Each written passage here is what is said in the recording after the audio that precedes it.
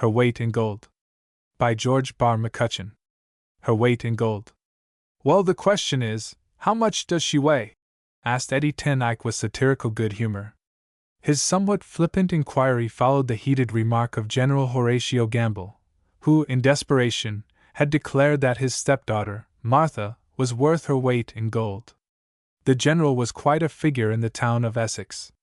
He was the president of the town and country club, and besides owning a splendid stud, was also the possessor of a genuine Gainsborough, picked up at the shop of an obscure dealer in antiques in New York City for a ridiculously low price, $200, it has been said, and which, according to a rumor started by himself, was worth $100,000 if it was worth $1.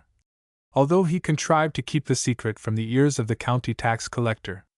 He had married late in life, after accumulating a fortune that no woman could despise, and of late years had taken to frequenting the club with a far greater assiduity than is customary in most presidents. Young Mr. Ten Eyck's sarcasm was inspired by a mind's-eye picture of Miss Martha Gamble.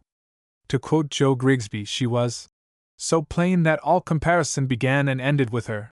Without desiring to appear ungallant, I may say that there were many homely young women in Essex, but each of them had the delicate satisfaction of knowing that Martha was incomparably her superior in that respect. I am not jesting, sir, said the general with asperity.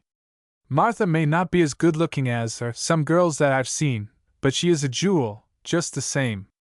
The man who gets her for a wife will be a blamed sight luckier than the fellows who marry the brainless little fools we see trotting around like butterflies. It was the first time that Eddie had heard of trotting butterflies.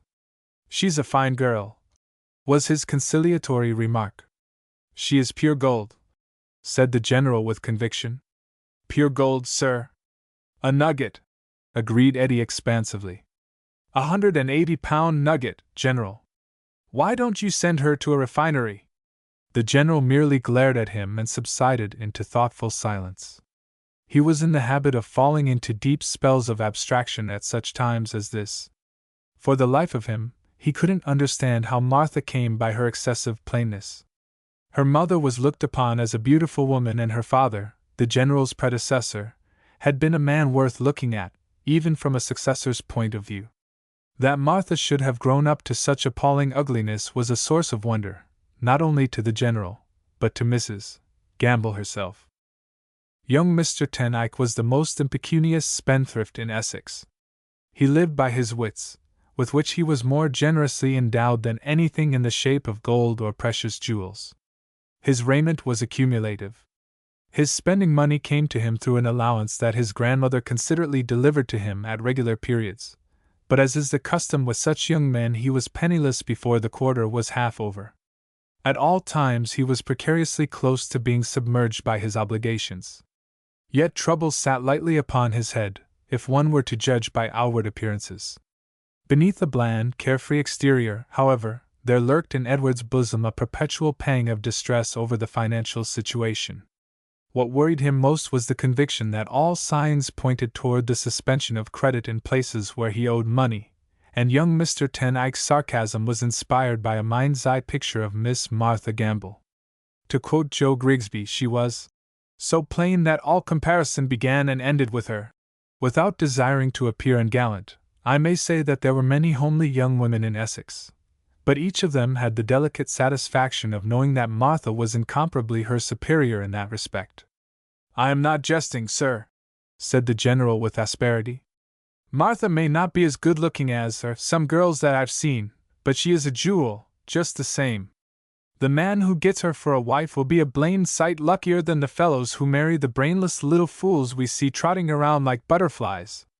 It was the first time that Eddie had heard of trotting butterflies.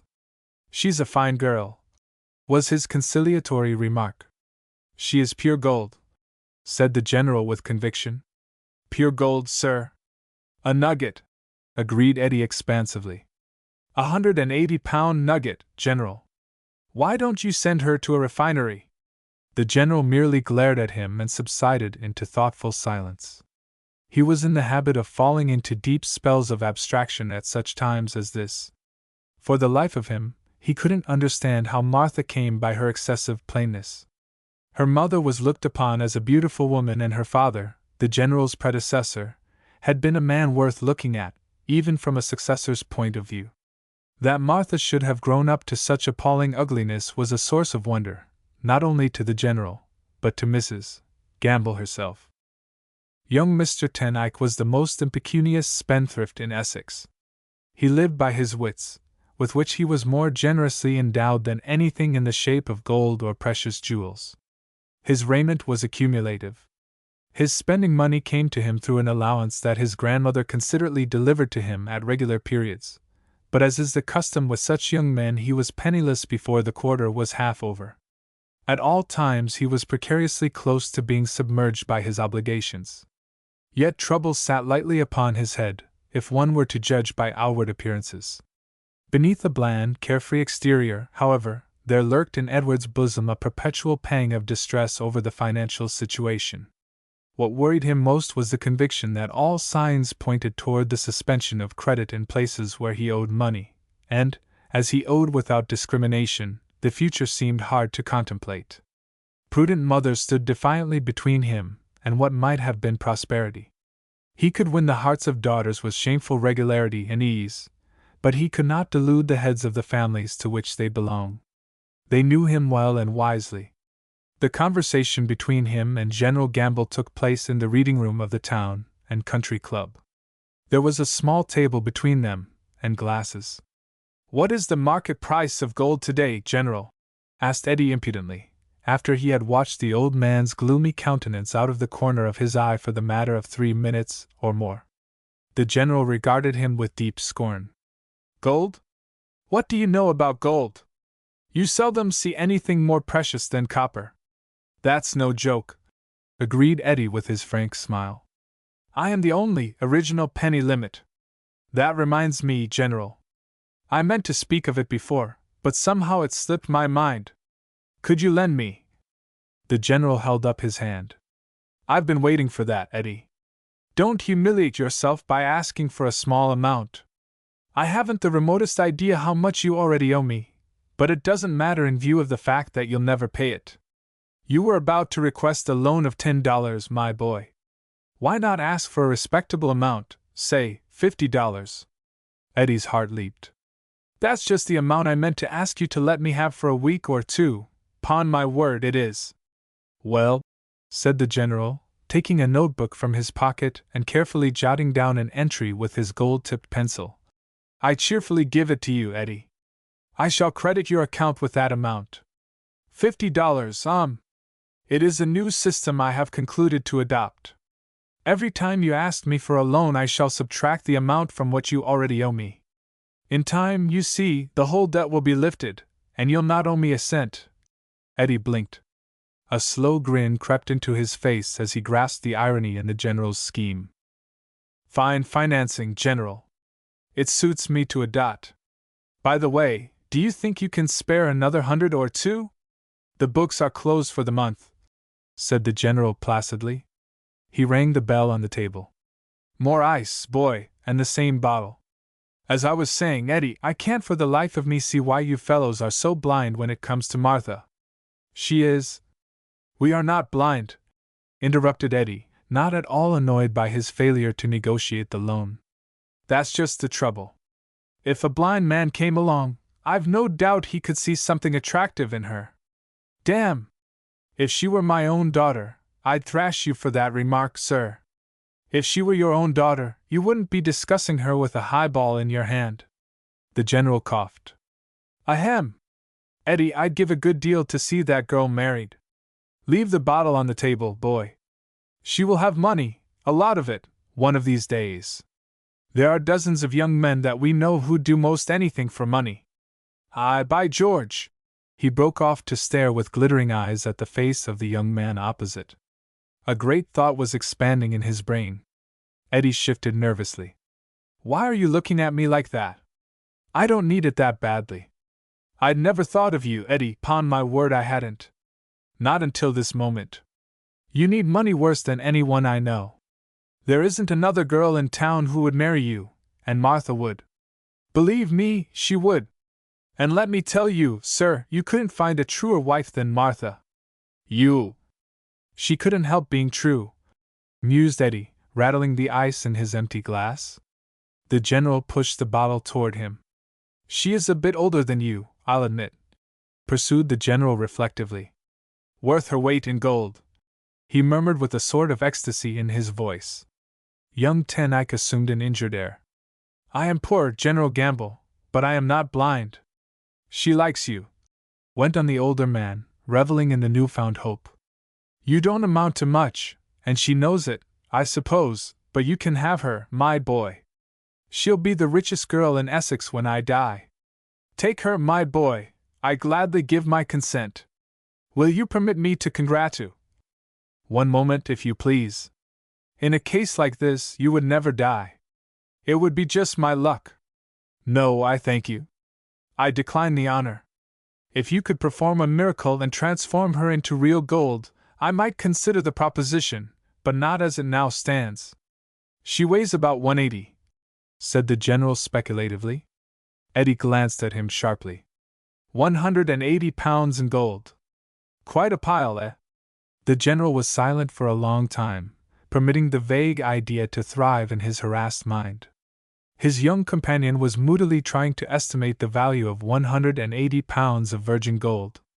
At last the general reached a conclusion. It was a rather heroic effort. He relighted his cigar with trembling fingers. I suppose you haven't heard of the wedding present I intend to bestow upon the fortunate man who leads her to the altar, said he, casting the fatal die.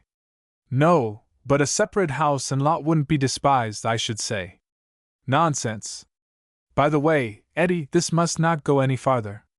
It's strictly entre nous. I don't want to have the dear girl pestered to death by fortune hunters. On his wedding day, the man who marries Martha is to have the equivalent of her weight in double eagles. Isn't that rather handsome? He sank back and waited for the seed to sink deeply into Ten Eyck soil. Eddie's eyelids flickered. The grin of a Cheshire cat came to his lips involuntarily, and remained there without modification for the matter of an hour or two. Great! He said at last. I must be on my way, observed the wily stepfather, beating a retreat so hastily that Eddie missed the opportunity to scoff. But the contemplative smile remained just as he had left it. Several days passed before the two met again. The general had sowed wisely, and he was reasonably certain of the harvest.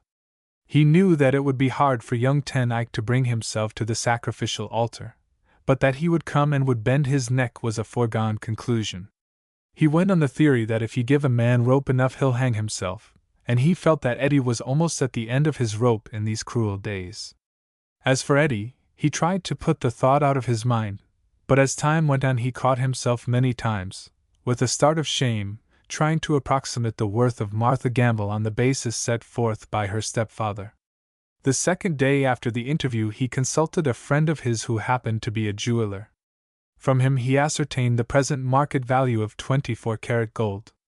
So much for the start. His creditors were threatening to sue or to blacklist him.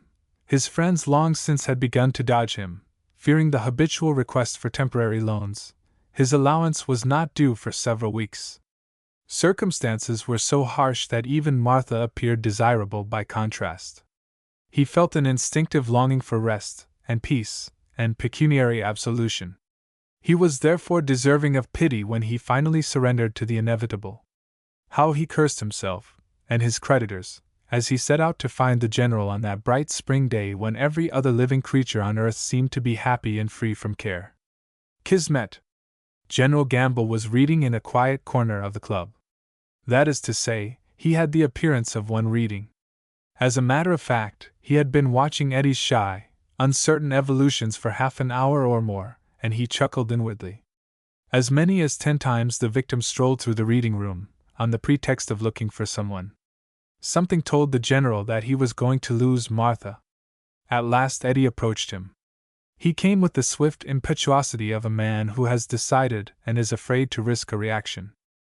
"Hello, General," was his crisp greeting as he dropped into the chair which the astute old gentleman had placed, with premeditation, close to his own some time before.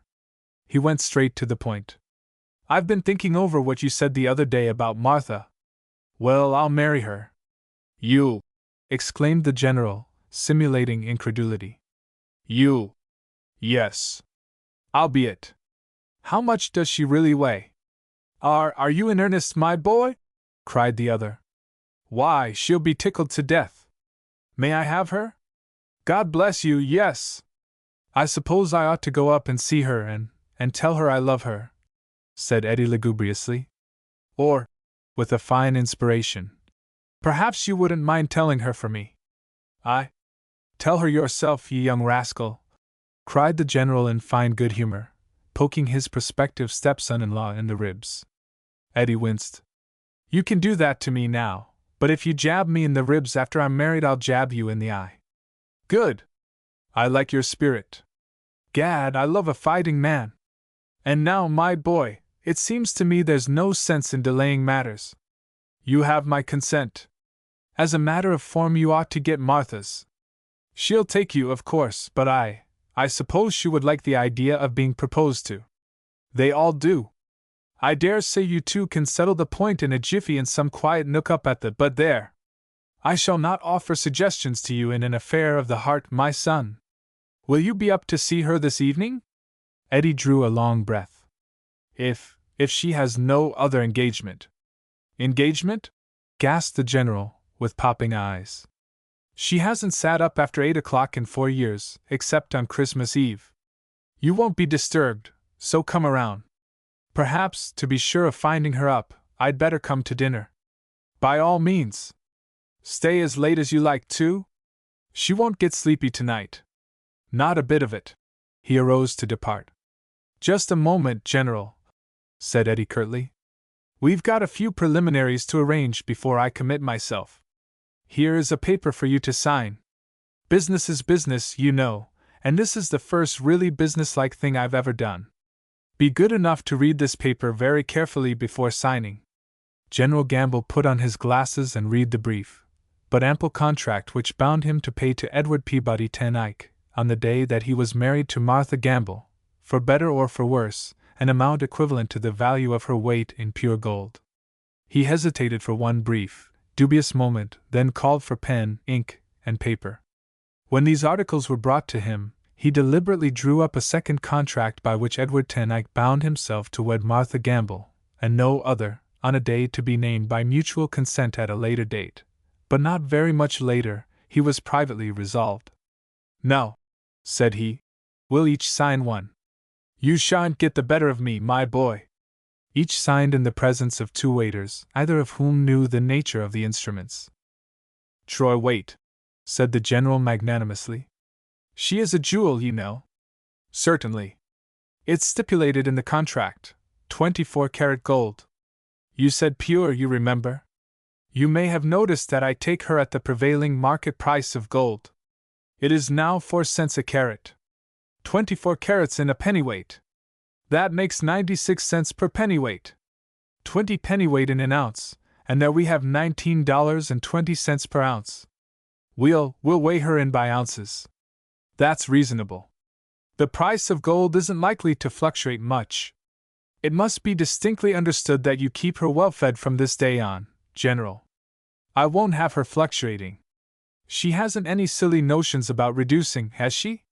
My dear fellow, she poses as a Venus, cried the general. Good. And here's another point, pardon me for suggesting it, but you understand that she's to weigh in, that is to say, her clothing is to be weighed in with her. What's that? You heard what I said. She's to be settled for, dressed. Good Lord, she isn't a chicken. Nobody said she was. It is fit and proper that her garments should be weighed with her. Hang it all, man, I'm marrying her clothes as well as anything else. I will not agree to that. It's preposterous. I don't mean her entire wardrobe. Just the going-away gown and hat. You can't very well ask her to weigh herself without any, but as gentlemen we need not pursue the matter any farther. You shall have your way about it. She has a fine pair of scales in her bedroom. She weighs herself every night for her own gratification. I don't see why she can't do it once or twice for my sake. But women are such dreadful liars about their own weight. She'll be sure to lop off 15 or 20 pounds in the telling. Hang it, I want witnesses. The general assumed a look of distress. Remember, sir, that you are speaking of your future wife. You'll have to take her word. Eddie slumped down in his chair, muttering something about niggardliness. I suppose I'll have to concede the point. His eyes twinkled. I say, it would be a horrible shock to you, General, if she were to refuse me tonight. She won't, said the general, setting his jaw, but turning a shade paler. She'll jump at the chance. Eddie sighed dismally. Doesn't it really seem awful to you? Having you for a son-in-law? Yes. You know I'm only doing this because I want to set up in business for myself and need the money, explained the groom-elect in an effort to justify himself. Oh, another little point. I'd almost forgotten it. I suppose it will be perfectly convenient for us to live with you for a year or two until I... No, thundered the general. Not by a long shot. You go to housekeeping at once, do you understand? But think of her poor mother's feelings. Her mother has nothing whatever to do with it, sir. See here, we'll put that in the contract. He was visibly disturbed by the thought of what the oversight might have meant to him. And now, when shall we have the wedding? Perhaps we'd better leave that to Martha. We'll leave nothing to anybody. She'll want to get a trousseau together and all that sort of thing. I'm ready to go through with it at any time, but you know what girls are. He was perspiring. Yes, said the general with a reminiscent light in his eye. I dare say they all enjoy a few weeks of courtship and love-making. Eddie gulped suddenly and then shot a quick, hunted look toward the buffet door. Have a drink? Demanded the other abruptly. He had caught the sign of danger. They strolled into the buffet, arm in arm, one loving the world in general, the other hating everybody in it, including the general. Before they parted, Eddie Ten Eyck extracted a solemn promise from his future stepfather-in-law that he would ascertain Martha's exact weight and report the figure to him on the following day.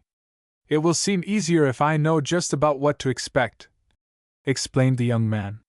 That very afternoon the general, with a timidity that astonished him, requested his stepdaughter to report her correct weight to him on the following morning. He kept his face well screened behind his newspaper while speaking, and his voice was a little thick. What for, father? Asked Martha, looking up from her book in surprise. Her eyes seemed to grow even larger than the lenses of her spectacles. Why, you see, I'm figuring on a little more insurance, he stammered. What has my weight to do with it? It isn't life insurance, he made haste to explain. A bright idea struck him. It is fire insurance, my dear. I don't see what my... Of course you don't, he interrupted genially. It's this way. The fire insurance companies are getting absurdly finicky about the risks. Now they insist on knowing the weight of every inmate of the houses they insure. Has something to do with the displacement of oxygen, I believe. Your mother and I, and the servants too, expect to be weighed tonight. Oh, she said, and resumed her reading. He waited for a while, fumbling nervously with his watch chain. By the way, my dear, he said, what have you been doing to that bully chap Eddie Ten Eyck? Doing to him? What do you mean? Just what I say. I haven't seen the miserable loafer in months, she said. Her voice was heavy, not unlike that of a man. For some reason she shuffled uneasily in her chair. The book dropped into her capacious lap. You've been doing something behind my back, you sly minx, he chided. What do you think happened today? To Eddie Ten Eyck? In a way, yes. He came up to me in the club and asked my permission to pay, court to you, my dear. He said he loved you better than, hey! Look out there! What the dev, hi, mother! Come here quick! Good heaven, she's going to die! Poor Martha had collapsed in a heap, her arms dangling limply over the side of the chair, her eyes bulging and blinking in a most grotesque manner. At first glance one would have sworn she was strangling. Afterwards the general denounced himself as an unmitigated idiot for having given her such a shock. He ought to have known better. Mrs. Gamble rushed downstairs in great alarm, and it was not long before they had Martha breathing naturally, although the general almost made that an impossibility by the ruthless manner in which he fanned her with the very book she had been reading, a heavy volume which he neglected to open. The whirligig room reduced itself to a library for Martha once more, not so monotonous as it once had been, no doubt, but still a library. Out of the turmoil of her own emotions, she managed to grasp enough of what the General was saying to convince herself that this was not another dream but a reality, and she became so excited that her mother advised her to go to bed for a while before dinner, if she expected to appear at her best when Eddie arrived. For the first time since early childhood, Martha blushed as she attempted to trip lightly upstairs. As a matter of fact, she did trip on next to the top step and sprawled. Under ordinary circumstances she would have been as mad as a wet hen, but on this happy occasion she merely cried out, when her parents dashed into the hall below on hearing the crash. "It's good luck to fall upstairs!" The fires of life had been rekindled, and when such a thing happens to a person of Martha's horsepower, the effect is astonishing. At 4 o'clock she began dressing for the coming suitor. When he arrived at 7, she was still trying to decide whether her hair looked better by itself or with augmentations. Below, in the huge library, Eddie Ten Eyck sat disconsolate, nervously contemplating the immediate future. He was all alone. Not even a servant was to be seen or heard. It was as still as the Christmas Eve whose jingle we love so well. Never in all his aimless existence had he felt so small, so unimportant, so put upon as at this moment. His gaze, sweeping the ceiling of the library, tried to penetrate to the sacred precincts above.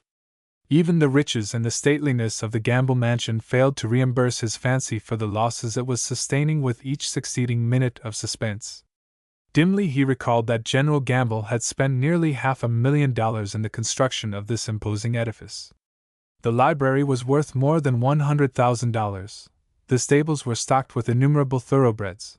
The landed estate was measured by sections instead of acres. The stocks and bonds were. But even as he considered the question of assets, there surged up before him an overwhelming liability that brought the General's books to balance. By this time, Eddie had become so proficient in the art of rapid calculation that he could estimate within a few ounces just what a person would have to weigh in order to be worth as much as the library, the mansion, or the bonds. The great Gainsborough that hung in the west end of the room corresponded in value, if reports were true concerning the price Gamble had asked for it, to a woman weighing a shade over 203 pounds troy. He lifted a handsome bronze figure from the library table and murmured, "It's worth a 10-pound baby, $2,200 and a fraction." The General came in, followed closely by the butler, who bore a tray holding at least 10 cocktails. After the greetings, Eddie glanced uneasily at the cocktails. Is it to be as big a dinner as all this?" he asked ruefully. "Oh, no, just family, my boy, we four. The women don't drink, Eddie, so help yourself." Eddie gratefully swallowed 3 in rapid succession. "I see you mean to make it absolutely necessary for me to take the gold cure," he said with a forlorn smile. Martha put in an appearance at 7:30, having kept dinner waiting for half an hour, much to the amazement of those who had lived with her long enough to know her promptness in appearing for meals. Mr. Ten Eyck, who was a rather good-looking chap and fastidious to a degree, did not possess the strength to keep his heart anywhere near the customary level. It went hurtling to his very boots. He shook hands with the blushing young woman and then involuntarily shrank toward the cocktails, disregarding the certainty that he would find them lukewarm and tasteless. She was gotten up for the occasion. But as it was not her costume that he was to embrace in matrimony, we will omit a description of the creation she wore. It was pink, of course, and cut rather low in order to protect her face from the impudent gaze of man. Her face? Picture the face of the usual heroine in fiction and then contrive to think of the most perfect antithesis, and you have Martha in your mind's eye much more clearly than through any description I could hope to present. She was squat. Her somewhat brawny shoulders sloped downward and forward, and perhaps a little sidewise, I am not sure about that. Her hair was straw-colored and stringy in spite of the labor she had expended on it with curling iron and brush. As to her face, the more noticeable features were a very broad, flat nose, a comparatively chinless under jaw, on which grew an accidental wisp of hair or two, a narrow and permanently decorated upper lip. When she smiled, well, the effect was discouraging, to say the least. Her eyes were pale and prominent. In spite of all this, practice in rouging might have helped her a little, but she had had no practice. Young men never came to the house, and it was not worth while to keep up appearances for the old ones who were content to dodder at the end of the way.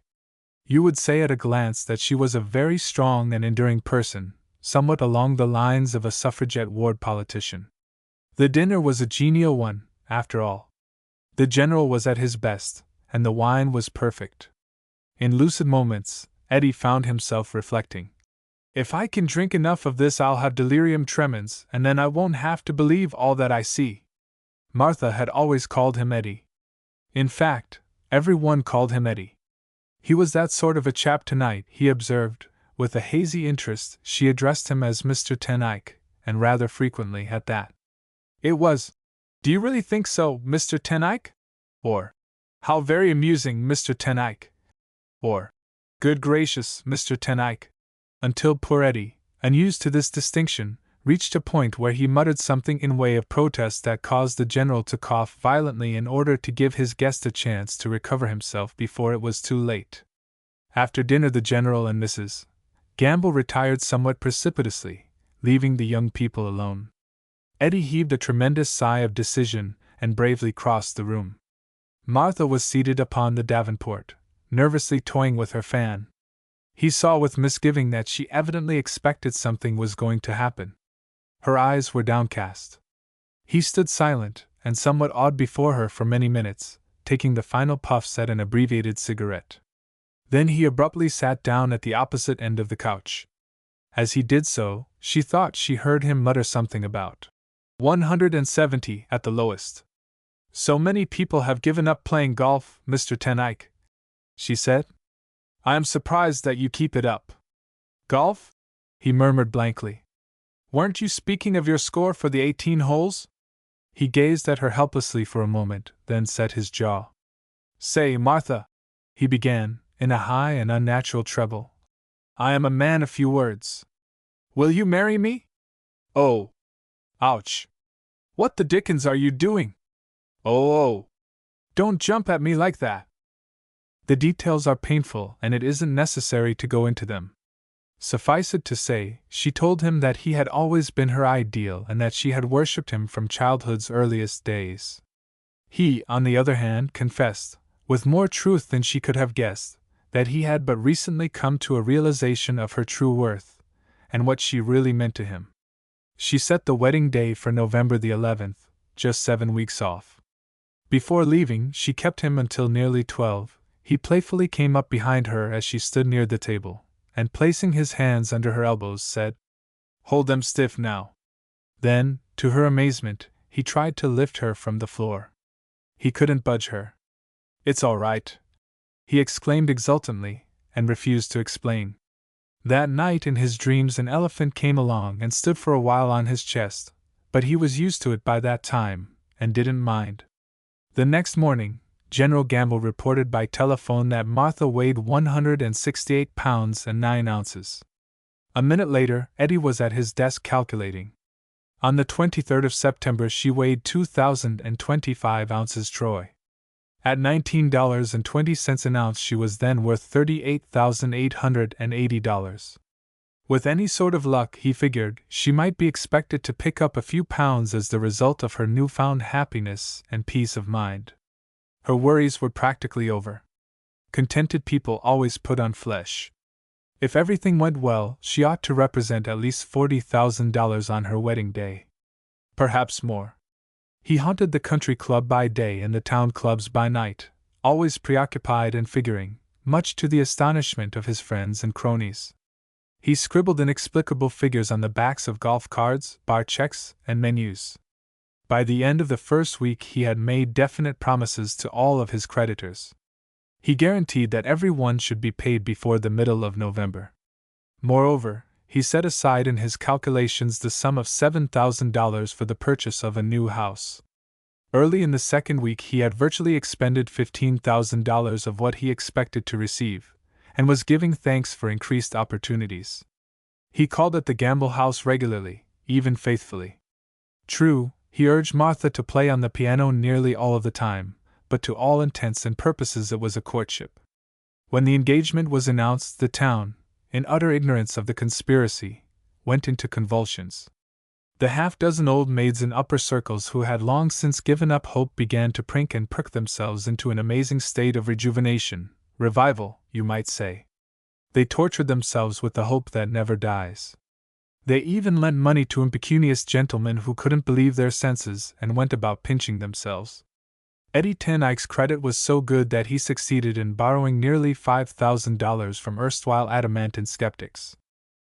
One day the general met him in the street. The old soldier wore a troubled look. "She's sick," he said without preamble. "Got pains all over her and chills, too." "Is it serious?" demanded Eddie.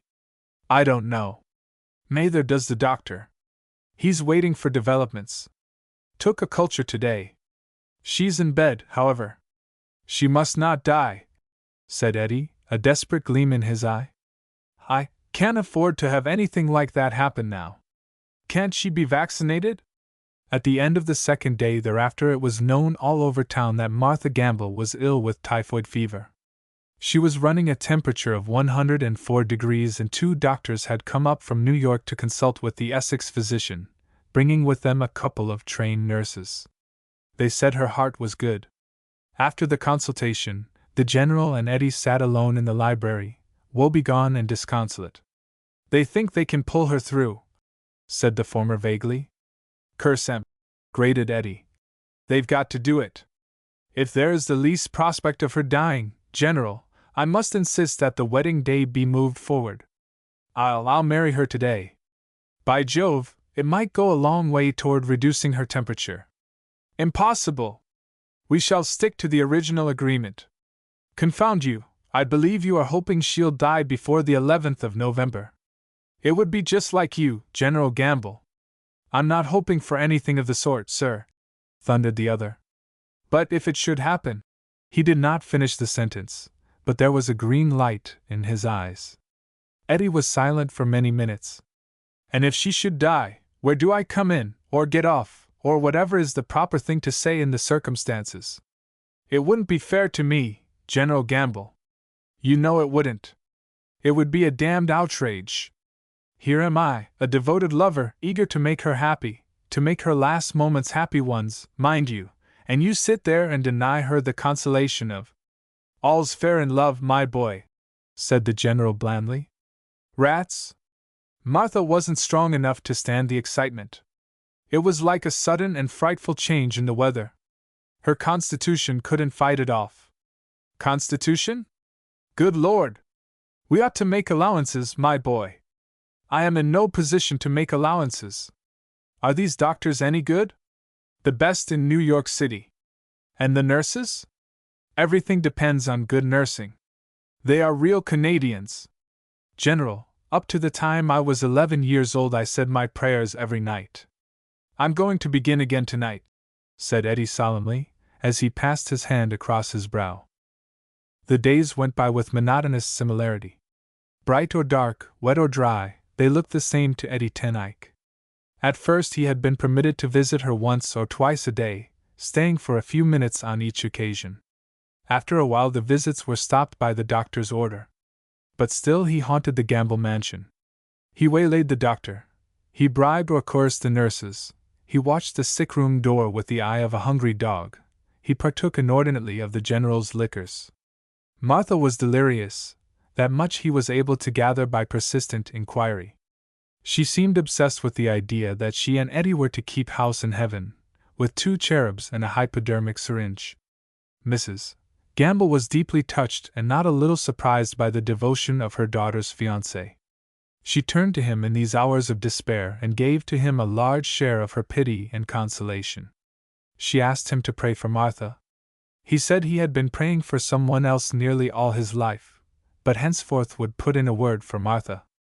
The wedding day was near at hand when an unexpected and alarming complication set in. The doctors were hurriedly gathered in consultation. There was a crisis. One of the nurses confided to Mr. Ten Eyck that there was no hope, but the other declared that if the patient survived the 8th of November she would be out of the woods. The 8th was 3 days off. Those 3 days were spent by Eddie in a state of fearful suspense. He implored Providence and fate to stand by him until after the 11th. He went so far as to add a couple of days to include the 13th, not being superstitious. The night of the 8th was a memorable one. No one in the Gamble house went to bed. The 9th came, and then the doctors appeared with glad tidings. The crisis was past, and there was every chance in the world for the patient to recover, unless, of course, some unforeseen complication intervened. Eddie staggered out to the stables and performed a dance of joy. "What's her temperature?" he demanded of one of the grooms, absently repeating a question he had asked 5,000 times during the past few weeks. "I beg your pardon, Smith." Then he hurried back to the house. Meeting one of the doctors, he gripped him by the arm. "Is she sure to live, doctor?" "Forever," said the doctor, meaning to comfort him. "No!" gasped Eddie. "Let me congratulate you, Mr. Ten Eyck. She is quite rational now, and, pardon me if I repeat a sickroom secret, she declares that there shall be no postponement of the wedding. She is superstitious about postponements." Eddie hesitated. "Ahem! Is she emaciated?" "No more than might be expected." I hope she hasn't wasted very much." "Skin and bones," said the doctor with the most professional bluntness. Eddie mopped his brow. You don't mean it!" "See here, doctor, you ought to advise very strongly against the marriage at this time. Tell her it would kill her. The shock, I mean. I am willing to wait, God knows, I am only too willing to wait, until she is strong and well and herself once more. Tell her. Perhaps you would better talk it over with her father, Mr. Ten Eyck." "I am not her father," began Eddie, but caught himself up. "I would not answer for her safety if a postponement were even suggested. Her heart is set on it, my dear fellow. She will be strong enough to go through with it. But I want to be married in church. I dare say you will agree with me when I say that your feelings are not to be considered in a crisis of this kind," said the doctor coldly, and moved away. At noon on the 11th, Martha awoke from a sound and restful sleep. Sweet lassitude enveloped her, but her mind went groping for something that had been troubling her in a vague sort of way for the last 48 hours. "Is it the 11th?" she whispered, stretching out her hand to the watchful nurse. "Yes, my dear. Now try to go to sleep again. Where is Mr. Ten Eyck? S.H. What time is it? Now don't worry about the time. Is it night or day? It is noon. I am to be married at 8 o'clock this evening, Miss Feeney." Yes, I know," soothingly. "You might send word to Mr. Ten Eyck that I shall be ready. He may forget the ring unless you tell him that there is to be no post." She went to sleep in the middle of postponement. While the nurses were preparing her for the ceremony, General Gamble sent word into the sick room that the doctor desired her correct weight, for scientific purposes. The patient, too weak to help herself, was lifted upon the scales, where she remained long enough for it to be seen that she weighed 73 pounds and 8 ounces. She was then hustled into bed, but seemed to be in even better spirits than before, confiding to the nurses that she knew Mr. Ten Eyck was partial to slender women, and that if she had anything to do with it she'd never weigh more than 110 again. As long as she lived. 110 is a lovely weight, don't you think, Miss Feeney? She asked. Miss Feeney was feeling her pulse. The other nurse was trying to stick a mouth thermometer between the patient's lips. "It is a much lovelier weight than 73, said Miss Feeney gently. The general, in the privacy of his bedchamber, reduced the pounds to ounces and found that Martha, in her present state, represented 884 ounces. He could not suppress a chuckle, even though he felt very mean about it. She was worth $16,972 in gold. Her illness had cost him approximately $2,000 in doctor's fees, etc., but it had cost Eddie Ten Eyck $21,911 in pure gold, with 20 cents over in silver. It is said that the bridegroom almost collapsed when he looked for the first time upon his emaciated investment. It was worse than he had expected. She was literally skin and bones. Mechanically, semi-paralyzed, he made the responses to the almost staccato words of the clergyman. The ceremony was hurried through at a lively rate, but to Eddie it seemed to take hours. Her fingers felt like a closed fan in his own pulseless hand. He replied, "I do, and I will," without really being aware of the fact, and all the time he was gazing blankly at her, trying to remember where he had seen her before. Away back in the dim, forgotten ages there was a robust, squat, valuable figure. But this? His brain reeled. He was being married to an utter stranger. His loss was incalculable. We will speed over the ensuing months. It goes without saying that Martha became well and strong and abominably vigorous in the matter of appetite. Her days of convalescence. But why go into them? They are interesting only to the person who is emerging from a period of suffering and fasting. Why dwell upon the reflections of Eddie Ten Eyck as he saw an erstwhile stranger transformed into an old acquaintance before his very eyes? Why go into the painful details attending the stealthy payment of nearly $17,000 by the party of the first part to the party of the second part? And why tell of the uses to which the latter was compelled to put this meager fortune almost immediately after acquiring it? No one cares to be harassed by these miserable, mawkish details. One really needs to know but one thing: the bridegroom soon stood shorn of all his ill-gotten gains, unless we accept the wife of whom no form of adversity could rob him. A month after the wedding, Eddie was eagerly awaiting the fourth quarterly installment of his allowance. He was out of debt, it is true, but he never had been poorer in all his life. The thing that appalled him most was the fact that he had unlimited credit and did not possess the courage to take advantage of it. He could have borrowed right and left. He could have run up stupendous accounts. He could have lived like a lord. But Martha, before she was really able to sit up in bed, began to talk about something in a cottage, something that made him turn pale with desperation, and bread and cheese and kisses, entirely with an eye to thrift and what Eddie considered a nose for squalor. He couldn't imagine anything more squalid than a subsistence on the three commodities mentioned. In fact, he preferred starvation. Martha harped for hours at a stretch on how economically she could conduct their small establishment. Once they got into the house he had bound himself to buy in his days of affluence. She seemed to take it for granted that she would be obliged to skimp and pinch in order to get along on what Eddie would be able to earn. "Our meat and grocery bills will be almost nothing, Eddie dear," she said one day, with an enthusiasm that discouraged him. "You see, I mean to keep my figure now that I've got it. I shan't eat a thing for days at a time. We'll have no meat, nor potatoes, nor sugar. Just bread and cheese," said he wanly. "And something else," she added coquettishly. "Kisses are fattening," he said. "Goodness! Who ever told you that?" she cried in dismay. "A well-known specialist," he said, his mind adrift.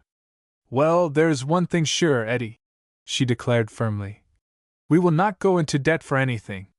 We positively must keep out of debt. I won't have you worrying about money matters. I'm not likely to," said he with conviction. He then began to watch for signs of decrepitude in the general. As soon as Martha was strong enough to travel, her stepfather suggested that they go south for the winter instead of opening the little house down the street. He went so far as to offer to pay the expenses of the trip as a sort of belated wedding gift. Eddie objected. He said that his real estate business was in such a state that he couldn't afford to leave it for a day. "I didn't know you had a business," exclaimed the general. "I am making arrangements to take up a government claim in Alaska," said his son-in-law grimly. "Great Scott! I'm going to some place where I can dig for gold." "Are you in earnest?" Bitterly. And would you subject Martha to the rigors of an Alaskan winter inasmuch as we shall have to subsist on snowballs until you pass in your checks, General, I think we'd better go where they are fresh and plentiful." Fortunately for the bride and groom, everybody that was anybody in Essex gave them a wedding present. Not a few, in a fever of exultation, gave beyond their means, and a great many of them with unintentional irony gave pickled dishes. By the time they were ready to go into their new home, it was cozily, even handsomely furnished. The general, contrite of heart, spent money lavishly in trying to make the home so attractive for Eddie that he wouldn't be likely to desert it for something worse. The groom's sense of humor was only temporarily dulled. He noted signs of its awakening when he assisted in the unpacking of 4 cheval mirrors, gifts to the bride from persons who may or may not have been in collusion, but who certainly wanted Martha to see herself as others saw her, and, as it turned out, from all sides. The glow of health, an almost superhuman health, increased in the countenance of Mrs. Edward Ten Eyck. Her hair was a bit slow in restoring itself, and a shade or two darker, but on the other hand, despite all she could do to prevent it, she resumed her natural proportions with a rapidity that was sickening. It was not long before her figure was unquestionably her own. Eddie tried to conceal his dismay. He even tried to drown it. Their first quarrel grew out of her objection to the presence of intoxicating liquors in the house. "I don't approve of whiskey," she said flatly. "But you had it at your house. You forget that he was only my stepfather." "He isn't in the past tense yet," said he bitterly. "I've always maintained that whiskey should be used for medicinal purposes only." "Then please don't worry about it," said he curtly. "I've ordered a barrel of it." For medicinal purposes?" "Strictly." She studied his face with uneasy alarm in her eyes. "You don't feel as though you were going to be ill, do you, dear?" He moved to the opposite side of the table, involuntarily lifting his left elbow as if to shield himself. She stopped halfway. Then he laughed awkwardly and turned the subject. One day he reached the startling conclusion that she was getting heavier than she had ever been before. It required days of contemplation, scrutiny, and development of purpose before he could ask her to step onto the scales at the meat market. A cold perspiration started on his forehead as he moved the balance along the bar and found it would be necessary to use the 200-pound weight instead of the 100, the 50, and divers small ones that had been sufficient in days of yore. She weighed 203 pounds. At 9 o'clock that night someone took him home from the Essex Club, and Martha was in hysterics until the doctor, summoned with haste and vehemence, assured her that her husband was not dead. The approach of springtime found Eddie in a noticeably run-down condition. Friends and acquaintances began to remark that he was going to seed in a hurry, or "he's awfully run down at the heel," or "I've never seen such a change in a man." He was no longer the gay, whilom, inconsequent man about town. The best proof of this was his utter lack of pride in the matter of dress and his carelessness in respect to his personal appearance. Once he had been the beau ideal of the town. Nowadays he slouched about the streets with a cigarette drooping listlessly between his lips, his face unshaven, his clothes unpressed and dusty. There was always a hunted, far-away look in his eyes. Habitués of the club began to notice that he was once more making mathematical calculations on the backs of envelopes, or the margins of newspapers and magazines. No one pretended to explain this queer habit of his, but they observed that his efforts represented sums in multiplication. Occasionally, as if to throw them off the track, he did a sum in subtraction, and there were frequent lapses into simplified addition. It was noted, however, that the numerals 1, 9, decimal, 2 and a cipher, invariably in that sequence, figured somewhere in every calculation. General Gamble could have solved the mystery, but he maintained a rigid silence. In his heart, the old schemer nurtured a fear that sooner or later Eddie would commit suicide or run away, either of which would signify the return of Martha to the mansion she had deserted for a cottage.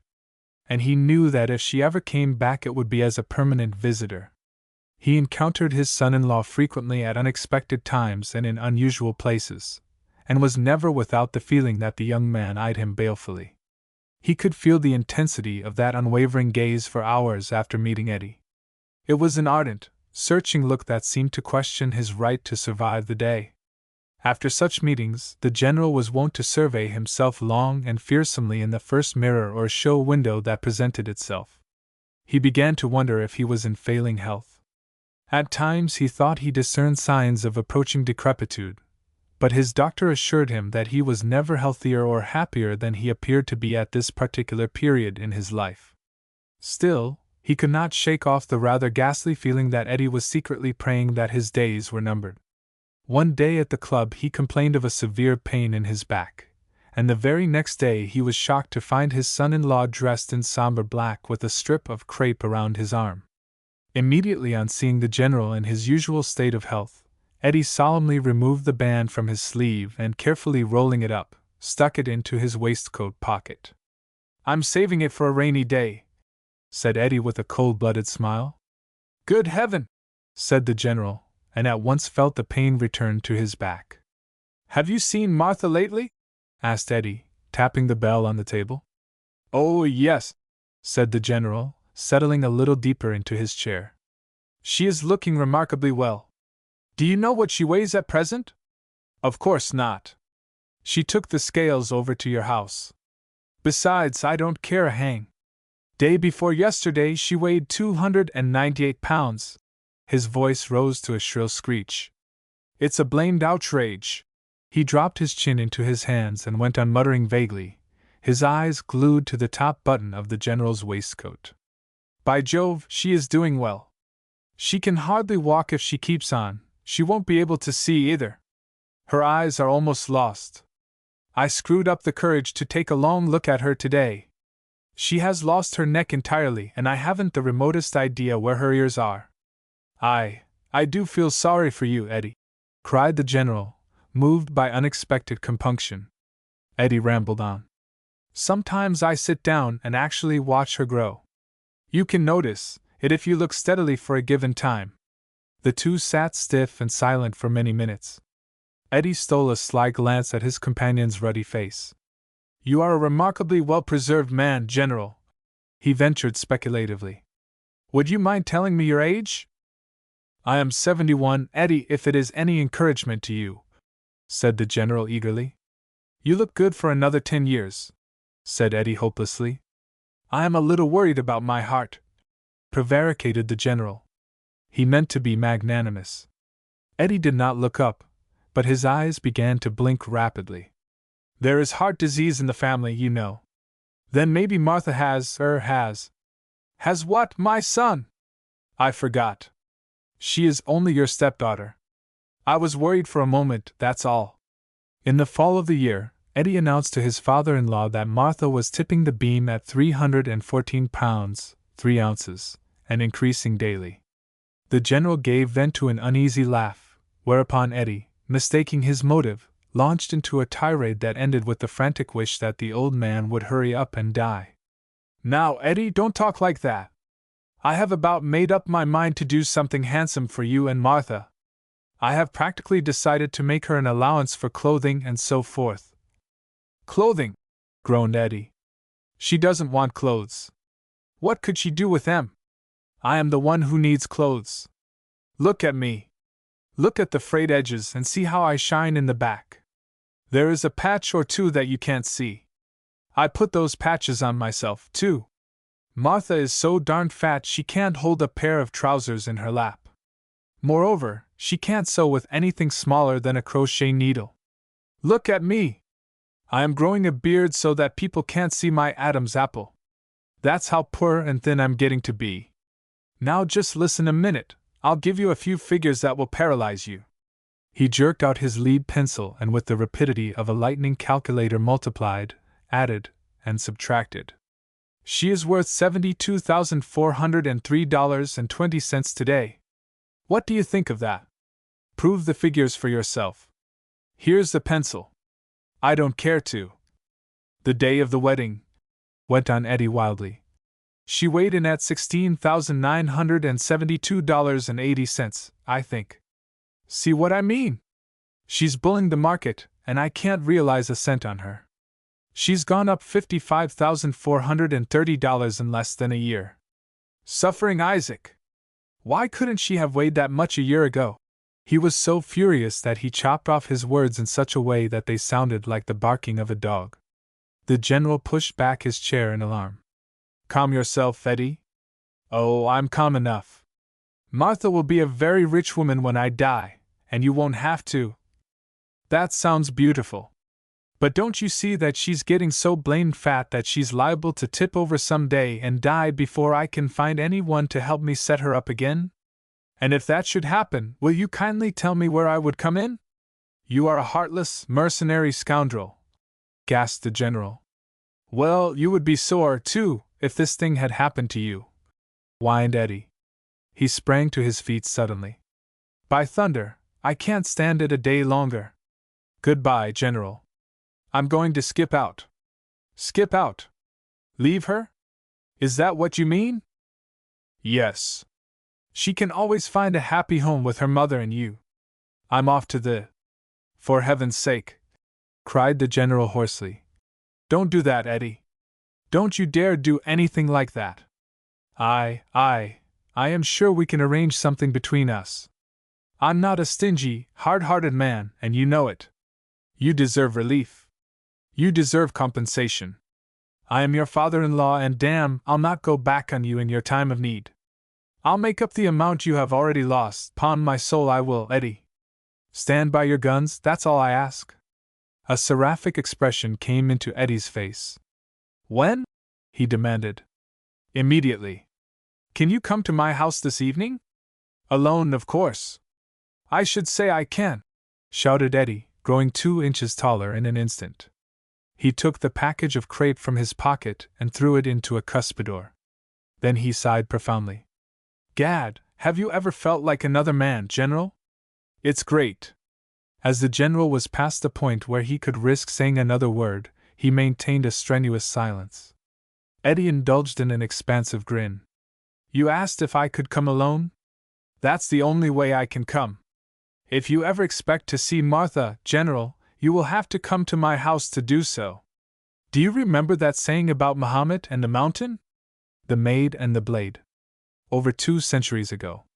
Virginia, fair Virginia, in her most rugged, uncouth state, yet queen of all the colonies, rich in the dignity of an advanced settlement, glorious in prophecies and ambitions, the favored ward of England's sovereigns, the paradise of her royal pillagers, the birthplace of American freedom.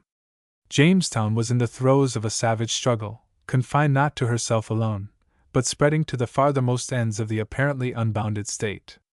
The capital fight was on, the contest waging between the town in which grew Bacon's rebellion and Williamsburg, in which William and Mary College had just been born, an infant venture that seemed but a mockery in the wilds.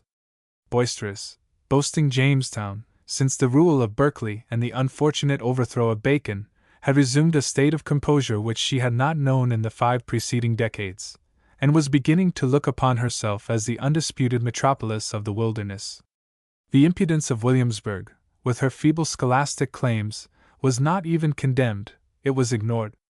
The crude fort at Jamestown held a merry garrison, the governor having impressed upon royalty across the sea the importance of troops in a land where unexpected rebellions against authority might succeed the partially triumphant uprising against Sir William in 1676. Bacon's death in the October of that year had lost the fight which had been fairly won, and it was wisdom which told the new governor that troops were essential, even in time of peace. The commander of the garrison was Colonel Fortune. The number and quality of his troops are not important factors in this tale. Among the men were a dozen or more subalterns, fresh from England, undergoing their first rough work in the forests of Virginia. In this fledgling crowd were young Grafton, afterward a general, Mooney, Vedder, Hoycraft, and others, whose names, with those of their Virginia companions, went into colonial history. Near the fort were the homes of the officers, the governor's residence being but a short distance down the rough, winding lane, which was dignified by the name of street. Colonel Fortune's home was the handsomest, the merriest of them all, a typical frontier mansion. A mansion of those days could be little more than a cottage in these, yet the colonel's was far brighter, gayer than the palace of today. In his house gathered chivalrous subalterns from English homes, stalwart Virginians of inherited gallantry, the men and women from whom sprung the first families of that blue blood which all Americans cherish lovingly and proudly. His board was more hospitable than that of the governor. His favors were coveted more eagerly even than were those of his superior. Stern, exacting, yet affable and courteous, he was the idol of a people whose hatred for those who ruled them had wrought ruin more than once. Mrs. Fortune, a lady of gentle birth closely related, in fact, to a certain branch of nobility, shared the power of her husband. But there was a colonial queen whose reign was of more consequence to the youth of Jamestown than was that of the august person across the sea. She was Queen of Hearts, this daughter of theirs, airy Kate Fortune. Daintiest maid in all the land, famed for her wit, her follies, her merry loveliness, her dimples and her sunshine, she was the wiliest tempter who ever laid unconscious siege against man's indifference. The English officers called her an angel, the more deferential Virginians moaned that she was a witch, yet would not have burned her for the whole universe. On the contrary, they sacrificed themselves to the worship of her craft. War and strife were forgotten, the treacheries of the Indians were minimized, and a score or more of dreamers, awake or asleep, found their minds so full of dainty Kate that thought of else could work no means of entrance. In that year of our Lord, Jamestown was a veritable cauldron of rivals, fair suitors all, some bold, some timid, none hopeful. Strange as it may appear to those who live these 2 centuries later, there were no jealousies, no bitterness among them. In those good days the favored man's best friends were his beaten rivals. Kate's kingdom was not large, was not glittering, but her scepter was mighty. It was made of tenderness and beauty. For 2 months the governor's nephew had been her most ardent admirer, notwithstanding the fact that he had been in Virginia but 60 days. His surrender had been instantaneous. Ordinarily the nephew of the governor, who was a lord of the realm, might be considered a superior rival, but in this instance he was not even feared. He had come to Jamestown with exalted ideas. He dressed better, talked better and lived better, and he seemed to hold every man in the colony in disdain. Friendly, courteous even to the lowest soldier, he still gave forth the impression that he was condescending, not alone to those beneath, but to those above him. That this scion, this self-ordered perfect man, should have drifted to the colonies from the drawing-rooms of London only to fall in love with Kate Fortune seemed incredible. Moreover, he had refused to wrestle in the contests at the fort, and had failed to fight the man who had warmly called him a coward in the presence of others.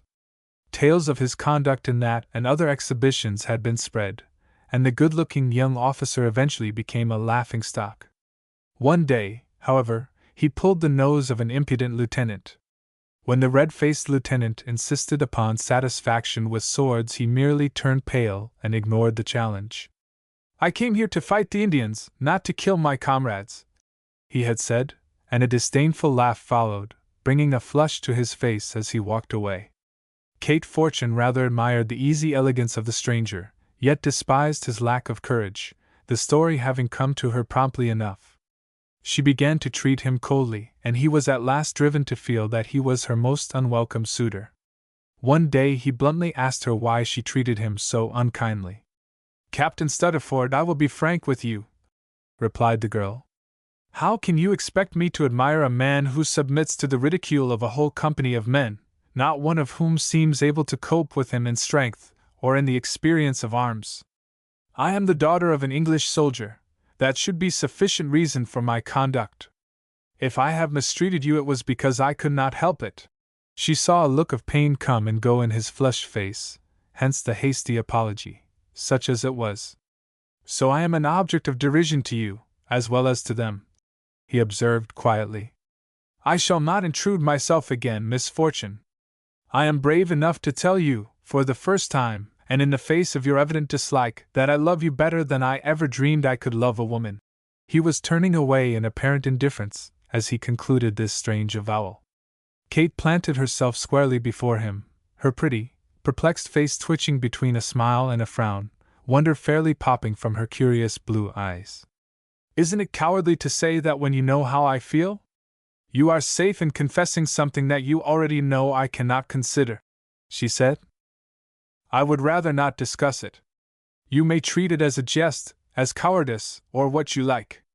I cannot control your treatment of the best thing an honest man has to give a woman." It left the girl standing on the tips of her toes in sheer surprise. She was at no time a dignified queen, but she was an inquisitive one. "But, Captain, you must not go away fearing that I shall treat lightly what you have said to me," she murmured. "Fearing? Why should I fear your ridicule more than that of others? You are brighter, more bewitching, more tantalizing than any woman I have ever known. You are maddening, do you hear? Ah, I crave your pardon for so far forgetting myself as to dwell upon a matter which I should have forgotten in your displeasure. By the way, I should like to tell you why I will not accommodate these young fools with a duel, why I have controlled my natural desire to resent their insults. I have fought one duel and I have killed a man. These men would have no more chance than that man had. You may tell them so. Farewell." She watched his tall figure move from her dooryard and disappear in the direction of the river. Then Kate sat down in the window and gazed half regretfully toward the opening in the timber through which he had passed. It began to occur to her that Captain Stuttaford was somehow the superior of any man she had ever seen. She felt a joy that he had fought a duel, although the thought that he had killed a man caused her to shudder. With the shudder, however, came the relieved feeling that he had not been the victim. Her face flushed faintly, too, as she recalled his strange avowal of love. That same night 6 young men, with as many maids, dropped in to spend the chilly evening before the Colonel's roaring fires. They were toasting apples and chattering gaily when Kate suddenly turned to a young Virginian, and with taunting eyes cried, "Morton Trask, I know why Captain Stuttaford would not fight a duel with you." "So do I," responded Trask. "Because he feared me. 'Twas no such reason. He says he does not choose to kill anything but Indians." A big laugh went up from the men. "The fool! Did he say that to you?" cried Trask. "He truly did, and besides, he has fought and killed a man." "Ho! Ho!" laughed Trask, disdainfully. "Did he stab him in the dark?" questioned Faring. "He lies if he says he fought aught save a boy," sneered Trask. "Yet he pulled your valiant nose until it was red for near a week," said Kate cheerily. "Oh, would that I were at him, the coward!" cried Trask, white and trembling. "You can pull his nose when next you meet him, Morton, it is your turn, you know," said Kate, laughingly, and Trask glared at the burning logs in angry silence. "Please forgive me, Morton. I did not mean to hurt you by recalling a previous injury," cried Kate, and Trask's injury increased with her contrition. "I cannot see why you defend the captain, Miss Fortune," ventured Faring. "Why not? He will not defend himself."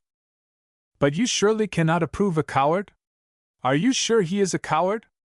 "I should consider myself one under the circumstances, I believe," he replied evasively. "Would it not be cowardly to fight Morton Trask if he knew he could kill him?" "Bah!" came from the angry Trask. "He could, at least, have given Trask satisfaction for an insult," said Varney. Kate wavered. "That's true," she said. "He should have been a gentleman. Still, that does not prove him a coward." "I'll wager that I can prove him a coward," observed Lieutenant Holmes. "And safely, too." "'Twere wise to do it safely," supplemented Miss Fortune. "One time at home we exposed a boasting captain, who would have had us think him the bravest man on earth." "But that does not seem to be Captain Stuttaford's object," interrupted Kate. "True," went on Holmes, "but that has nothing to do with it. This captain was one night approached by 5 of his fellow officers, disguised as highwaymen, and despite his declarations that he had fought dozens of such men, he ran like a hound, screaming murder all the way. Why not test your captain's courage as we tested ours, Miss Fortune? In the first place, I could not be a very impressive highwayman, and in the second place, he might shoot. You have plenty of men at your command who would serve as Indians for such an experiment," speculated Varney. "Egad! We all would!" exclaimed Holmes. "So you might!" she cried. "He would be willing to kill you if you were Indians. We might as well give up the plan, for we could not force him to leave town without a bodyguard," sneered Trask. "Fie! That is easy. Miss Fortune could ask him to ride with her into the forest, and he would go blindly enough," said Holmes. "I," cried Kate, blushing to think of herself in that position after Stuttaford's proclamation. "I would not do such a thing. Prove him a coward, but do not ask me to help you. Holmes is right, and Miss Fortune should be willing to make the test. She is his defender. She cannot refuse to satisfy herself of her error in this harmless, yet effective way," announced Big Faring, and every member of the party laid siege against Kate's faltering opposition.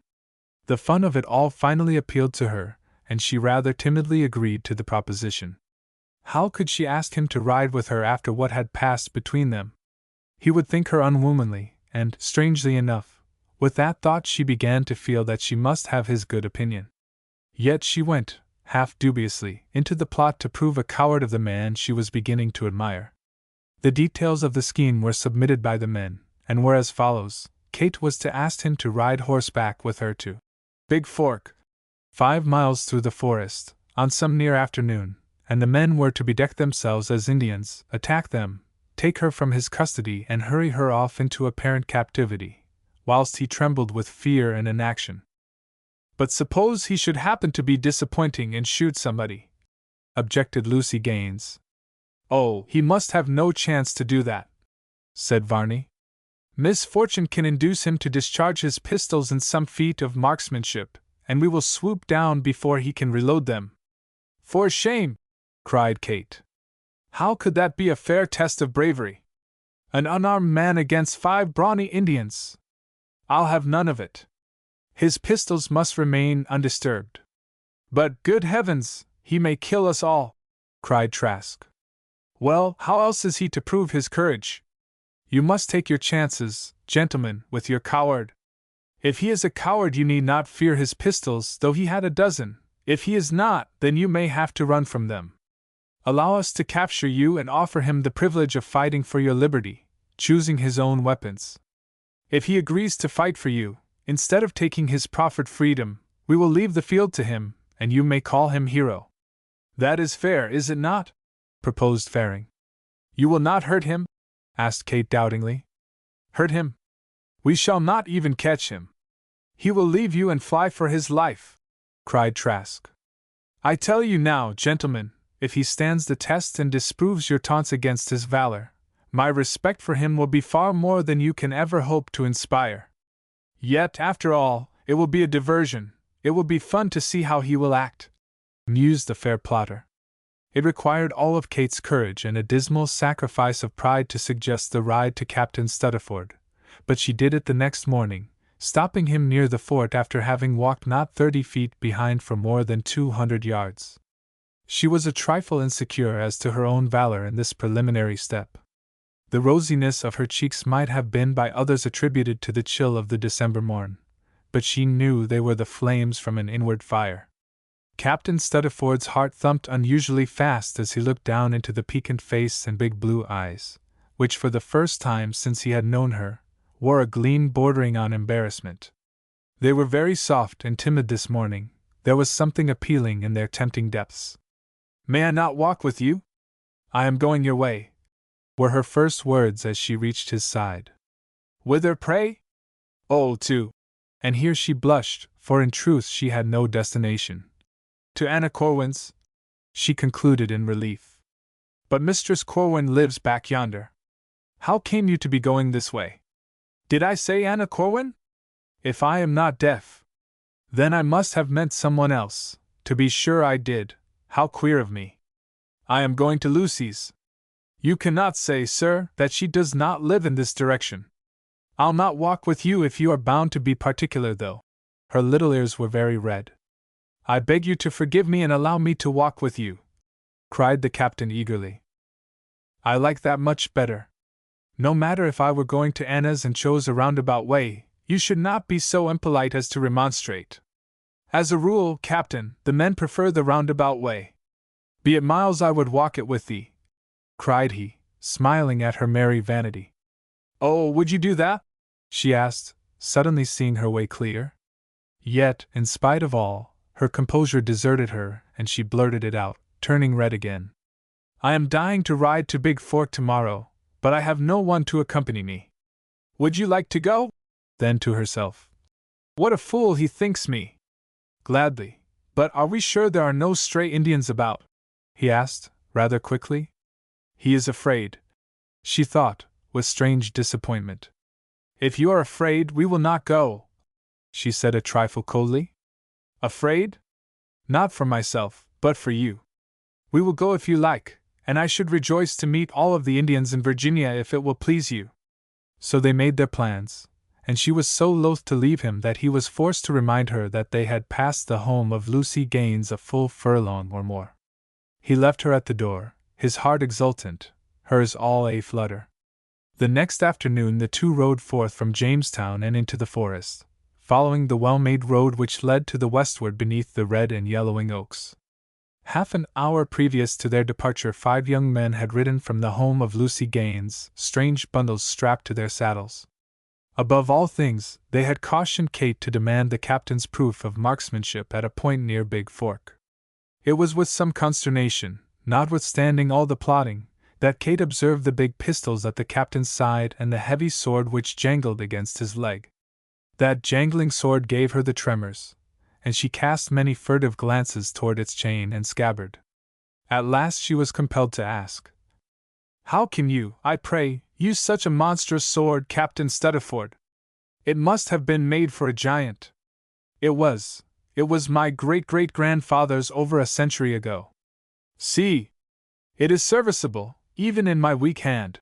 He pulled the gleaming blade, long and heavy, from its scabbard, and swept it downward through the air so fiercely that it resembled a wide sheet of silver. Kate's blue eyes grew wide with apprehension, a cold chill seized upon her, and her ruddy face paled. He returned the weapon to its sheath with such a forceful crash that she started violently in her saddle, her little teeth clicking in sheer affright. "I could cleave a man's skull in twain as easily as you can cut an apple. Would that we could meet a warlike Indian, that I could show you how it merits my praise." "Goodness!" gasped Kate hopelessly. "You would not strike a man with it, would you? If he were an enemy? For you, loved one, I could cut down an army." Their horses drew more closely side by side, and the fierce, strong hand was gently laid upon her trembling fingers. Tenderly clasping the little one, the big one raised it until it touched the lips of him who leaned across to kiss it. Their eyes met as he raised his head. His were full of love, hers with a pleading dread, the uncertain quiver between love and fear. Without a word he dropped the hand, suddenly sick at heart. "I could die for her, and she despises me," he groaned to himself. "Oh, what have we done?" she thought, a thousand fears gathering in her heart. "He is no coward, and he will kill one of them. How can I tell him? How can I save their lives? He will despise me. That awful sword! A man's skull! Oh dear! He called me loved one. How big and strong he is! He called me. How can I keep him from using the sword? The pistols I can manage, and perhaps they will not be there. He will kill them all, horror upon horror! What have I done? Oh!" The last exclamation was so loud and so sudden that the pale captain turned quickly. "What is it? What is it?" She laughed wildly, even gleefully, almost in the face of her companion.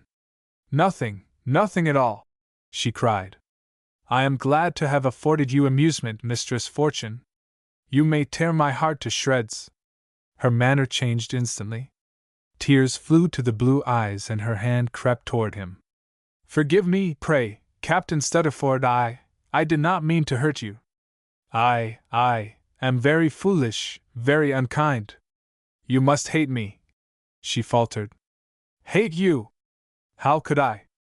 You do not love me, why should I have hoped? I can but blame myself." Her hand had fallen to her side because he had not touched it. "And it is our last afternoon together." "Last?" she repeated faintly. "Yes, for I shall not see you again." "Oh, you do not mean that!"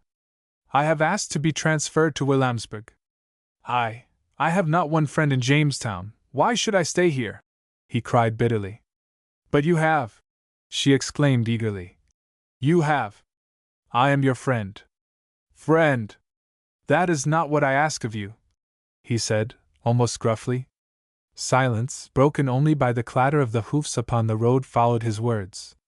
In her confusion she had forgotten the terrible sword, but it recurred to her, and with it, the thought which had given birth to her untimely mirth, the thought that was to lead her from the chief predicament into which she had been cast.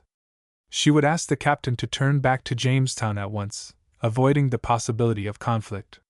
"Captain Stuttaford, I believe we had better turn back." Her face grew crimson beneath his calm gaze. "As you like. You will grant me time to adjust my saddle girth, it is slipping," he said coolly, dismounting without another word.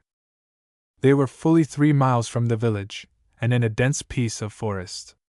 On either side of the narrow road grew the thickest of underbrush, with the great, gaunt trees stretching above like silent sentinels. The girl's mind was chaos. Her thoughts were changing and interchanging like leaves before the whirling wind. She knew that she admired this man, and that something even sweeter was beginning to throb its way into her heart.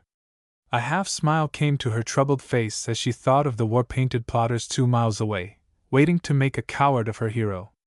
A touch of remorse came to her as she remembered her part in the play, and that the plot would have been carried out had she not seen the great swing of that fearful sword.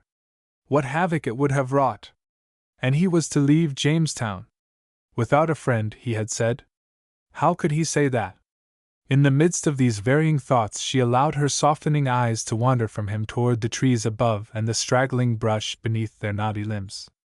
A suppressed scream called the captain's attention to her staring eyes. They were blinking with consternation. Deep in the underbrush she had seen the form of an Indian warrior.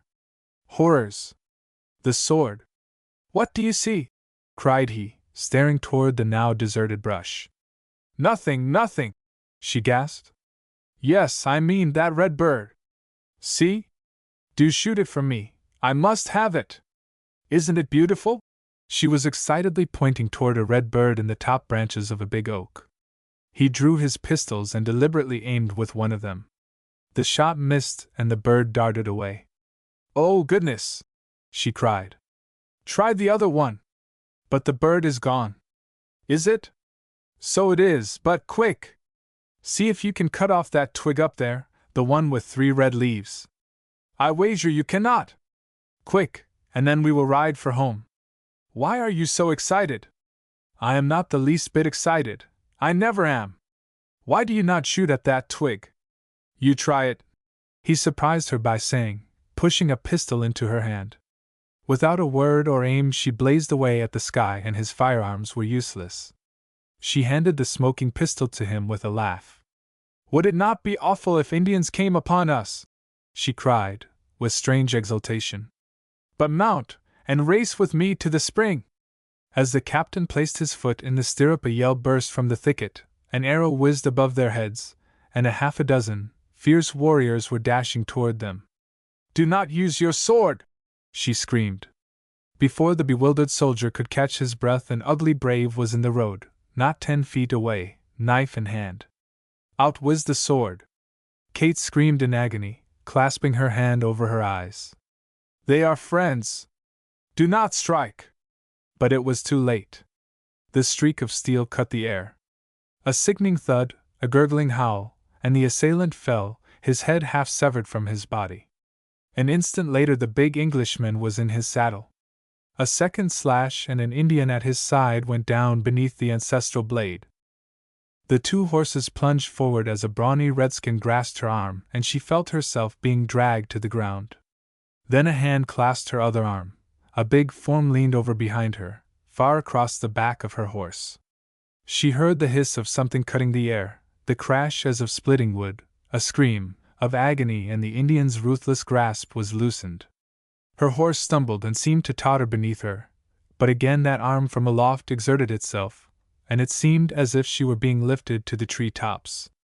Almost before she could realize it, she was upon another horse, clasped in the arm of its rider, and they were off like the wind. Suddenly she felt the form of the man who held her so closely drop forward with a groan and then straighten again slowly. Exultant yells came from behind them, several arrows whizzed past, and then naught was heard but the thunder of the horses' hoofs upon the frozen road. As her eyes opened involuntarily, terror possessing them, they fell upon the scene far behind. 200 yards away her own horse lay struggling in the road, 2 human forms stretched near it, another dragging itself to the roadside. 3 feathered Indians were some 50 yards nearer, gesticulating wildly. Her brain whirred and buzzed, and consciousness was lost.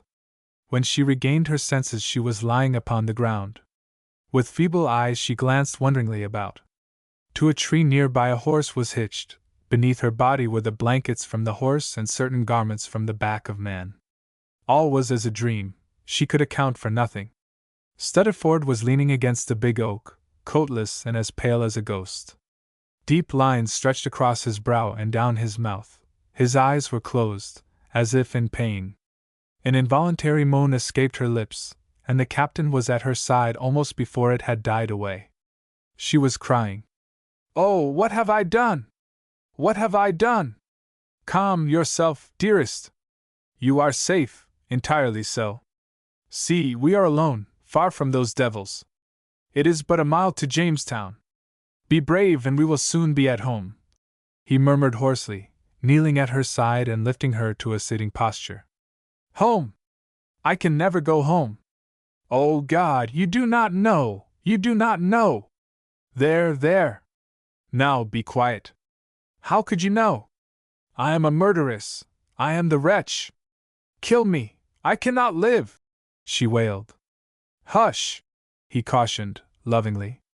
"You could not know, you did not know them, Captain Stuttaford," she cried, sitting bolt upright, glaring wildly about her, then shudderingly plunging her white face against his shoulder. "They were not Indians," she almost whispered. "Not Indians!" he gasped. "God forgive me, no! It was all a trick, to test your courage, forgive me, to test, oh! And I allowed you to kill them! Speak! Go on! What do you mean? They were our friends, not Indians. My dearest friends! Oh, how is it that I am not struck dead for this? Please Heaven, let me die!" she wailed. "My God!" he exclaimed, after the first bewildering shock. "A trick, and I have killed, oh, it cannot be true!" He leaped to his feet, allowing her to fall from his side to the ground, where she lay, a wretched, shivering heap. With a ferocious oath he snatched the big sword from the ground and turned upon her, with eyes blazing, muscles quivering. She was looking up at him, those wide blue eyes gleaming piteously. "Kill me!" she murmured, and closed the eyes to await the stroke. His big arm relaxed, the sword fell from his nerveless grasp, clanging to the ground. When she reopened her eyes after an age of suspense, she saw him leaning against a tree, his body shaking with sobs. A second glance, and she started to her feet alarmed. His broad back was covered with blood. Near his left shoulder the clothing was torn and an ugly, gaping wound leered at her. "Oh!" she gasped. You are hurt! Hurt!" he groaned. "They have killed me! You have killed me, you and your friends! I hope you are satisfied with your see?" As he sank to the ground, he pointed feebly to the cruel arrow which he had torn from his side. It lay not far away, grim and bloody. The horrified girl glanced at it helplessly and then at the unconscious man, unable to realize. Then she cried aloud in her agony and threw herself upon the prostrate form, moaning. "Dead?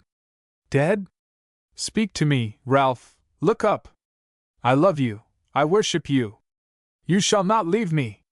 She kissed the pallid face, caressed the chilling head, sobbing. "Forgive me, forgive me!" An hour afterward the clatter of hoofs upon the road aroused her from the semi-conscious condition into which her grief had thrown her. Through the gathering darkness she saw horsemen approaching, Indian riders. A moment later they were dismounting at her side, and well-known voices were calling to her. "Are you hurt? What has happened? Killed? My God!" It was Faring, Trask and the other plotters, reeking with excitement. Their horses were wet from the fierceness with which they had been ridden. "Do not touch him! You have killed him!" she cried, striving to shield the body from Faring's anxious touch. "Killed him? Good God, Kate! Where did you meet them?" cried Faring, as Trask pulled her from Stuttaford's side. "Are you not dead?" she finally whispered to the men. He killed 3 of them, split their heads. But the wretches put an arrow into him, after all. What a dreadful thing we have done!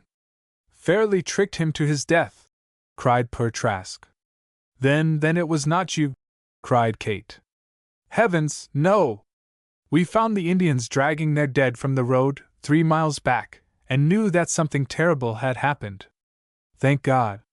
I am spared that. But he must not die, he shall not.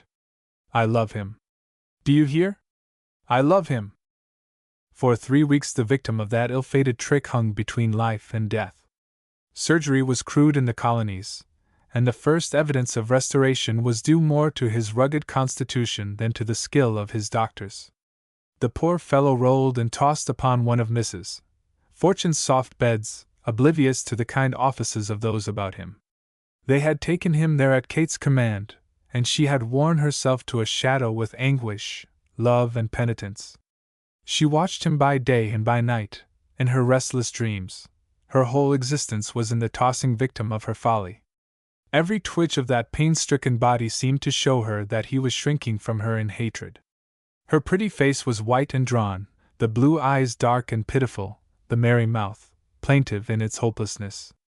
And those jovial tricksters, those who had jeered over his lack of courage, the testing of which they had undertaken. They were smitten by their own curses, haunted by their own shame.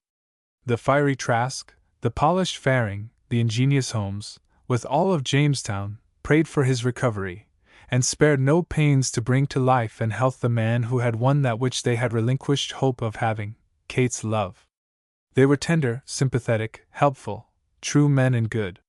Kate could not forget the look of disgust she had seen upon Stuttaford's face as he stood above her with the great sword in his hand.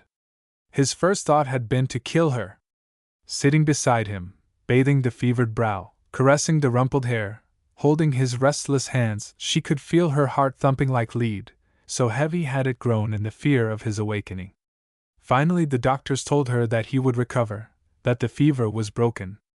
Then came the day when he slept, cool and quiet, no trace of fever, no sign of pain.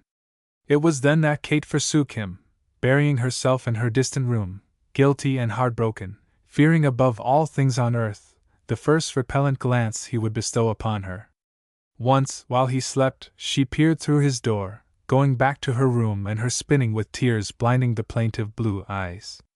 At last, one day, her mother came from the captain's room and said to her gently, "Kate, Captain Stuttaford asks why you do not come to see him. He tells me that for 3 days he has suffered because you have been so unkind. Go to him, dear. He promises he will not plead his love if it is so distasteful to you." Distasteful. The girl grew faint with wonder. Her limbs trembled, her lips parted, her eyes blurred, and her ears roared with the rush of blood from her heart. "Mother!" she whispered, at last, steadying herself against the wall. "Are you sure, Mother? That he wants you? My child, his eyes fill with tears when he thinks of you. I have seen them moisten as he lies looking from the window." But Kate was gone. When Mrs. Fortune opened the door to the sick man's room soon afterward, she drew back quickly, closed it again, and, lifting her eyes aloft, murmured, "God make them happy!" Mr. Hamshaw's love affair. Mr. Hamshaw was short, bald, pudgy, and 57. Besides all this, he was a bachelor, and one jolly one, at the time when this narrative opens. He lived in apartments pretty well downtown, where he was looked after with scrupulous care by a Japanese valet and an Irish cook lady. Mr. Hamshaw was forever discharging his valet and forever re-engaging him. Sago persistently refused to leave at the hour set for his departure, and Mr. Hamshaw finally came to discharge him every evening in order that he might be sure to find him at his post in the morning. Regularly, he would call Sago into the den, very red in the face over some wholly imaginary provocation. "This ends it, Sago. You go. I've stood it as long as I can, or will. You leave the place tonight, sir, bag and baggage. I don't want to see your face again. Understand?" "Yes, sir, very well, sir," Sago would respond with perfect equanimity. Sago engaged to be very, very English at such distinguished times. "You go tonight?" "Yes, Mr. Hamshaw." "May I ask what I have done to displease you, sir?" "Never mind, sir. I'll tell you tomorrow. Don't bother me about it today. And say, if you don't press this dinner coat of mine before tomorrow night, I'll discharge you without a recommendation." "Very good, sir." Once when Sago threatened to leave unless Ellen, the cook, was dismissed, poor Mr. Hamshaw had a most uncomfortable half-hour. Young Mr. Goodrich from the bank was dining with him at the time. Now it was quite as hard to get rid of Ellen, notwithstanding the fact that she was constantly on the verge of leaving of her own accord, as it was to discharge Sago. The host prayed down to his comfortable boots that the threats of Sago might not grow louder than confidential hisses as he passed behind his chair in the capacity of butler, but he was counting without Ellen. There was a long, painful interval between courses, and then Ellen marched in from the kitchen, majestically attired for the street. "I beg your pardon, Mr. Hamshaw, but this time I go for fair. It's either me or the chinny dash." "Blast your eyes!" snarled Sago in his very best English, mightily incensed. "But, Ellen," began Mr. Hamshaw, bowled over. "Don't beg me to stay," she cried, glaring at Sago, who glared back safely from behind Mr. Goodrich's chair. "The Dago has insulted me for the last time. I'm sorry, sor, it had to come right in the middle of dinner, sor, but it couldn't wait. Can't you subdue yourself till morning, Ellen? It is. I can subdue myself, sor, but who the divil is to subdue the Malay? He's gone too far this. I've only been doing my duty, sir," inserted Sago, drawing the salad spoon through his hand very much as a samurai would have drawn a sword. "Ellen, I mean her didn't." Never mind, groaned Mr. Hamshaw at bay. "You may both go. I discharge both of you. I'm sure, Mr. Goodrich, you will overlook this unfortunate." "Discharge me, sor?" half-shrieked Ellen. "I never was discharged from a place in me life. I won't stand for it. I'll lave, but I'll not be discharged. It's Sago that has to be discharged, not me." "Discharge both of them, Mr. Hamshaw," advised Goodrich amiably. "I know where you can get an excellent cook in." "Oh, you do, eh? With recommendations, too, I suppose?" sniffed Ellen in a fine flare. "The very best, my good woman." "Well, I'd like to see them," announced Ellen loyally. "No one can cook for Mr. Hamshaw unless she gives the best of characters. She's a Japanese woman," explained Mr. Goodrich, "and they're said to be the best cooks in the world. The divil a step will I take out of this place to make way for a haythen Jap." She began taking off her hat. "I'll have the squab on in a minute, Mr. Hamshaw, and I'll serve it, too." This last with a deadly look at Sago. "He says he'll quit if I don't." "Well, I don't." "Will you make the dressing for the salad, sir, or shall I?" politely inquired Sago, ignoring Ellen completely. "Have you decided to stay long enough for that purpose?" demanded Mr. Hamshaw. "I have given notice, sir, that Ellen has to go," said Sago soberly. "And I refuse to go for the likes of you," retorted Ellen with great dignity. "Then, Mr. Hamshaw, I shall remain until she does go. But go she must." "I'll go when I get good and ready, Mr. Sago." "We'll have the squab now, Sago," said Mr. Hamshaw. "Very good, sir." It was quite an old story among the members of the club, especially those who knew Mr. Hamshaw intimately, that he had once felt the inclination to take unto himself a wife. That, of course, was years and years ago, and it is hardly necessary to remark that the young woman, whoever she may have been, was not possessed of a responsive inclination. Result, Mr. Hamshaw not only refrained from marrying any one in all the subsequent years, but astutely prevented any one from marrying him. It was quite true that at 57 he was not a thing of beauty, but he had a heart of gold, and was beloved by all the men and children who knew him. Certainly it is quite doubtful if he could have been all this had he married even the woman of his choice. One day there came to the big apartment house where lived Mr. Hamshaw and his 2 servants a most uncommon hullabaloo and sensation. It was an unheard of proceeding for a tenant to move out of this amiable and exclusive establishment, and naturally, it was impossible for any one to move in. Of course, however, such contingencies as births, weddings, and funerals could not be provided against, and it was due entirely to the advent of a bride that the aforesaid uproar occurred.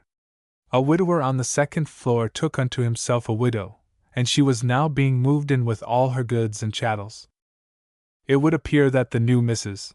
Gladding did not approve of her husband's furniture, his servants, or his own flesh and blood. As a consequence, they were departing jointly, and in their stead came substitutes from her former apartments in Eads Avenue. Mr. Gladding's 2 grown-up sons were shuffled off to bachelor quarters downtown, and their rooms were turned over to Mrs. Gladding's 2 grown-up daughters, just out in society.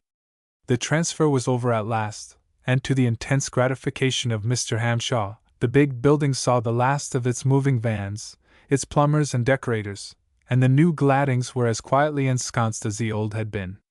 It was not until the end of the second week thereafter that Mr. Hamshaw had his first glimpse of the 2 debutantes, the young Mrs. Frost. But that one glimpse was his undoing. All those years of constancy to his original inclination were blotted out as if by magic. His primeval affection was uprooted, turned over, and then jolted unceremoniously out of existence.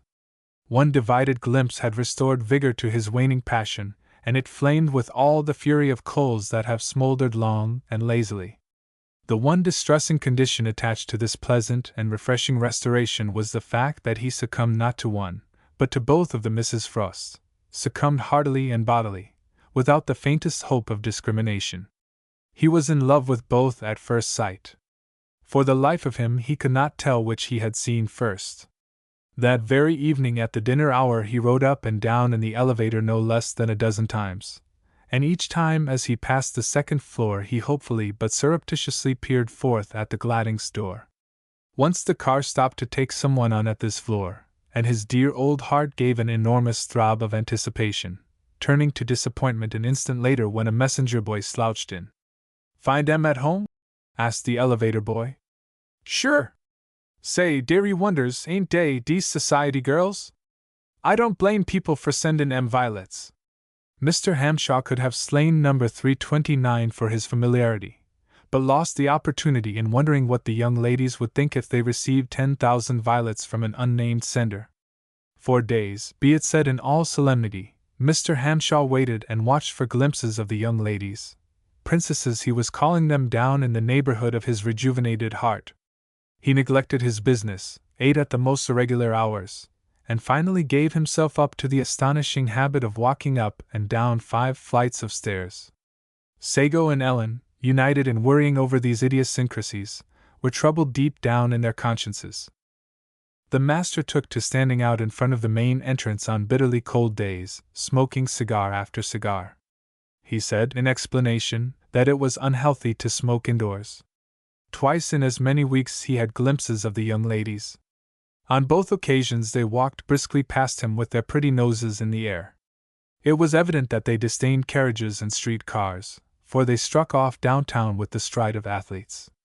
"By Jove, they're fine specimens," murmured Mr. Hamshaw, admiring their bonny figures from the doorway.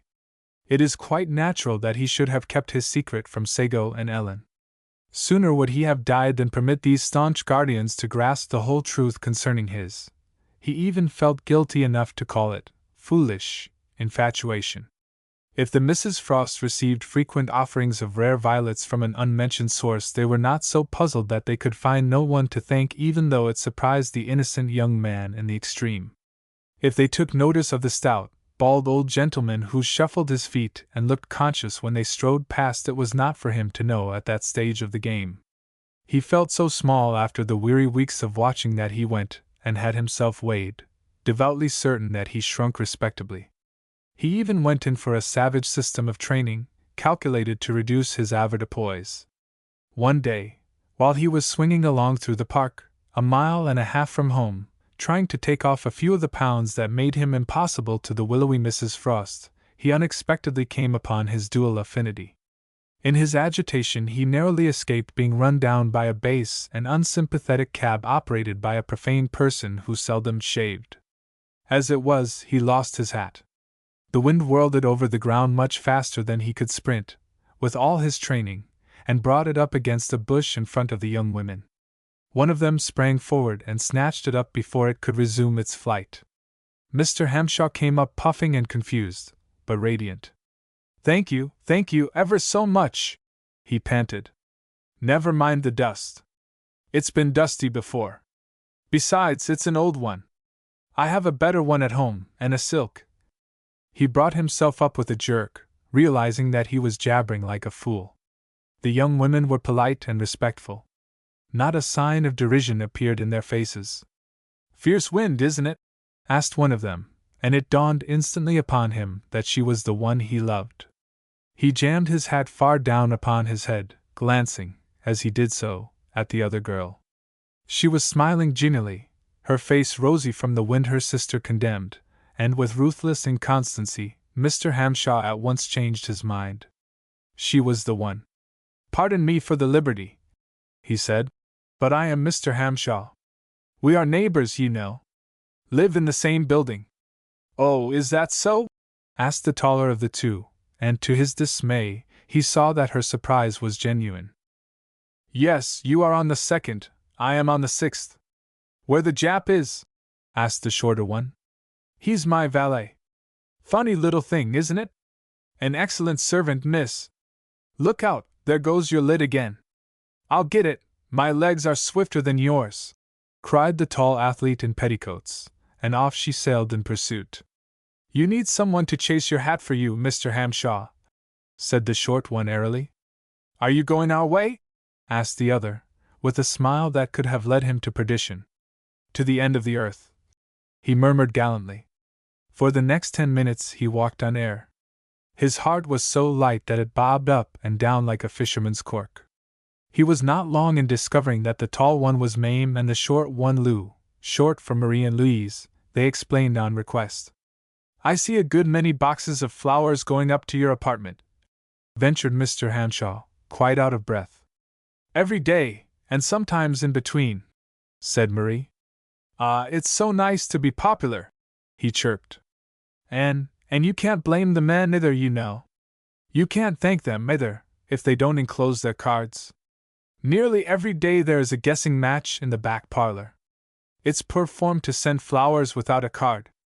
By George, they're fine girls," reflected Mr. Hamshaw. "Healthy, vigorous, full of life, and not a bit spoiled. Hang it all, I'm an ass to act like this. But I can't help it. A man is never too old to learn or to love.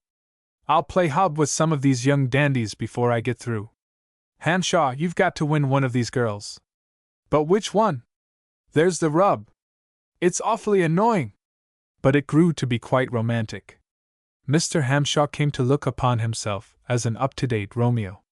The young ladies did not offer him any inducement to call upon them in their own home, but they frequently walked with him in the park of afternoons, and were astonishingly agreeable about candy, soda water, and matinees.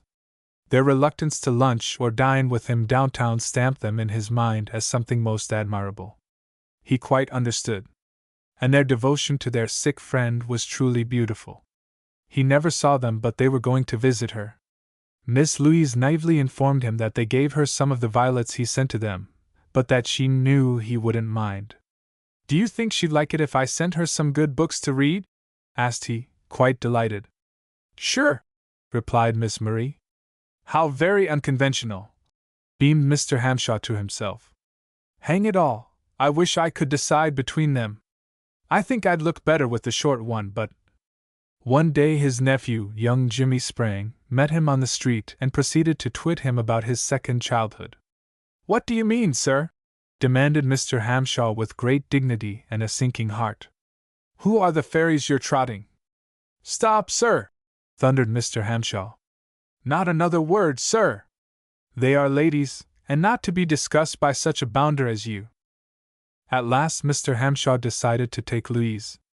"I'll tell her tomorrow," he said to himself, quite sure that it was only necessary to tell and not to ask. But that evening, just after returning from the club, he saw something that troubled and harassed him not a little. He saw and heard Sago talking to the Mrs. Frost, not only talking but in a manner so familiar that it must have been extremely nauseating to the cultured young women. The three were standing under the electric light at the corner, and the young women, instead of appearing annoyed at the heathen's twaddle, seemed to be highly amused. Only the greatest exercise of self-restraint kept Mr. Hamshaw from kicking Sago into the middle of the next block. Mr. Hamshaw was on the point of intervening when, to his utter consternation, the two young women started off up the street with Sago. To add to his misery, Sago did not come in at all that night. In response to Mr. Hamshaw's savage inquiry, Ellen, who attended him the next morning, said that Sago had gone to a dance on the west side and had not turned up. Mr. Hamshaw sat bolt upright in bed and then collapsed. The next afternoon he went home early, haggard and with a headache. His confidence was not gone, however. After arranging himself carefully, he refused to call for Sago. He boldly descended to the second floor. Then he lost his nerve. Instead of ringing the Gladding doorbell, he walked on downstairs and out into the open air. At the corner he came plump upon Mr. Gladding himself, the stepfather of the two girls. "How are you, Mr. Hamshaw? Fine weather we're having," greeted the man from the second floor. "I've just been to your flat," said Mr. Hamshaw. "Indeed? Anyone at home?" "I don't know, that is, I didn't go in.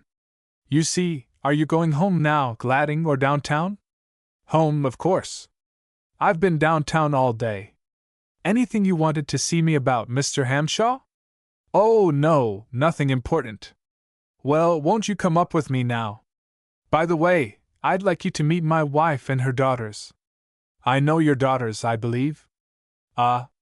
It is about one of them that I wished to speak with you, sir." They were on the second floor landing by this time. "May I come in?" "Certainly," said Mr. Gladding. Mr. Hamshaw sat stiff and uncomfortable on the divan, while Mr. Gladding rang for a maid. He also called down the hall to ask Mrs. Gladding and the young ladies to come in and greet Mr. Hamshaw. "Before they come," began the latter, fidgeting nervously, "I want to say that I expect to marry Miss Frost. It's been hard work to choose between them." "What are you talking about?" gasped the father. "I know I've done a most reprehensible thing in courting them, I mean her, in this manner, but you see." At this juncture Mrs.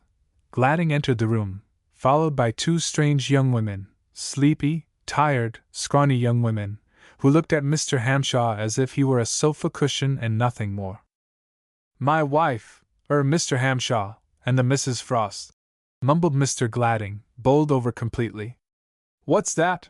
shouted Mr. Hamshaw, coming to his feet and toppling over backward again. The others stared at him as if he were mad. How many have you? I mean, how many daughters are there?" "Two," exclaimed Mrs. Gladding, freezing up immediately. The society young women relaxed into a giggle. "Then, is this a joke?" gasped Mr. Hamshaw, perspiration starting in torrents. "What do you mean, sir?" demanded Mr. Gladding. "Where are Marie and Louise?" murmured Mr. Hamshaw. Just then a trim maid appeared in the doorway, white-capped and aproned. "Did you ring, ma'am? Good heavens!" "It was Marie." Mr. Hamshaw fainted without more ado, and the apartment was in an uproar. Everybody thought he was dead, and the Mrs. Frost promptly duplicated his swooning act. When Mr. Hamshaw opened his eyes, Marie was standing nearby with ammonia and wet towels. "Where is Louise?" he asked weakly. "She's went and married that awful little Jap of yours last night. Here, take another sniff at this. Go on, don't be afraid of it. I've give it to the young ladies regular for the last 5 years." "What's that, sir?" Nothing, he whispered. "You said something, sir. And you're not Miss Frost?" "One of them scrawny, I beg pardon, sir. Did you think I was?"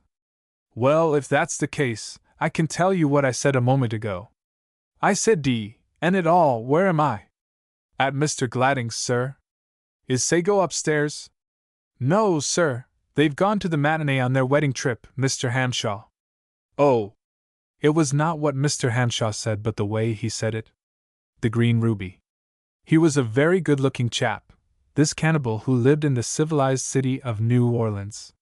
It is quite true that he came from an island in the sea, but as that island is known to geographers, great and small, as England, it is scarcely worth while to mention his migration as an achievement of civilization. Moreover, it was known that he had eaten of human flesh, but it was not with the gusto of those ancient Fijis who banquet on salubrious sailors and munchable ministers whenever they had the simultaneous chance and appetite. He was one of 3 survivors of the ill-fated Graceby polar expedition, and as such he had been obliged to subsist for some days on whatsoever was set before him by the cook, a discreet but overpowering person who certainly would have been the sole survivor if the relief expedition had been delayed a few days longer. But that portion of Mr. Cannibal's history sounds much better in whispers, and it does not look pretty in print. He never repeated it of his own accord. The newspapers told it for him when he was too weak and exhausted to deny or affirm. His uncle, Sir John Bolingbroke, sent him out from London soon after his return from the frozen north to represent great financial interests on the Cotton Exchange at New Orleans.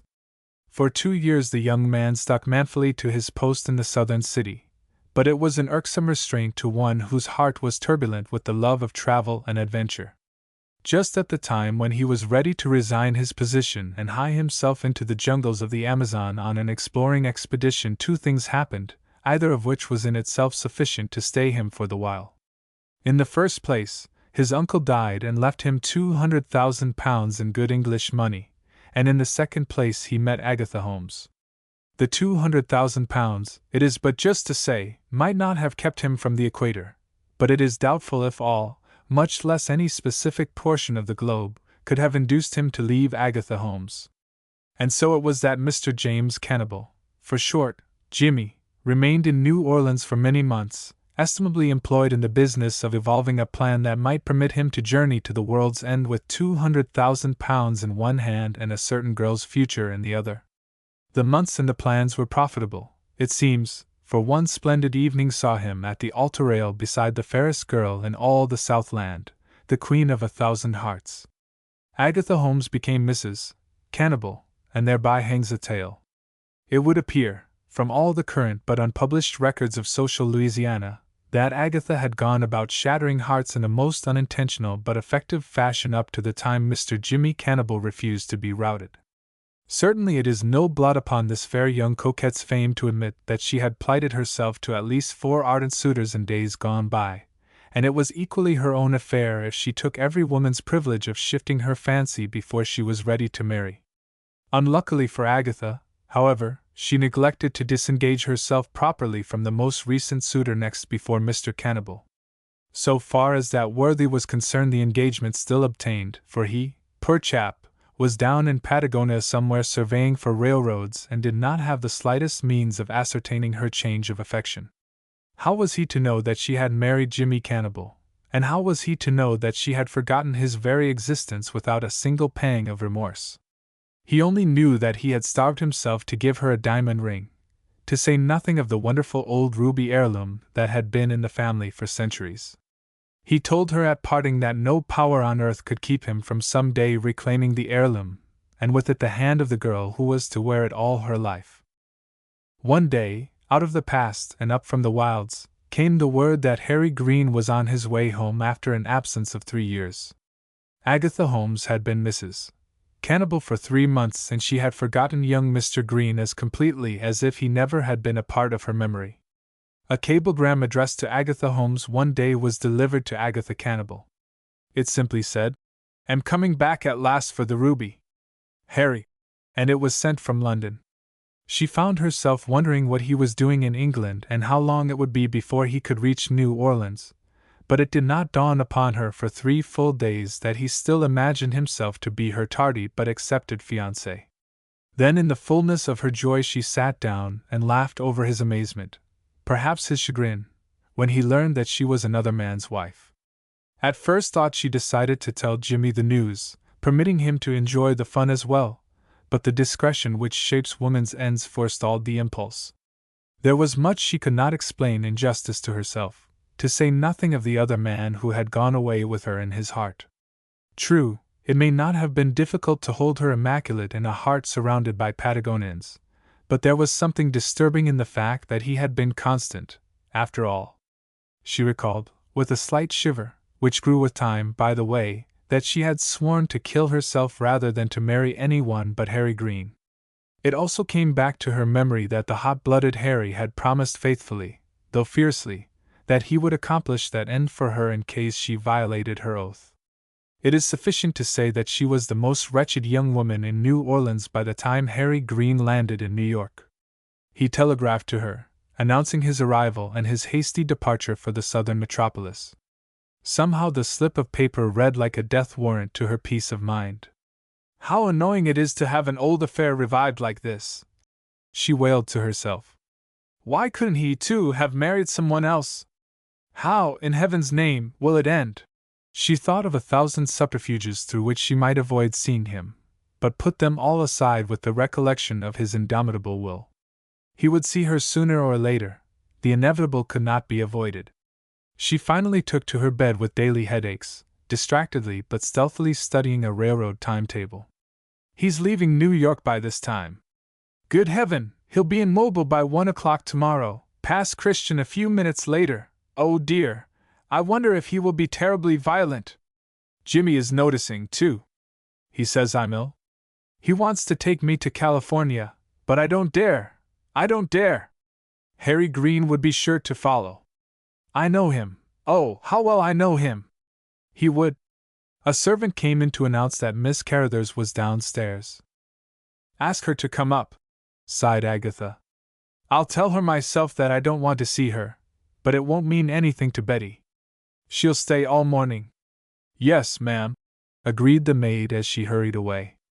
A moment later Miss Carruthers fairly bounded into the darkened bedchamber, her face full of excitement. Have you heard? She gasped, dropping upon the side of the bed. Harry Green's coming home. He's in New York now. Joe Pierce had a telegram. Yes, I know, said Agatha drearily. Have you heard from him, you? Demanded Miss Betty in amazement, and some little concern. Of course, Betty, why shouldn't I? Irritably. Oh, I suppose it's all right, said the other dubiously. I was only thinking of the old days. Betty, said Mrs. Cannibal, sitting up suddenly and grasping her friend's hand. I'm the most wretched creature on earth. I don't know what I'm to do. Is it about Harry Green? Yes. You see, dear, he doesn't know I'm married. Goodness, Agatha! You don't mean he still thinks you are engaged to marry him? That's just it, Betty. I didn't tell him. In fact, I had forgotten all about him, away down there in Patagonia, wherever it is. And oh, he was so terribly in love with you, and you with him, too. No, don't say that. It was so foolish. Besides, he's been gone nearly 3 years. How could he expect me to wait all that time? I haven't had a letter from him for more than a year. I counted it up today. Does Jimmy Cannibal know about him? I don't know, and I'm afraid to ask. Harry's a frightfully determined person, mused Betty Carruthers reflectively. He swore I should be his wife if we waited 1,000 years. That's the one thing in your favor. When they swear such things as that, they can't possibly mean all they say, said Miss Betty sagely. She was the prettiest and most popular girl in town, but she was a wise body for all that. Her trim little figure was surcharged with a magnetism that thrilled one to the very core. Her brown eyes danced ruthlessly through one's most stubborn defenses. Her smile and her frown were the thermometers by which masculine emotions could be gauged at a glance. It will be rather difficult to face him, won't it? Betty, it's simply impossible. Think of Harry Green waiting all these years, believing in me, as constant as the sun, and then to find I've married someone else. You know I love Jimmy Cannibal with all my heart. I can't bear the thought of what might happen if he and Harry quarreled about those old days. Don't cry, don't be a goose. It's the commonest thing in the world. Every girl has had dozens of affairs. I know, but not just like this one. My husband wants to take me to California. I wish, oh, how I wish I could go. But Harry would follow. I know he'll be merciless. Miss Carruthers was thoughtful for several minutes, paying slight heed to the doleful sobs from the bed. I'll tell you what, Agatha, she said at last. I believe this affair can be managed easily enough if you will just leave town. Oh, Betty! Sitting up and looking at her friend hopefully. Of course, I never had a chance at Harry Green. You monopolized him. I liked him immensely, from a distance. You go away, and let me explain the situation to him. It was the straw that the drowning person grasps, and Mrs. Cannibal clutched it with a shriek of delight. She poured her story into the ears of her too loyal friend, who smiled confidently in response to her apprehensions. Miss Carruthers did not exchange confidences, however. She merely gave promises to do her best. She was shrewd enough to know that if she confessed to Agatha that she had cared for Harry Green, from a distance, that capricious and perverse young person would have declined to retire from the field of strife. After all, Betty admitted to herself, it was not wholly a service of sacrifice she was granting her friend. There was something of a selfish motive in her loyalty. "I'll love you forever if you will explain everything and send him away," said Agatha in the end. "At least, I shall explain everything," agreed Betty complacently. Agatha blushed consciously as she drew a small diamond from among those on her fingers. "I didn't know his address, so you see I couldn't send it back to him," she explained. "And Betty, if you'll hand me my jewel box, I'll ask you to return that. You remember my old ruby pendant? Did he give it to you?" "Yes." "You don't know how I hate to give it up. Isn't it beautiful?" She reluctantly let the ruby slip from her fingers into those of her friend. "Perfectly gorgeous," said Betty, fastening it about her neck and surveying herself in the cheval glass. "I'd give anything if it belonged to me. Now, excuse me a minute, dear. I'll telephone to Jimmy and tell him we'll start for California tonight. Harry gets here tomorrow at 4:45 on the Limited. You can be well out of the way by that time," said pretty Miss Carruthers with a smile. "And now, Betty, you will send him back to Patagonia, won't you?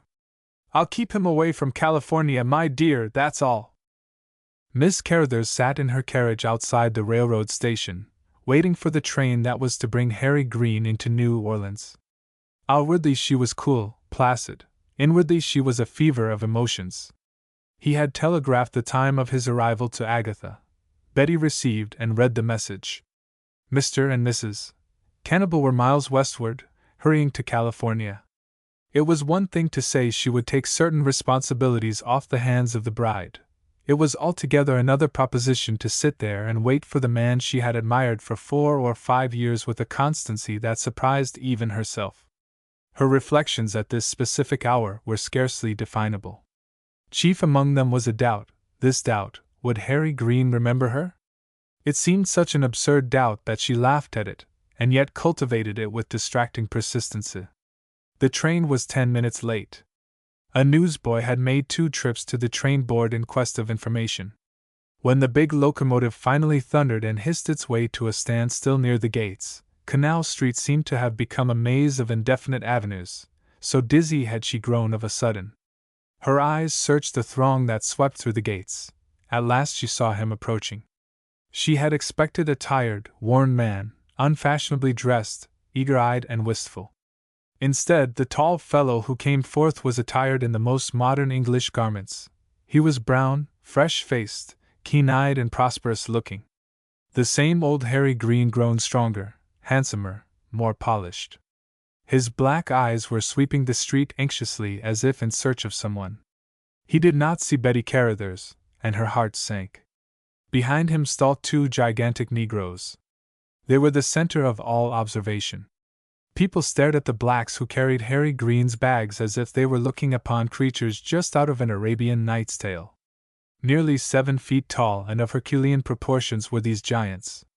It is no wonder that the crowd gaped and felt something like awe mingling with curiosity. Mr. Green, erstwhile Patagonian surveyor, started at the sound of a soft voice close at hand, a voice in which grateful surprise was uppermost. "Why, Harry Green! How do you do?" He turned and beheld Miss Carruthers. She was leaning forward in her carriage, her little gloved hand extended toward him impulsively. She was amazed to see a look of relief flash in his eyes. His smile was broad and wholesome as he gripped the little hand in a mighty brown one. "Betty Carruthers!" he exclaimed. "Now, this is like home! By George, you haven't changed a bit. Don't you think so?" She flushed. "It's been several years, you know. A woman can change terribly in. Ah, but you've just changed into a woman. And what a man you've grown to be!" Admiringly. "I hope so. Patagonia would make a man of any one. Are you expecting someone?" "I was, but I see everyone has come out. Won't you let me take you uptown? Goodness, who are those awful giants that stand over there all the time like guards? They're from Patagonia. Call them anything you like, they don't understand English. They are my men of all work. Thanks, I will ride up with you. Tell him to stop at the St. Charles. Then he turned and spoke to the giants, who solemnly nodded their heads and climbed into a cab close by. Green seated himself beside Miss Carruthers. There was a hunted look in his eyes and a nervous tremor in his voice. A sort of bodyguard, as it were, Betty. By the way, you haven't seen Agatha Holmes, have you? I telegraphed to her. Miss Carruthers had braced herself for this question, and she also had prepared an answer. She could not look at his face, however, despite her determination. Agatha Holmes! Is it possible you haven't heard?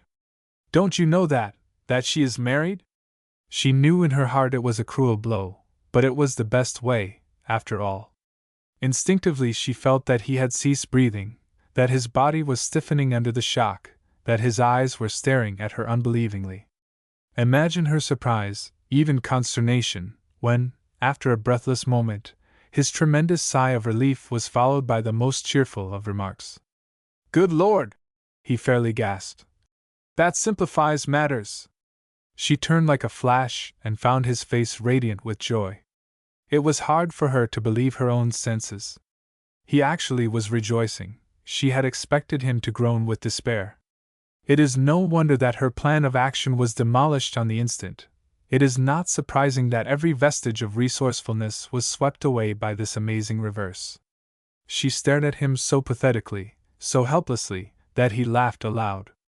I know what you're thinking, he said, and there was no mistaking the lightness of his heart.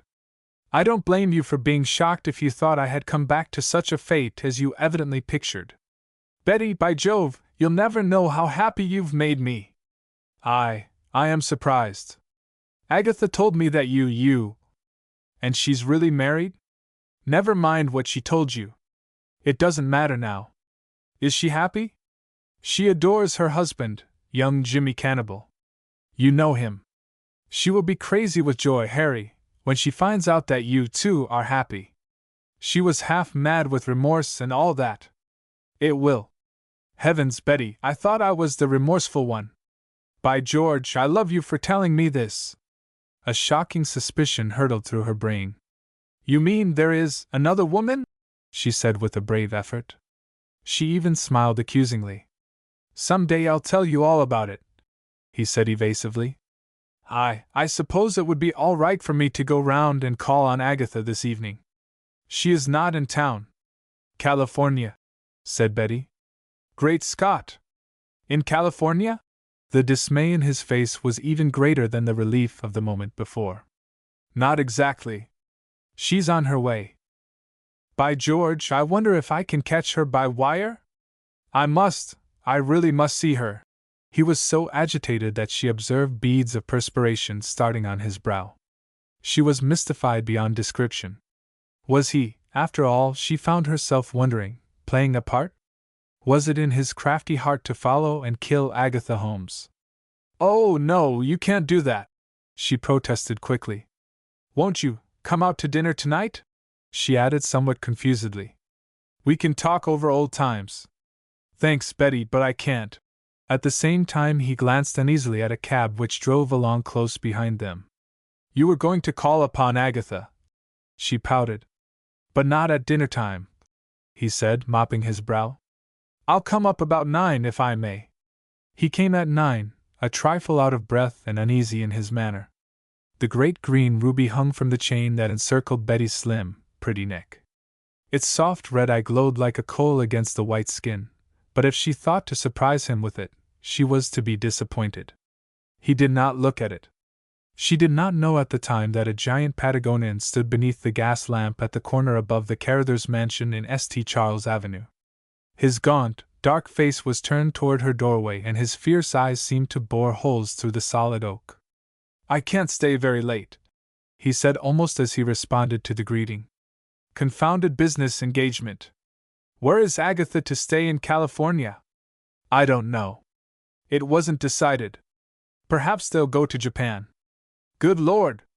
You seem terribly interested, for a man who doesn't care, she said. I should say I am interested, but not in the way you think. After a moment's reflection, as he stood looking down upon her, he went on excitedly. I'll tell you something, Betty. You're a good sort, and you can keep a secret as long as any woman, which isn't long, of course. But it will be long enough for me to get out of town first. I must go to California tomorrow. Wait. Don't look like that. I'm not going to annoy Agatha. She'll understand when she hears what I have to say. Have you ever noticed the ruby pendant that she wears? Or wore, perhaps? The big one she called her coal of fire because it burned her conscience so terribly? Yes. Well, I gave it to her. I've just got to have it back. That's the whole story. That's what I'm here for. That's why that awful black devil is standing out there on the corner. See him?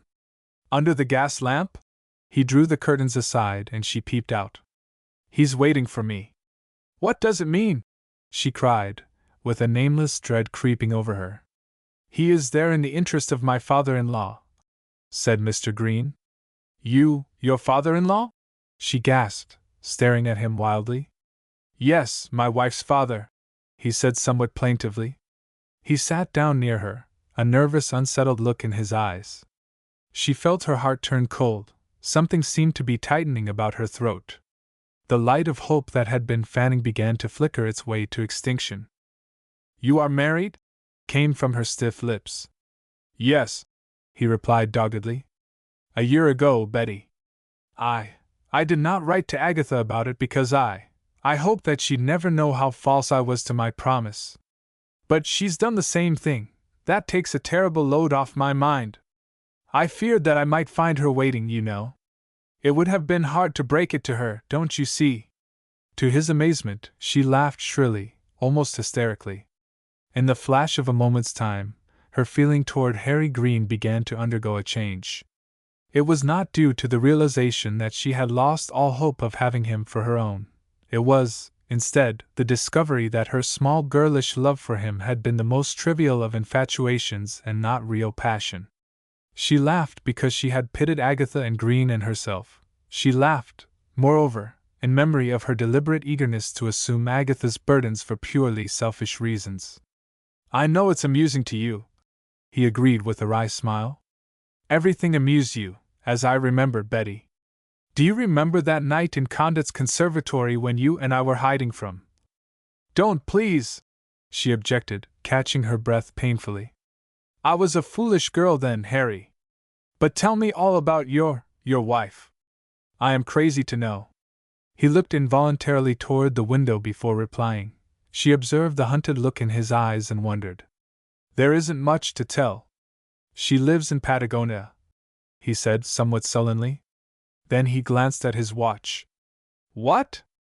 Is she a native? She cried. She was born there, but, good Lord, you don't think she's black? Or even a giantess? She smiled. She's white, of course, and she's no bigger than you, Betty. She isn't as pretty, I'll have to say that. But let's talk about something else. How am I to catch Agatha? It's imperative, gad, it's life or death, Betty. What do you mean? She asked, startled. He swallowed painfully 2 or 3 times as he scraped the edge of the rug with his foot, looking down all the while. Well, you see, it's this way. I've married into a rather queer family. My wife's most damnably jealous. That isn't very queer, is it? She has a queer way of being jealous, that's all. Somehow she's got it into her head that there's another woman up here in North America. Oh, I begin to see. And, of course, there isn't? Certainly not. I love my wife. Good for you, Harry. I didn't think it of you, she said with a smile which he did not understand. Oh, I say, Betty, you are making fun of me. On the contrary, I'm just beginning to treat you seriously. I suppose I owe some sort of an explanation in connection with my remark about jealousy. It's due my wife. May I ask where she is at present? She's on the range in Patagonia. I couldn't bring her here, you know. Betty, I want you to help me with Agatha. She's got that ruby and I simply have to get it back again. I'll tell you all about my marriage. Perhaps you'll understand. You see, I meant to be true to Agatha. But it was so cursed lonesome down there, worse than Siberia or mid-ocean. We were surveying near the west coast, rotten country, and I met her at her father's place. You see, they raise cattle and all that sort of thing there. Her old man, I should say Mr. Grimes, is the cattle king of Patagonia. He's worth a couple of millions easy. Well, to make a long story short, we all fell in love with Pansy, the whole engineering corps, and I went out. She's the only child and she's motherless. The old man idolizes her. She's fairly good-looking and, well, she's being educated by private tutors from Buenos Aires. I'm not a cad to tell you. She's pure gold in spite of her environment. No doubt, if she's surrounded by millions. Don't be sarcastic. Some day she'll come in for the old man's money. She'll be educated by that time and as good as anybody. Then we'll come back to the States and well, you'll see. The only trouble is that she thinks there's a woman up here that I loved before I loved her. One day, shortly after we were married, she found a photograph of Agatha which I'd always carried around in my trunk. It was the picture in which she wore the green ruby. Don't you remember it? Well, you can't imagine how she carried on. She acted like a save, but I won't say it. She has had no advantages, yet, and she's a bit untrained in the ways of the world. Of course, she hated Agatha's face because it was beautiful. She complained to the old man. The worst of it all is that I had already shown her a picture of the ruby, taken from that Eastern magazine, and she recognized it as the one on Agatha's neck. Well, you should have heard my father-in-law. Phew! What did he say? Asked Betty, pitying him. I can't repeat it. He went on at a fearful rate about fellows of my stripe having wives in other parts of the world, and he was in a condition to commit murder before he got through. It all ended with a monstrous demand from my wife. She commanded me to produce the pendant. By George, Betty, I was in a frightful mess. I could only say it was in New Orleans. The old man looked holes through me and said he'd give me 4 months in which to produce it. Anything that Pansy demanded he'd see that she got it, if he had to shoot his way to it. You ought to see him. And incidentally, she can shoot like Buffalo Bill herself. She shot a gaucho through the neck half a mile away. A gaucho? Yes, a cowherder. Hang it, everybody carries a gun down there. Now you know why I'm here. The old man said if I didn't bring that ruby to my wife in a given time he'd find me and shoot me full of holes. She loves me, but she said she'd do the same thing. I've just got to have that ruby. They mean it. You poor boy, said Betty scornfully. And I was feeling so sorry for you because of Agatha. It's no joke, Betty. These big blacks are my servants for appearance's sake only. They are in reality my keepers. The old man sent them along to see that I did come back, one way or another. They'd just as soon throttle me as eat. It would be easy to lose them up here, I should say. Well, I reckon you don't know a Patagonian. They can scent like a bloodhound and they never give up. Those fellows are here to attend to me, and they'll do it, never fear. Either one of them could thrash half the police in New Orleans. They are terrible. There's no escape from them. I'd thought of something desperate, but Grimes himself is to be reckoned with. Sometimes I almost wish I hadn't won out. But think of the millions. The only thing I can think of, Betty, is that miserable ruby. I've got to recover it and sail for South America inside of 10 days. And she's in California. Did you ever hear of such luck? Betty Carruthers walked over and looked from the window. The giant black was still under the street lamp, and she could not repress a shudder as she glanced from time to time to the man on the couch. A feeling of pity arose in her breast. Harry Green was unworthy, after all. He was not what he had seemed to be to her in those days of her teens. He was no longer an idol. Her worshipful hours were ended. Instead, he was a weak, cringing being in the guise of a strong, attractive man. He had been even more false than Agatha, and he had not the excuse of love to offer in extenuation. Pity and loathing fought for supremacy. Something was shattered, and she felt lonely yet relieved. Strangely, she seemed content in the discovery. He was leaning forward, staring blankly at the rug, when she turned to resume her seat. A haggard face was raised to hers and his hand trembled as he jerked out his watch for the 4th time since entering the room. I'm a bit nervous, said he. Time flies. Do you remember the fairy princesses of your childhood books? She asked suddenly. What would you say if one should quickly appear in real life? What do you mean? Outside stands the terrible ogre, ready to eat you up. Permit me to appear before you as the fairy princess. I can save you from death. My only regret is that I cannot provide you with an enchanted tapestry, to waft you back to your lady love in the beautiful land of Patagonia. Here, behold! I restore to you the wonderful ruby! She unclasped the chain and dropped the great jewel into his shaking hand. He turned deathly white, and then leaped up with a shout of incredulous joy. 100 questions flew to his lips, faster than she could answer. She allowed him to babble on disjointedly for some time. Isn't it sufficient that I restore it to you? Why ask questions? It was my commission to do this thing. I'll confess it hasn't happened just as I anticipated, but what of that? Doubtless you recall this ring also. I think it signified an engagement. Take it. There may come a day when it will be ornamental as well as useful to your wife. He accepted the solitaire which she drew from her finger. His face was a study. Betty, he said, puzzled and helpless. It isn't possible that it was you instead of Agatha that I gave these things to? I had typhoid fever down there. There are a lot of things I don't remember since then. It wasn't you, of course.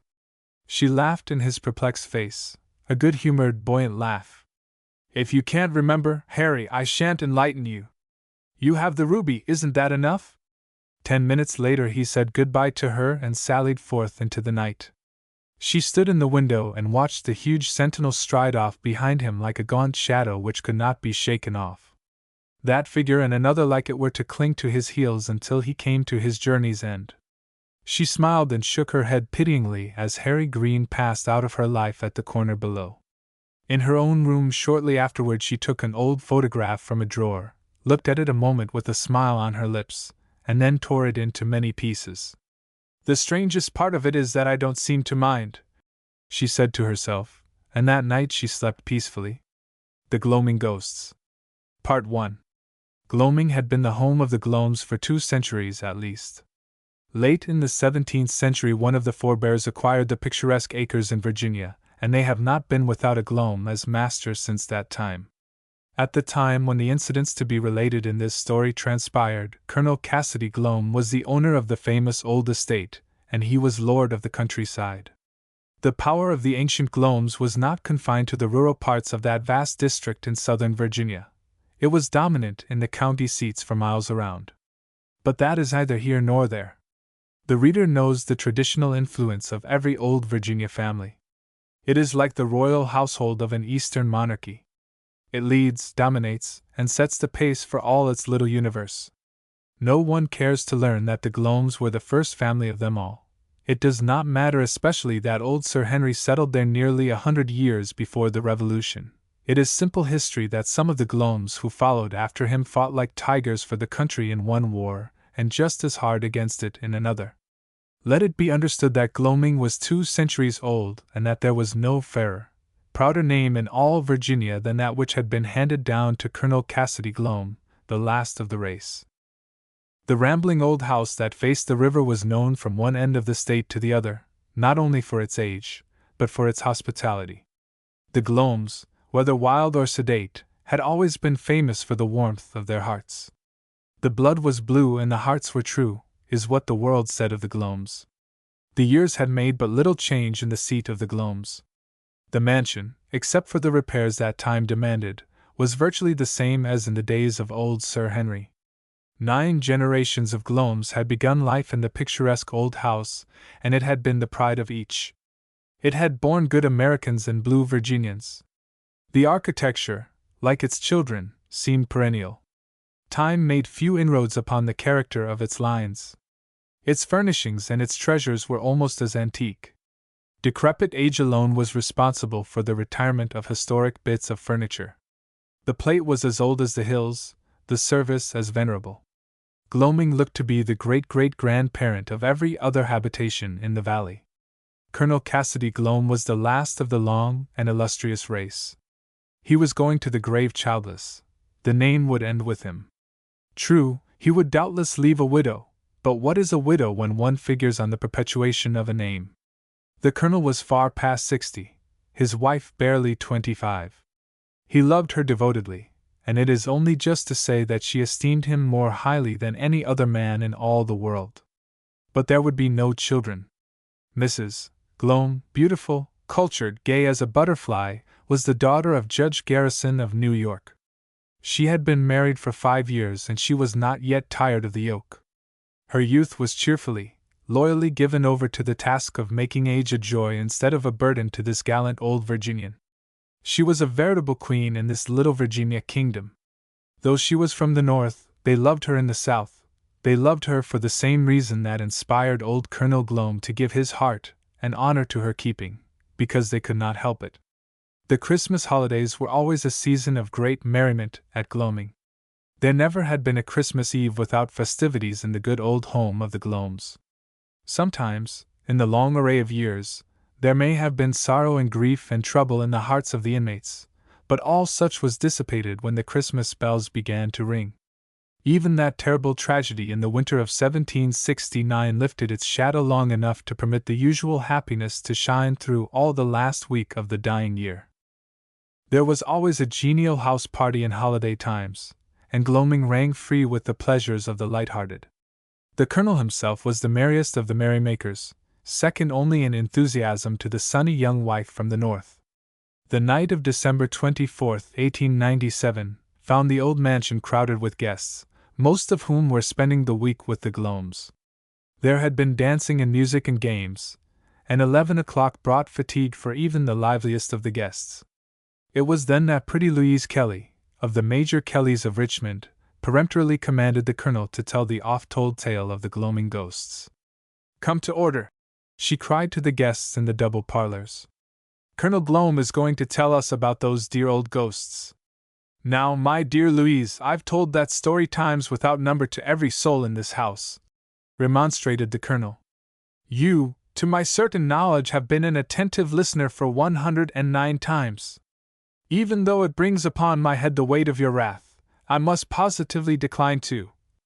"You have nothing to say about it, Colonel Glome," declared Miss Kelly definitely. "The first thing required of a soldier is duty. It is your duty to obey when commanded by the officer of the night. In the first place, you've not told the story to everyone here. Lieutenant King has just confessed that he never has heard of the Gloming ghosts, and furthermore, he laughed when I told him that you boasted of real, live ghosts more than 100 years old." "Oh, we are very proud of our ghosts, Lieutenant King," cried Mrs. Glome. "I imagine that people lived in some terror of ghosts," ventured King, a young West Pointer. "You couldn't drag the Colonel into the south wing upstairs with a whole regiment of cavalry horses," said old Mr. Gordon, the Colonel's best friend. "Tush!" remonstrated the Colonel.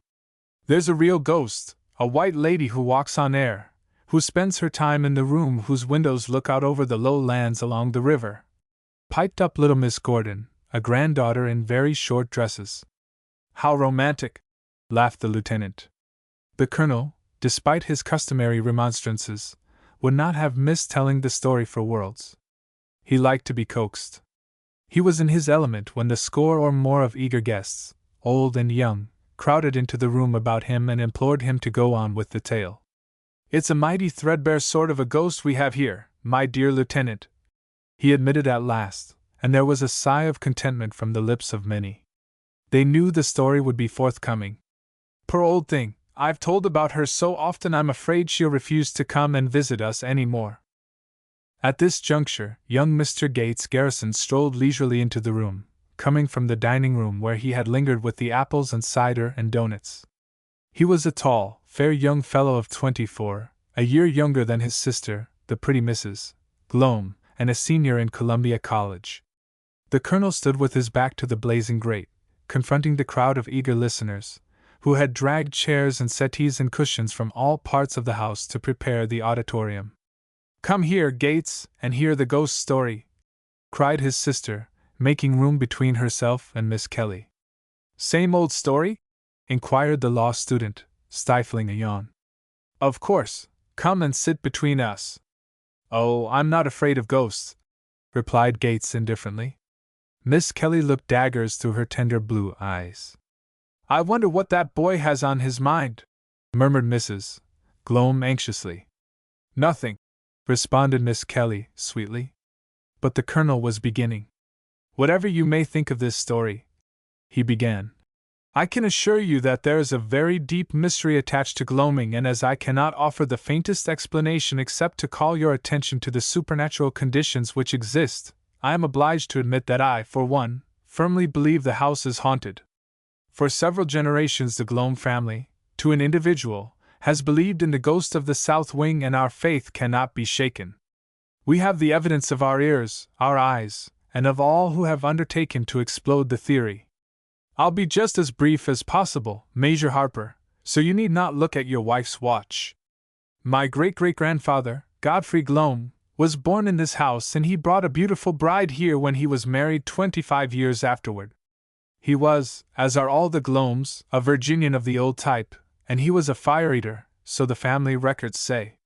When he was married it was to a young lady of wealth and position in the North, a very gay and, if I must say it, a particularly unsatisfactory mistress of a home. What could you expect of a Yankee wife?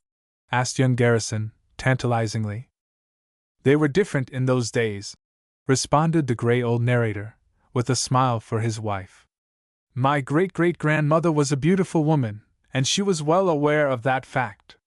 Her husband was a jealous devil, as unreasonable as a jackass, and as stubborn as an ox. To make a long story short, after they had been married 5 years and had seen enough of the connubial hell to drive them both out of mind, he took a sudden fancy that she was false to him. A young Virginian, in fact the very man who stood up with him at the wedding, was a frequent visitor at this house and was a decided favorite with my maternal ancestor. Godfrey went to drinking rather heavily, simply because he found it impossible to discover anything wrong in his wife's conduct. I may say that he had watched her, too, ladies and gentlemen. Being too honorable to accuse her of infidelity without having actual proof, he suffered in silence and his cups, all the time allowing the gap between them to grow wider and wider.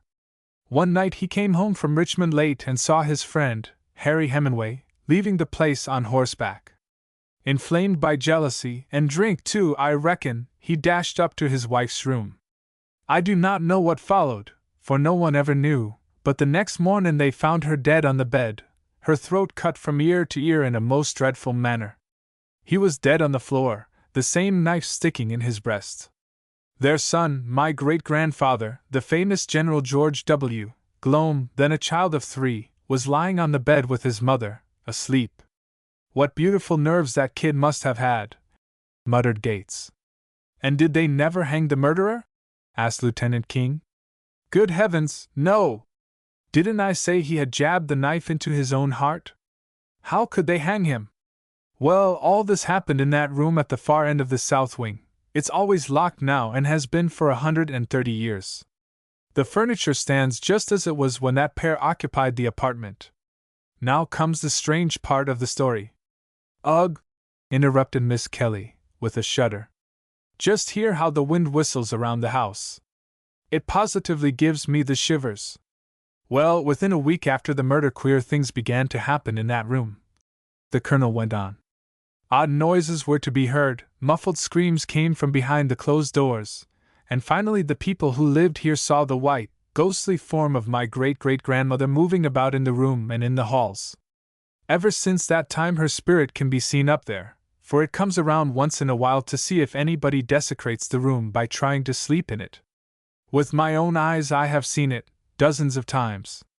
Since my marriage it has not been here, but I expect it almost any night. George Washington appeared suddenly in the hall door, and his stentorian though eminently respectable tones startled the entire assemblage, the Colonel included. There were a dozen little feminine shrieks, and more than one man caught his breath sharply. George Washington was the butler at Gloaming. Major Harpe's carriage, sir, he announced obsequiously. Oh, I'm so glad, gasped Miss Kelly, mightily relieved. Then, in confusion, I mean, Mrs. Harper, that I'm glad it isn't the ghost, you know. Half an hour later the parlors were deserted, except for the presence of a tall young man with a faraway, dissatisfied look in his eyes. In all the spare bedchambers guests were preparing for bed. Young Garrison had said good night to all of them, and remained below stairs to commune with himself at the midnight hour. For many minutes he sat before the fireplace, staring moodily at the flames. Gates Garrison admitted reluctantly that it was all very nice at Gloaming, that it was a bully place to spend the holidays and all that, you know. But for a very well-defined reason he was wishing they were over and he was back in New York once more. He was in love. It is not unusual for a young man of his age to be desperately in love, and it is by no means unusual that he should be in love with the most impossible of persons. Gates Garrison's affections at this period of his life were the property in fee simple of a very pretty and decidedly popular member of the chorus at Weber and Field's. After convincing himself that he was quite alone in the huge old parlor, the hopeless Mr. Garrison guiltily drew from the inside pocket of his coat a thick and scrawly letter. Then he did things to this letter that in after years he would blush to acknowledge, if they remained a part of his memory. He kissed the scribble, undeniably. Then, with rapt eyes, he reread the lengthy missive from Dolly. It had come in the morning mail, and he had read it a dozen times. The reader is left to conjecture just what the letter contained. Mr. Garrison's thoughts were running something like this. Lord, if my sister knew about you, Dolly, she'd have so many fits that you couldn't count them. They think I'm an absolute stick when it comes to girls. If they only knew! What the deuce did I do with that photograph? Ah, here it is. Inside vest pocket, left-hand side, just where it belongs. He pulled a small photograph from his vest pocket, and sat gazing at it rapturously. It was the portrait of the fair Dolly in tights. After a long scrutiny of this rather picturesque product of nature and the photographer, he arose and, with a sigh, turned off all the lights in the room, still holding the picture in his hand. The fire in the grate was now the only means of illumination in the parlor, and the halls were dark. Reconsidering his impulse to go to bed, he threw himself in a chair before the grate, his elbow resting on the mahogany table at its right. There he devoted himself to dreams. A wave of cold air crossing his back brought him from dreamland. Someone must have left a door open, he grumbled. He looked up and down the hall and then resumed his seat before the fire. A moment later the chilly draught struck him again. Confound it! There's a devil of a draught from somewhere. It goes clean through me. Must be a crack in the floor. That's the trouble with these shacks that somebody's grandfather built before the flood. He vigorously poked up the fire and drew his chair a little closer to the circle of warmth. Had he turned his head for an instant as he sat down, he could have seen that he was not alone in the room. A tall, shadowy woman in white was standing in the hall door, looking pensively in upon him. For a full minute she stood there, hesitating between modesty and curiosity, and then turned as if to glide away. Reconsidering, she smiled defiantly and more or less nervously, and then turned back into the room. Of course, he did not hear her as she approached. The mere fact that her filmy white dress was of the fashion in vogue before the Revolution should prove her identity to the reader. She was the gloaming ghost. Gates Garrison was softly, tenderly addressing the photograph of the airy but not ethereal Dolly. The words were not for the ears of others. Even the infatuated lover would have despised the strain of softness in his tones had he known there was a hearer. If you could but speak to me, he was saying to the picture, you'd make me happy, I know. You'd tell me that you love me. You'd tell me that you hate that meddlesome old man Ellison. You've got it just as bad as I have, haven't you, Dolly? What a real woman she seems to be! Exclaimed a soft silvery voice at his shoulder. Garrison whirled and looked up into the beautiful face of the ghost. Great heaven! He gasped, struggling to his feet, his eyes riveted to the face of the wraith. Only a part of it, my dear sir, corrected the ghost, with a rare smile in which courage struggled with diffidence. Dear me, why do you stare at me so rudely? She was standing directly before him now, tall and straight. He was hanging to the mantelpiece, almost speechless. What in heaven's name are you? He cried. Why, don't you know me? I am Mrs. Godfrey Gloam, she replied, a touch of resentment in her voice. The ghost? That's what they call me. she admitted sadly. It's such a horrid thing to be called, too. In reality, I'm merely a visitor from another world. There are many more of my kind in this room at this instant, sir, but you cannot see them. They are visible to me, however. If it interests you in the least, I can tell you that you are surrounded by ghosts. Please don't run. They cannot hurt you. Why should they, even if they could? What a big, strong man you are to be afraid of such perfectly harmless, docile beings as we. Over in that corner, looking from the window, stands my daughter-in-law, Mrs. George Glome. I saw her husband, my son, sitting in the hallway as I came through. Judging from their attitudes, they've had another of those horrid quarrels. I hope you'll pardon me for disturbing you. You looked so lonely I couldn't resist the desire to come in and see you as I was passing. Gates was regaining his composure rapidly. The first uncanny shock was wearing off, and he was confessing to himself that there was nothing to fear in the spectral bit of loveliness. I'm sure I appreciate the honor, he said, bowing low. Permit me to introduce myself. She went on, and he marveled at her charm of manner. I am the great-great-grandmother of Cassidy Glome, and the daughter of Van Rensselaer Brevoort of New York. He is a millionaire. He must be a pretty old millionaire by this time, isn't he? Oh, poor Papa has been dead for 101 years. Indeed? He isn't here, is he? I'm getting so I don't mind you in the least, but I'd rather not meet any ghosts, if you please. Mrs. Godfrey Glome laughed unrestrainedly. Don't you know that we are nothing but spectral air? She cried derisively. Ah, since you speak of it, I did feel your draught when you came in, he said. But if you will pardon me, Mrs. Glome, there is something uncanny about you just the same. You'll admit that, I'm sure. How would you have felt when you were in the flesh to have had a horrible ghost suddenly walk in upon you? Oh, I am horrible, am I? She said as she leaned toward him with an entrancing smile. Heavens, no, he retracted. You are a marvel of beauty. I don't wonder that your husband was jealous. She did not appear to have heard the last remark. How I used to live in terror of ghosts, she cried, looking about apprehensively. Would you believe it, sir? Up to the time I was married I could not bear the thought of being left alone in the house for a single minute of the night. The darkness, the mystic flicker of the lights, the stillness seemed to swarm with spirits. Oh, you don't know how I suffered with the fear of them. And after you got married, what then? I soon had material spirits to contend with. How so? That is an extremely personal inquiry, sir. I beg pardon if I have overstepped the bounds of politeness. I may as well tell you that my husband drank terribly. It's all over the country anyhow, I hear. The Glome pedigree says that you drove him to it. I know that is what the Glomes claim, but it is a shameless slander. My poor, dear husband has told me since that he was wrong and he would give all he has on earth to set me aright in that hateful old pedigree. The poor fellow killed himself, you doubtless know. I was never so shocked in my life as when I heard that he had committed such a brutal act. Mrs. Glome was looking sadly, reminiscently into the fire, and there was a trace of tears in her voice. But my dear madam, didn't he begin by slaying you? Exclaimed Gates in surprise. To be sure, he did destroy me first, or I might have kept him from committing the awful crime of suicide, she said despondently. Part 2. But murder is so much worse than suicide, expostulated Garrison.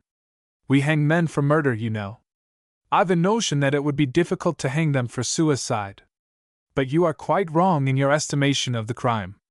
You do not know what it is to be murdered, I presume. Well, hardly. Nor what it is to commit suicide.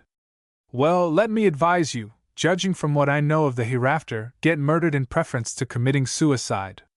I'd even suggest that you commit murder, if you are determined to do anything rash. And be hanged for it, laughed Gates. You can be hanged or be just as you like, she said meaningly. I wish you could talk to my husband if you are thinking of doing anything of the kind. I'm sure your young love affairs must be getting to the suicide stage by this time. But I don't want to kill anybody, much less myself. Oh, I beg your pardon, he cried suddenly. Pray have a chair, Mrs. Glome. It was unpardonable in me to let you remain standing so long. I've been a trifle knocked out, disconcerted. That's my only excuse. You are not expected to know anything about ghost etiquette, she said sweetly, dropping into a chair at the side of the table farthest from the fire. Garrison had some fear that her vapory figure might sink through the chair, but he was agreeably surprised to find that it did not. Mrs. Glome leaned back with a sigh of contentment and deliberately crossed her pretty feet on the fender. Won't you sit nearer to the fire? Li asked. It's very cold tonight, and you must be chilled to the bone. You are not dressed for cold weather. She was attired in a low-necked and sleeveless gown. I'm not at all cold, and besides, I did not bring my bones with me. He resumed his seat at the opposite side of the table. Have you come far tonight? From the graveyard a mile down the river. It is a beautiful cemetery, isn't it? I am quite a stranger in these parts. Besides, I'm not partial to graveyards. Oh, dear me, she cried, in confusion. The idea of my sitting here talking to a total stranger all this time. You must think me extremely bold. I am the bold one, madam. It's my first experience, you know, and I think I'm doing pretty well, don't you? By the way, Mrs. Glome, my name is Gates Garrison, of New York, and my sister is the present Mrs. Glome. The pretty young thing with the old Glome husband? Can't say she's pretty, you know. She's my sister. I passed her in the hall tonight. The deuce you did, cried Gates, coming to his feet in alarm. Then she must be lying out there in a dead faint. He was starting for the door when she recalled him. Oh, she did not see me. She merely shivered and asked a servant to close the door. An ill wind seems to be a north wind, so far as ghosts are concerned, she concluded pathetically. So you are from New York? Dear New York, I haven't been there in 135 years, I dare say. One in my position rather loses count of the years, you know. I suppose the place is greatly changed. And your ladylove lives there too, I see. My ladylove? Demanded Gates, taken back. Yes, the girl who is so well dressed from her shoulders up, with a tantalizing smile. You mean this? He asked, turning a fiery red as he tried to slip the picture of Dolly under a book. Let me see it, please. Who is she? He was ashamed, but he held out the picture. A poorly disguised look of disgust crossed the startled features of Mrs. Godfrey Glome. She's a friend of the Colonel's, said Gates promptly. I should think his wife would do well to be on her guard. This is the first time I ever saw such a costume. In my day a woman would not have dared to do such a thing. Don't you know her? Oh, casually, answered he, looking away. I'm glad to hear that. She is nothing to you, then? He shook his head in fine disdain. I don't care much for you men in these days, Mr. Garrison, she said. You're not complimentary. When I compare the men of my day, men like Godfrey, with the men of today, I thank heaven I had the honor to be killed by a gentleman. You don't know how many unhappy wives I meet in the cemetery. Well, there are no women like you in this day either. You are beautiful, glorious, he cried, leaning toward her eagerly. She shrank back with a laugh, holding her hands between his face and her own. How lovely, she sighed. But keep away, please. Well, I should say, he exclaimed, his teeth almost chattering, so cold was the air that fanned his face. I never got such a frost from a woman in all my life. If my husband had heard your words of flattery, he would have created a terrible disturbance. He was fearfully jealous, a perfect devil when the spell came over him. A devil then and a devil now, I may infer.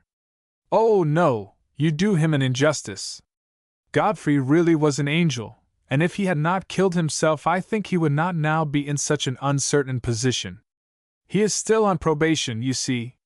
Between two fires, as it were. I think not. The last time I saw him he was shivering. I don't wonder, said Gates ruefully, recalling the chill of a moment since. Does he ever come here? Not often. There are so many unpleasant associations, he says. It was here that the funeral took place, and he has expressed very strong exceptions to the sermon of a minister who alluded to him as an unfortunate victim of his own folly. The idea! It would have been folly, indeed, for Godfrey to have lived after I was dead. Every woman in Virginia would have been crazy to marry him. And then one of the pallbearers did not suit him. He had cheated Godfrey in a horse trade, I think. I should like to have known Godfrey Glome. You would have admired him. He was the best pistol shot, the bravest man in all Virginia. 3 times he fought duels, coming off victorious each time. He would have been an ideal husband if he had not been so indolent, so dissipated, and so absurdly jealous of Harry Hemingway. I shall never forgive him for killing me on account of poor Harry. Is that why he killed you? Asked Gates eagerly. He said so at the time, but he was sorry for it afterward. That is usually the way with jealous men. Phew! Exclaimed the man, starting up. There's another draft, didn't you feel it? It is my husband coming, I know his footstep, she said delightedly, looking toward the door. Holy smoke! Cried Gates in alarm. Don't let him hear you speak of smoke. He is very touchy about it just now. Ah, come in, Godfrey dear. She crossed to the door to meet the tall, gray young man in the 18th century costume, Garrison looking on with open mouth and rising hair. Godfrey Glome was a handsome fellow, albeit he was as transparent as glass. His hair was powdered with all the care of a dandy, and his garments hung properly upon his frame. He kissed his wife, and then glared at young Mr. Garrison. Who is this man, Beatrice? He demanded, his hand going to his sword hilt. Mrs. Glome caught the hand, and there was passionate entreaty in her eyes.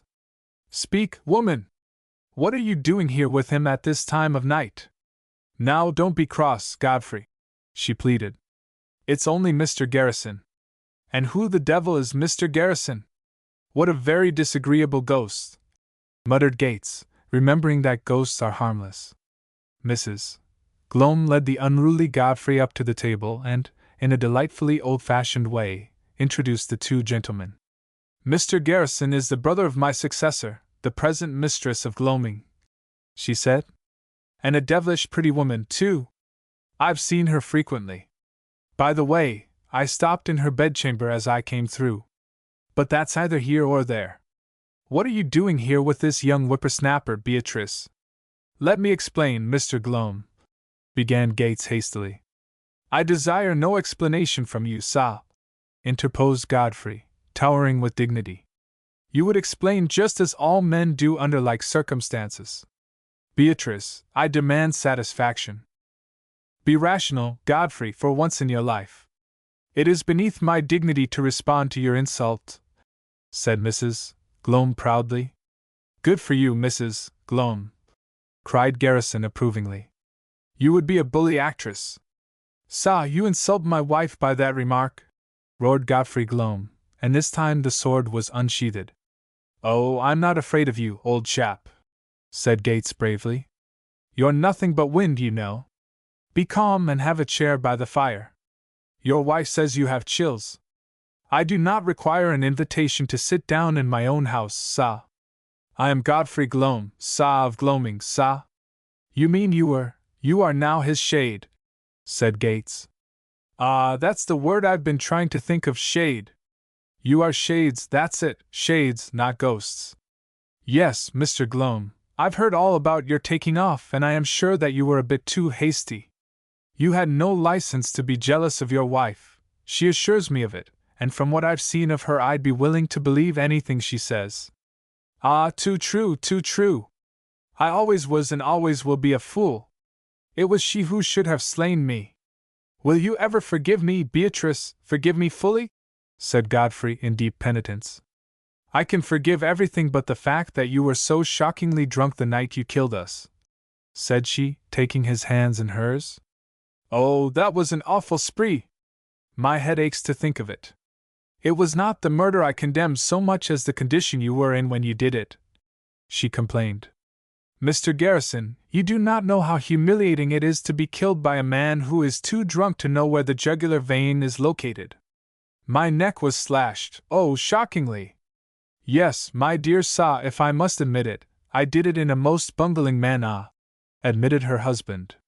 Usually I am very careful in matters of importance, and I am only able to attribute the really indecent butchery to the last few sups I took from General Bannard's demijohn. My hand was very unsteady, wasn't it, dearest? Miserably so. See, Mr. Garrison, on my neck you can see the 5 scars, indications of his ruthlessness. One stroke should have been sufficient, a doctor told me afterwards. This one, the last, do you see it? Well, it was the only capable stroke of them all. Just think of having to go through eternity with these awful scars on my neck. And it was beautiful, too, wasn't it, Godfrey? Garrison thought it must have been the prettiest neck ever given to woman. Divine! Cried Mr. Glome warmly.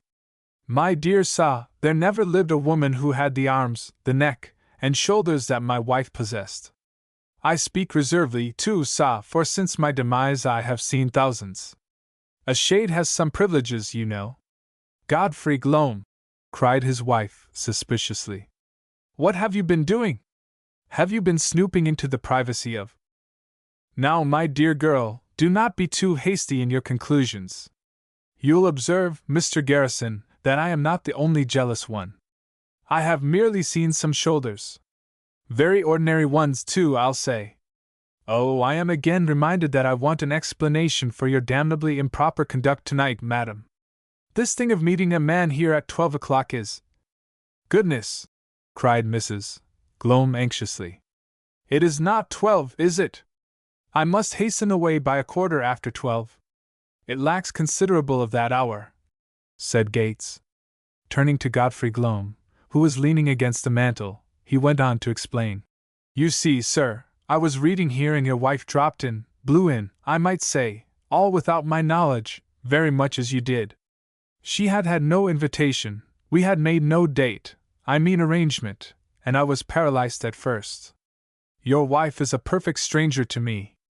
There is a disparity in our ages that ought to protect her. I am 24 and she is at least 150. Sir! I am but 25! Exclaimed Mrs.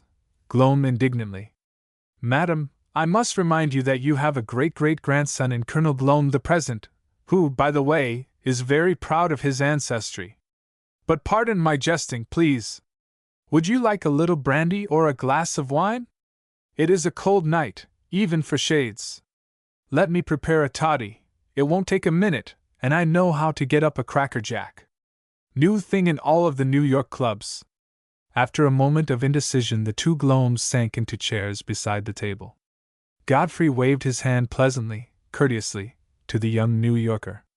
My dear sir, he said, your explanation of this rather unaccountable situation is entirely acceptable. I see the position clearly, just as it is, and I humbly apologize for afflicting you with an insinuation. Beatrice, I crave your forgiveness again. Your proffer of the toddy, Mr. Garrison, is timely, and I should be happy to place my approval upon your particular concoction. Godfrey, cried his wife in distress, you swore you would never drink another drop. But this shall be the last, he pleaded. So help me, Moses. Garrison set to work with the colonel's decanters, concocting a brew over the spirit lamp, the two wraiths looking on in silent admiration. How like you Mr. Garrison is, Godfrey, said Mrs. Glome. Except the water, my dear, agreed Godfrey, taking it for granted that she referred to his ability to mix drinks. Do you use the water to cleanse the goblet, Mr. Garrison? Chief ingredient, Mr. Glome, explained Gates, and Godfrey's heart sank heavily. By the way, have a cigarette while I am busy with this. He tossed his cigarette case to Godfrey, who inspected it and the contents curiously. Are they to smoke, sir? Certainly, light up if Mrs. Glome doesn't object. It used to be we had nothing but tobacco to smoke, said Godfrey Glome, lighting a cigarette from a coal in the grate. Will it make him ill? Asked Mrs. Glome. He has a very frail stomach. I think the smoke will mix very nicely with his stomach, said Gates. For want of something better to say, I'll ask you how you spent the summer. For my part, I stayed at home with the old complaint, nothing to wear, said Mrs. Glome. I am curious to know where my husband was, however. Well, I didn't need anything to wear, said he naively. My summer was spent a long way from heaven, and I have just this much to say to you mortals. You did not know what you were talking about when you said that the past summer was hotter than, excuse me, Beatrice, I almost uttered a word that I never use in the presence of a lady. You don't mean to say you have gone to, oh, you poor boy, cried Mrs. Glome, throwing her arms about her husband's neck. Not yet, dearest, said Godfrey consolingly. I was merely spending a season with an old friend, Harry Hemingway. He asked about you, and I told him you were so far above him that he ought to be ashamed to utter your name. Ah, Mr. Garrison has finished the toddy. Garrison ceremoniously filled the goblets and handed them to his guests. Godfrey Glome arose grandly, holding his glass aloft. Well, Mr. Garrison, he said, I can only say to you that I am glad to have met you and that I am sincerely sorry we have not been friends before. You have given us a very pleasant evening, quite unexpectedly, and I drink to your very good health. Hold, sir, cried Gates. I am sure you will allow me to suggest an amendment. Let us drink to the everlasting joy of the fair woman who is your wife. May her shadow never grow less. Thank you, said she. I bid you drink, gentlemen, and share the joy with me. Ah, as she set the goblet down. That is delicious. Superb, cried her husband. My dear sir, it thrills me, it sends a warmth through me that I have not experienced in 135 years. How long do you expect to remain at Gloaming? 1 week longer. I shall come again if you will but prepare another like this. You swore that this would be your last, Godfrey. Are you as vacillating as ever? Cried his wife. Oh, dearest, a few of these won't hurt me, you know they won't, came earnestly from the other wraith. If you touch another I shall despise you forever and forever, she cried firmly. Take your choice, Godfrey Glome. It's plain that I am doomed to eternal punishment, whichever way you put it, mourned poor Godfrey. Take away the glasses, Mr. Garrison. I'll no more of it if my wife so disposes. Noble fellow, said Gates. Have another cigarette. Stay! I have heard that they are worse than liquor, objected Mrs. Glome. I don't know, but you are right, supplemented Gates. But I must have some sort of a vice, dear, pleaded poor Godfrey. Vice may be fashionable on earth, but if that's the case it was fashion that ruined us, you'll remember, Godfrey, she reminded him. That's worth thinking about, mused Garrison. There is something deep in that observation. You spooks are. Spooks, cried the Glomes, arising in deep resentment. I mean shades, apologized Gates. You do say. Pardon me, interrupted Godfrey nervously. But can you tell me what time it is? 10 minutes after 12, sir. Oh, we must be going, cried Mrs. Glome. What's the rush? Demanded Gates. We cannot stay out after 12:15, sir. We get an extra 15 minutes on Christmas Eve, you know, explained Godfrey. We are led to believe that you stay out till the cock crows, said Gates. Oh, these absurd superstitions, cried Mrs. Glome merrily. How ignorant the people are. Are you going my way, Godfrey? Yes, dear, and I care not what the direction may be. Good night, Mr. Garrison. Good night, added the beautiful Mrs. Glome. And a Merry Christmas. I sincerely hope we have not annoyed you. I have never enjoyed anything so hugely. No one will believe me when I tell this story at the club. Merry Christmas to both of you. You'll come again, won't you? They were at the door and looking back at him. If you care to come to the room in the south wing, you will find me there at most any time, Mr. Garrison, was her parting invitation. Gates was positive he heard Godfrey swear softly as they glided away in the darkness. And no one did believe him when he told the story at the club. When girl meets girl. At a glance one would have said that they were desperados, the two of them. The one who stood outside the shadow of the black, low-lying wall was a brawny, sinister-looking woman whose age might have been 50 or it might have been 30, so deceptive was the countenance she bore. Her companion, a short, heavily built creature, slunk farther back into the protecting shadows and betrayed unmistakable signs of nervousness, not to say fear. At the corner below, a shuddering automobile purred its ugly song, the driver sitting far back in the shelter of the top, her eyes fixed steadily upon the two who lurked in the shadow of the wall that surrounded the almost deserted clubhouse. The woman who drove the car manifestly was of a station in life far removed from those who stood watch near the opening in the hedge-topped wall that gave entrance to the grounds of the faraway country club. Muffled and goggled as she was, it was easily to be seen that she was of a more delicate, aristocratic mold than the others, and yet they were all of a single mind. They were engaged in a joint adventure, the character of which could not be mistaken. The taller of the two women suddenly darted into the shadow, gripping the arm of her companion with a hand of iron. "S.H. Here he comes. Remember now, Brown, no faltering. He's alone. Don't lose your nerve, woman." "I'm new at this sort of thing, Quinlan," whispered the other nervously. "I don't like it." "You're not supposed to like it, but you've got to see it through, just the same. Stand ready, and do what I told you. I'll take care of the rest." A young man, tall and graceful, came swinging down the shrub-lined walk, whistling a gay little air, far from suspecting the peril that awaited him at the gate below. His cheery farewell shout to friends on the clubhouse veranda had been answered by joyous voices. It was midnight. "Better wait a while, old man," someone had called after him. "It's bound to rain cats and dogs before you get to the trolley." "A little water won't hurt me," he had shouted back. "So long, fellows."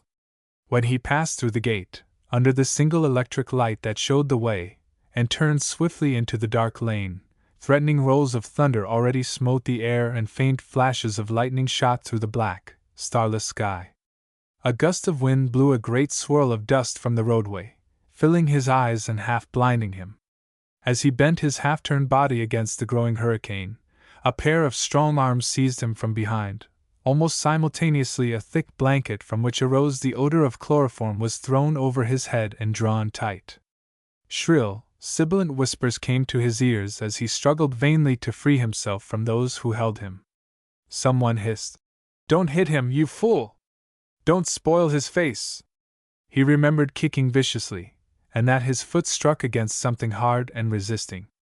A suppressed screech of pain and rage rewarded the final conscious effort on his part. Very hazily he realized that he was being dragged swiftly over the ground. For miles it seemed to him.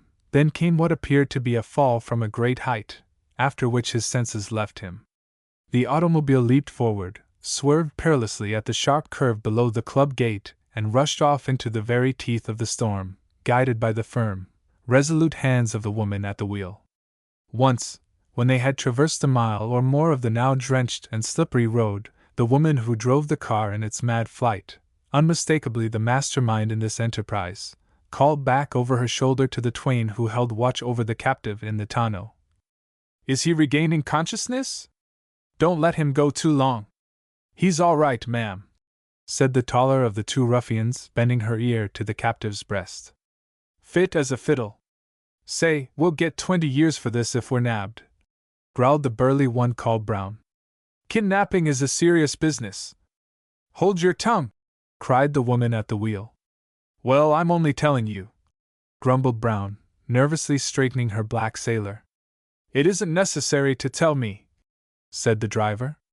Her voice, high and shrill in battle with the storm, was that of a person of breeding and refinement, in marked contrast to the rough, coarse tones of her companions.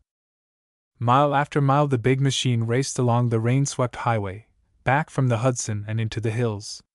Not once did the firm hand on the wheel relax, not once did the heart of the leader in this daring plot lose courage. Few are the men who would have undertaken this hazardous trip through the storm, few men with the courage or the recklessness. At last, the car whirled into a narrow, almost unseen lane, and going more cautiously over the treacherous ruts and stones, made its way through the forest for the matter of a mile or two, coming to a stop finally in front of a low, rambling house in which lights gleamed from two windows on the ground floor.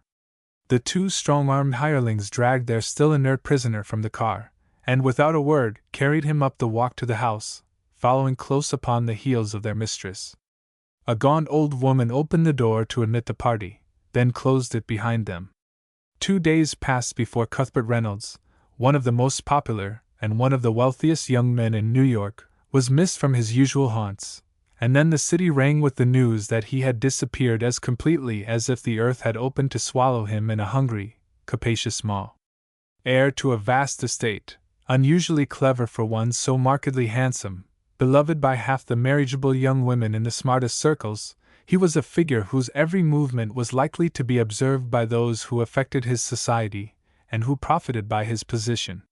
When he failed to appear at his rooms in Madison Avenue, he had no business occupation and therefore no office downtown. His valet, after waiting for 24 hours, called up several of his friends on the telephone to make inquiries. Later on, the police were brought into the case. Then the newspapers took up the mystery, and by nightfall of the third day the whole city was talking about the astounding case. Those whilom friends who had shouted goodbye to him from the country club veranda were questioned with rigid firmness by the authorities. They could throw no light upon the mystery. The unusual circumstance of his returning to town by trolley instead of by motor was easily explained. His automobile had been tampered with in the club garage and rendered unfit to use. The other men were not going into town that night, but offered him the use of their cars. He preferred the trolley, which made connections with the subway, and they permitted him to go as he elected. Naturally, the police undertook to question his friends of an opposite sex. It was known that many of them were avowedly interested in him, and that he had had numerous offers of marriage during the spring months of the year, all of which, so far as could be learned, he had declined to consider. As for possessing evil associates among women, there was no one who could charge him with being aught but a man of the most spotless character. No one, man or woman, had ever spoken ill of him in that respect.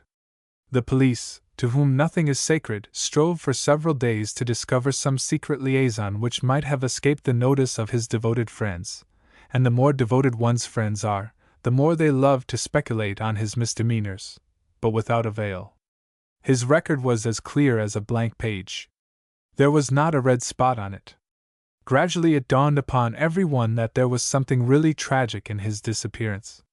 Those who at first scoffed at the idea of foul play, choosing to believe that he was merely keeping himself in seclusion in order that he might escape for the while from the notably fatiguing attentions of certain persistent admirers, came at last to regard the situation in the nature of a calamity. Eligible young men took alarm, and were seldom seen in the streets except in pairs or trios, each fearing the same mysterious and as yet unexplained fate of the incomparable Reynolds. Few went about unattended after nightfall. Most of them were rigidly guarded by devoted admirers of an opposite sex.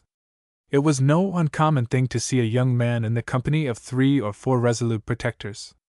In the meantime, Reynolds' relations had the reservoir dredged, the Hudson raked, the Harlem scooped, and all of the sinister byways of the metropolis searched as with a fine-toothed comb. A vast reward was offered for the return of the young man, dead, or alive or maimed.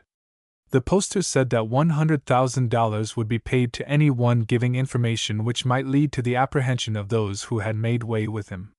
The Young Women's Society for the Prevention of Manslaughter drafted resolutions excoriating the police department, and advocating wholesale rewriting of the law. The loveliest of Cuthbert's admirers was Linda Blake, and the most unheralded. No one regarded her as a favorite rival, for no one took the slightest notice of her. The daughter of a merchant princess, she was somewhat beyond the pale, according to custom, and while she was an extremely pretty young woman, she was still shy and lamentably modest. As third corresponding secretary of the Spinsters' League, she was put upon dreadfully by 4/5 of the members and seldom had a moment of her own in which to declare herself to be anything more than a drudge in the movement to establish equality among God's images. She had little time for social achievements, and but little opportunity to escape from the Spinsters' League by the means looked upon as most efficacious. She loved Cuthbert Reynolds, but she was denied the privilege of declaring her love to him because she seldom got near enough to be seen by the popular bachelor, much less to speak to him except to pass the time of day or to hear him reply that his program was full or that his mother was feeling better. She had but 3 automobiles, whereas her haughty rivals possessed a dozen or more. And yet it was Linda Blake who took the right and proper way to solve the mystery attending the disappearance of Cuthbert Reynolds, the pet of all the ladies. Let us now return to Reynolds, whom we left on the threshold of that mysterious house in the hills back of Tarrytown. When he regained his senses, he knew not how long he had been unconscious, found himself in a small, illy furnished bedchamber. The bed on which he was lying stood over against a window in which there were strong iron bars. For a long time he lay there wondering where he could be and how he came to be in this unfamiliar place. There was a racking pain in his head, a weakness in his limbs that alarmed him. Once, in his callow days, he had been intoxicated. He recalled feeling pretty much the same as he felt now, the day after that ribald supper party at Maxim's. Moreover, he had a vague recollection of iron bars but no such bed as this. As he lay there racking his brain for a solution to the mystery, a key rasped in the door across the room. He turned his head. A gas jet above the wretched little washstand lighted the room but poorly. The door opened slowly. A tall, ungainly woman entered the room, a creature with a sallow, weather-beaten face and a perpetual leer. "Where am I?" demanded he. The woman stared at him for a moment, and then turned away. The door closed swiftly behind her, and the key grated in the lock. He floundered from the bed and staggered to the door, grasping the knob in his eager, shaking hand. "Open up, confound you!" he cried out. The only response was the fast diminishing tread of heavy footsteps on a stairway outside. He tried the window bars. The night was black outside. A cool drizzle blew against his face as he peered into the Stygian darkness. Baffled in his attempt to wrench the bars away, he shouted at the top of his voice, hoping that some passer-by, some good Samaritan, would hear his cry and come to his relief. Someone laughed out there in the night, a low, coarse laugh that chilled him to the bone. He looked at his watch. The hour was 3. With his watch in his hand, he came to realize that robbery had not been the motive of those who held him here. His purse and its contents were in his pocket. His scarf pin and his gold cigarette ease were not missing. Lighting a cigarette, he sat down upon the edge of the bed to ruminate. Suddenly his ear caught the sound of soft footsteps outside the door. They ceased abruptly. He had the uncanny feeling that someone was peeping through the keyhole. He smiled at the thought of how embarrassing it might have been. "Get away from there!" he shouted loudly. There came the unmistakable sound of someone catching breath sharply and the creaking of a loose board in the floor. "A woman," he reflected with a smile. "If this is a joke, I don't appreciate it," he said to himself, looking at himself in the mirror. After adjusting his disarranged necktie and brushing his hair, he sat down in the low rocker to await developments. He had not long to wait. A resolute tread sounded on the stairway, and a moment afterward the door was thrown open to admit the tall athletic figure of a very handsome young woman. Reynolds leaped to his feet in amazement. "Miss Crouch!" he cried, clutching the back of the chair. A slow flush of anger mounted to his brow. "Are you responsible for this beastly trick?" She smiled. "I expected to hear you call it an outrage," she said quietly. "Well, outrage if it pleases you. What does it mean?" She crossed the room and stood directly in front of him, still smiling. He did not flinch, but the light in her eyes was most disquieting. "It means, my dear Cuthbert, that you are in my power at last. You'll not leave this house alive, unless you go forth as my husband." He stared at her in utter amazement. "Your husband? My God, woman, have you no pride?" "Bushels of it," she said. "But I have refused to marry you at least a half-dozen times. That ought to be ample proof that I don't love you. To be perfectly brutal about it, I despise you. Thanks for the confidence, but it will do you no good. I am not the sort of woman to be thwarted. Once my mind and heart are fixed on a thing. Whether you like it or not, you shall be my husband before you're a day older." "Never!" he exclaimed, his eyes flashing. Before he could make a move to defend himself, she clasped him in her strong, young arms and was raining passionate kisses upon his lips, his brow, his cheek. Weak from the effects of the chloroform, his struggles were futile. He would have struck her had there been a weapon handy. "I'll die before I'll marry you, Eleanor Crouch," he shouted, freeing himself at last. "We'll see about that," she said, standing off to survey him the better. "I'll give you until tomorrow night to submit to my demands, peaceably and sensibly. Then, if you are still obdurate, we'll see what starvation will do to. You wouldn't starve me, you wretch, he cried in horror. It's a most efficacious way of bringing a man to terms, said Miss Crouch, fixing him with glittering eyes. By Jove, said he, shaking his head in despair. I knew we'd come to this sort of thing if we passed that infernal law giving you women the upper hand of us. We only ask for equal rights, my friend, she said. This is the sort of thing you men used to do, and no one made a fuss about it. Now it's our turn to apply the whip. I'm blessed if I'll vote for another woman, if I live to be 1,000,000, he growled. Oh, yes, you will. You'll vote just as your wife tells you to vote, and there's the end to that. But I can't stand here discussing politics with you. I give you until tomorrow night to think it over. A justice of the peace will be here to perform the ceremony. You know I love you. You know I'll make you a good wife, a devoted, adoring wife. I am fair to look upon. I am rich, I am of good family. Half the men in the town would give their boots to be in yours. You have but to say the word and we set sail this week on my yacht for a honeymoon trip to the ends of the earth. Everything that love and money can procure for you shall be. Stop! I will hear no more. Leave the room. No. Wait. Where am I? She laughed softly. You are where no one will ever think of looking for you. Good night. She turned and went swiftly through the door. With an execration on his lips, he sprang after her, only to find himself confronted by two vicious-looking women with pistols in their hands. With a groan, he drew back into the room. The door closed with a bang, the key turned in the lock, and he was alone to reflect upon the horrors of the fate ahead of him. Eleanor Crouch was a beautiful girl, and an alluring one. Even though he hated her, he was forced to admit to himself that she was the most beautiful creature he had ever seen.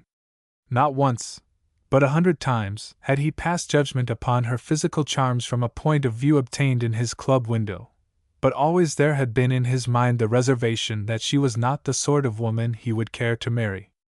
Now he was beginning to know her for what she really was, a scheming Amazon who would sacrifice anything to appease a pride that had been wounded by his frequent and disdainful refusals to become her husband. Would she carry out her threat and starve him if he persisted in his determination to defy her? Could she be so cruel, so inhuman as that? He was considerably relieved after the few hours of sleep that followed his interview with the fair Miss Crouch, to find a bountiful and wholesome breakfast awaiting him. True, it was served by an evil-appearing woman who looked as though she could have slit his throat and relished the job, but he paid little heed to her after the first fruitless attempts to engage her in conversation. She was a sour creature and given to monosyllables, this Quinlan woman. Reynolds had been brought up to respect the adage concerning a woman scorned. He knew that women in these days are not to be trifled with. If Eleanor Crouch set about to conquer, the chance for mercy at her hands would be slim. There was absolutely no means of escape from his prison. Daylight revealed a most unpleasant prospect. The barred window through which he peered was 50 or 60 feet from the ground, which was covered with jagged boulders. On all sides was the dark, impenetrable forest which marks the hills along the Hudson. After a few minutes' speculation, he decided that he was confined in an upper chamber of the pump house connected with the estate. Investigation showed him that the bars in the windows had been placed there but recently. In considerable agitation, he awaited the coming of night, fully determined that if the worst came to the worst he would accept starvation and torture rather than submit to the cruel demands of Eleanor Crouch. He would die before he would consent to become her husband. She came at 9 o'clock, accompanied by a fat little woman in black, who was introduced as a justice of the peace. "Well," said his captor, with the most enticing smile, "have you decided, Cuthbert?" "I have," said he resolutely. "I want to warn you, Eleanor, that you shall pay dearly for this outrage." "I shall." "Then you consent?" she cried, her face aglow. "No! 1,000 times, no! I mean—" "You are wasting your breath, Cuthbert Reynolds," she interrupted, a steely glitter in her eyes. "Justice Snow, will you proceed at once with the ceremony?" "I will not." Reynolds sprang past her with the agility of a cat and hurled himself through the half-open door, hoping to find the way momentarily clear for a dash to liberty. Even as hope leaped up in his breast, it was destroyed. Two brawny figures fell upon him at the landing, and he was borne to earth with a fierceness that stunned him into insensibility. When he regained consciousness a few moments later, he was lying bound on the bed. The grim figure of the redoubtable Quinlan sat in the rocker over against the door, and there was a scornful leer on her thin lips. "Bread and water for you, my laddie buck," said she, with a broad wink. "What a blithering fool you are! The finest lady in the land wants to make you her husband, and you kick up a row about it." You go to the devil," said Reynolds savagely. Quinlan laughed. For 4 days and nights he remained in the small, bare room. Each day brought his persecutor to his side, and on each occasion she went away baffled but hopeful. She pleaded, stormed, and threatened, but he held steadfast to his resolve. "I'll die 1,000 times, you fiend, before I'll consent to this ceremony. Go on starving me, as you've set out to do. What will you have gained in the end? At least the consolation of knowing that no other woman shall call you husband," she said vindicatively. He was thin, emaciated, and hollow-eyed for lack of proper sustenance. His captors gave him barely enough food and drink to keep body and soul together. Once a day the gaunt Quinlan brought bread and water to his room, and once the beautiful Eleanor forgot her cigarettes and a bonbon box on leaving him in a rage. He hid the boxes after emptying them, cunningly realizing that if he ever escaped her clutches the articles would serve as incontrovertible evidence against her.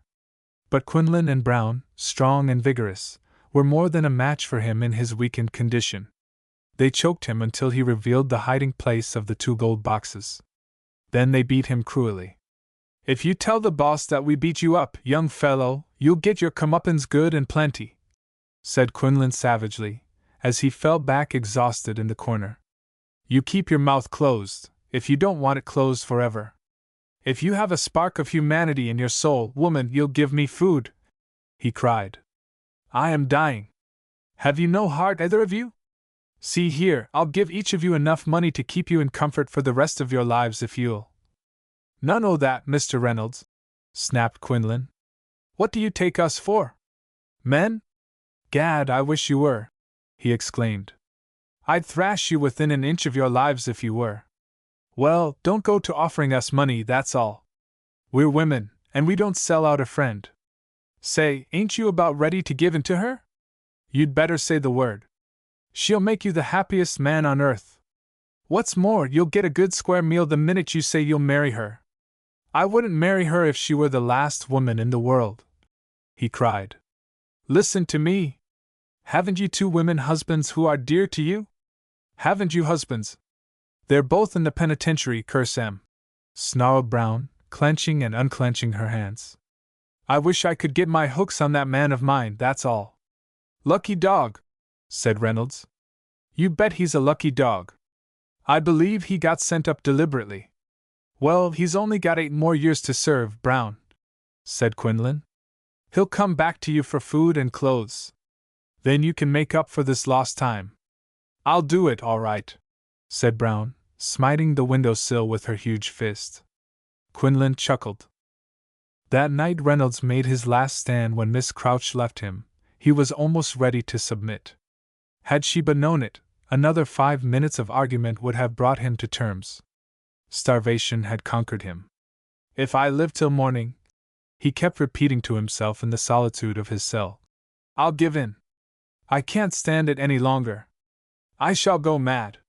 He fell back on the bed and lay staring at the ceiling, a beaten wreck. Delirium was at hand.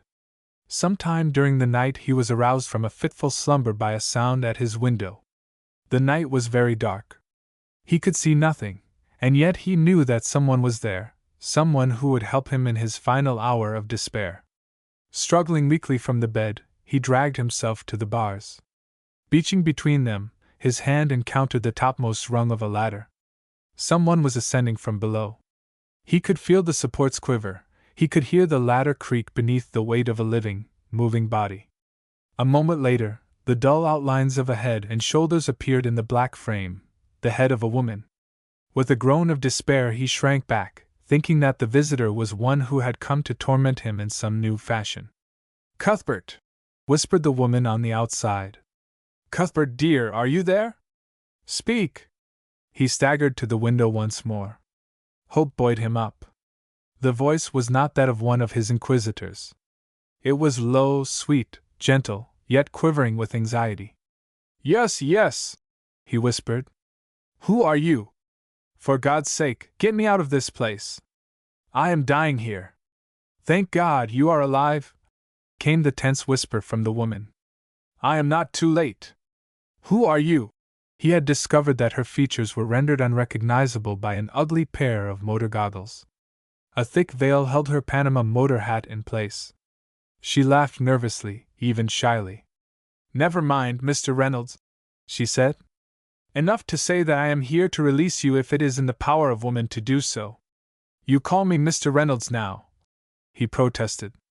"A moment ago it was Cuthbert, dear. Who are you, oh, my deliverer?" "Don't ask, please." "Not now. You shall know in good time. How long have you been here?" "Ages, it seems." "In truth, but 5 days. She is starving me to death." "The fiend! Tell me, are you married to her?" "No." "Then I shall do my best to save you," he reflected. Perhaps it would be leaping from the frying pan into the fire. "Just a moment, please. How am I to know that I am bettering my position by accepting liberty at your hands?" "Oh ho! You fear that I may want to marry you against your will? Is that it? Well, the instant you are free you shall be at liberty to go whither you please and to marry whosoever pleases you. Is that fair enough? Forgive me for doubting you. But how are you to effect a rescue? I am guarded by powerful women who would make short work of you in combat. I can see that you are slight. They are huge, well-armed creatures. Are you? Don't worry about me," she whispered eagerly. "I can take care of myself. And now, be patient. I must leave you. The only way to release you seems to be through the house itself. I have no saw or file, but wait. There is a saw and file in the toolbox on my machine. How stupid of me! I'll be back in a jiffy. Don't lose heart." She went rapidly down the ladder. He bethought himself, when too late, and lighted the gas. His watch showed him that it was 2 o'clock. Vastly excited and strangely revived, he awaited her return, praying that she might not be intercepted by the minions of Eleanor Crouch. An hour passed. He was about to give up in despair, confident that she had been summarily dealt with by the eagle-eyed Quinlan, when stealthy sounds came to his ears from the landing outside his door. A key was gently inserted in the lock. He prepared to defend himself by grasping the small rocker in his weak, trembling hands. The door opened a few inches, then swung wide. Instead of Eleanor Crouch or her hirelings on the threshold stood the lithe, graceful figure of a girl in a gray motoring suit. She sprang into the room. The goggles were no longer in evidence, but the green veil hid her features quite completely. "Quick! Follow me! I have accounted for the tall woman who stood guard on the stairway. We must get away before the others discover her body. Good God! Have you killed her? I hope not. Just a little tap on the head with this wrench, that's all. She'll come out of it all right. Hurry! I've got a couple of friends watching outside. They'll give the alarm if we fail to appear at once. Men? Thank heaven! No! Women! What good are men at a time like this? Merciful, are you going to faint?" He sank to the floor with a groan, and the chair clattered against the wall with a noise that must have been heard throughout the house. When he opened his eyes again, his head was pillowed on her knees and she was wildly whispering words of love and encouragement to him. "My darling, speak to me. I am here to save you. Open your eyes. Look at me. Don't, oh, thank heaven! You are alive!" He looked up into the now uncovered face and an expression of utter bewilderment grew in his eyes. "Linda Blake!" he murmured. "Can it be possible?" His fingers tightened on her arm and a glad light leaped into his eyes. She pulled down her veil in confusion. "Don't look at me," she whispered. "I hope you didn't hear what I said to you." "I heard every word, love of my life." Listen! What's that? He sat bolt upright. Someone's coming! She cried, springing to her feet and placing herself between him and the door. He saw a glistening revolver in her small, white hand. It's Eleanor Crouch, he whispered. Heavens, how I have come to hate those footsteps of hers. Eleanor Crouch, her face pale with anger and apprehension, dashed into the room an instant later. She was attired in a loose wrapper, secured at the waist by a handsome oriental girdle. Her black hair hung in two long plaits down her back. It was apparent that she had made no effort to perfect a toilet before rushing upstairs in response to the noise. Her dark eyes scarcely took in the slight figure of Linda Blake. They were for the man on the floor, and for him alone. Thank heaven you are here! She cried, in a voice thrilling with relief. I was afraid you might have. Stand back, Miss Crouch, interrupted Linda firmly. Don't you dare to touch him. Who are you? Gasped Eleanor, for the first time granting the girl a look of surprise, but not of fear. Why, on my life, it's that Blake girl. Soho! This is your work, is it? May I inquire, Miss Blake, what you are doing in my house at this time of night? I am not here to parley with you, Miss Crouch. Stand aside, please. If you attempt to stop us, I shall shoot you like a dog. Oh, you think you can take him away from me, do you? Well, we shall soon make short shrift of you, my excellent heroine. Brown! Quinlan! Here, at once!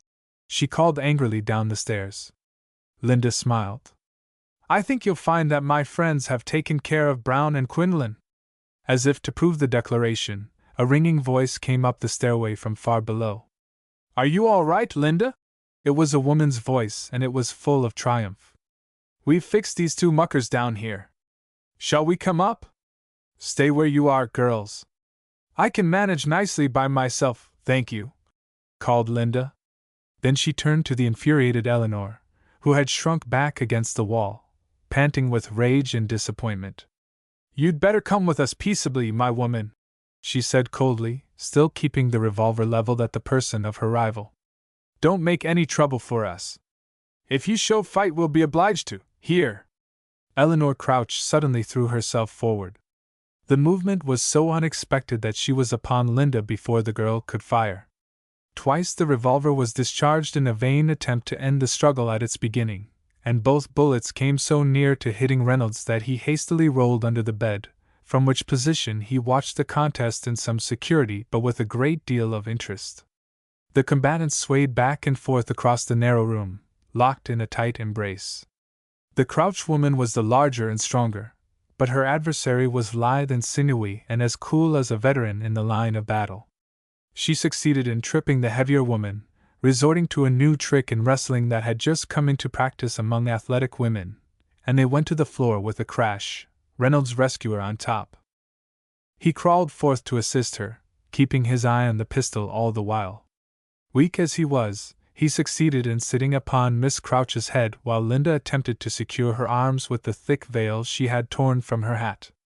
He suffered excruciating pain when the furious Eleanor bit him severely, but called out words of encouragement to the brave girl who fought so valiantly for him. Just as Eleanor Crouch relaxed with a groan of despair, two eager young women dashed into the room. In a jiffy, the late mistress of the situation was bound securely, hand and foot, and Linda Blake stood triumphant and lovely over her foe. We'll turn you over to the police, she said, smiling down upon the ghastly face of Eleanor Crouch. For God's sake, spare me, groaned the unhappy captive. It was all for love, Cuthbert. But Cuthbert Reynolds had already passed from the room, leaning feebly on the arm of his deliverer. How did you trace me here, dear? He asked as they slowly descended the stairs. I found out that she was having her mail forwarded to the village over yonder, and I knew that she owned this place in the woods. I only had to put two and two together, Cuthbert. You don't mind if I call you Cuthbert, do you? He pressed her arm closer to his side. You are a darling, Linda. I'll marry you tomorrow if you say the word. She kissed him rapturously. It's too good to be true, she sighed. Quiddlers 3. Chapter 1. The Three Van Winkles. It was not because Mr. Van Winkle had no love for his sons that he turned the three of them out of his house and home, but because he loved them well. There was Courtney Van Winkle, nicknamed Corky, by his irrepressible brothers, and besides him, the twins, Jefferson and Ripley. Courtney was 30, the twins 26. Jeff and Rip were big, breezy fellows who had rowed on their college crew and rowed with the professors through 5 or 6 irksome and no doubt valueless years. Courtney was their opposite in every particular except breeziness. But he was not breezy in the same way. He was the typical society butterfly, chatty to the point of blissfulness, and as full of energy as a pint bottle of champagne. You could never by any stretch of the fancy liken him to anything so magnificent as a quart. Dapper, arrogant, snobbish, superior was he, and a very handy man to have about if one wanted to debate the question, should spats be worn this year the same as last, or why will the common herd? He had never done a stroke of work in his life. Nor, for that matter, had his towering, able-bodied brothers. They took the not unnatural stand that it wasn't necessary. Were they not the sons of the very rich Mr. Van Winkle? Wasn't he accountable for their coming into the world, and wasn't he therefore responsible for them up to the very banks of the Jordan? Of course he was. No one will pretend to deny it. Work is intended only for those who long for a holiday, not for him who begins a vacation the day he is born. Such was the attitude of the Van Winkle boys, if not their argument. For years old Bleecker Van Winkle had paid for their automobiles, their polo ponies, their pony ballets, their lobsters and other glorifications, and he had finally reached the conclusion that while it was practically impossible for him to part with his money, he was nevertheless a fool. So he sat him down to think. As the result of his cogitations, long drawn out, he turned over a leaf in the Van Winkle family history. "Boys," said he, at the end of a rather stupefying half-hour for them, "you've heard what I have to say. You know that I love you all. You will agree that I have been a fond, foolish, and overindulgent father.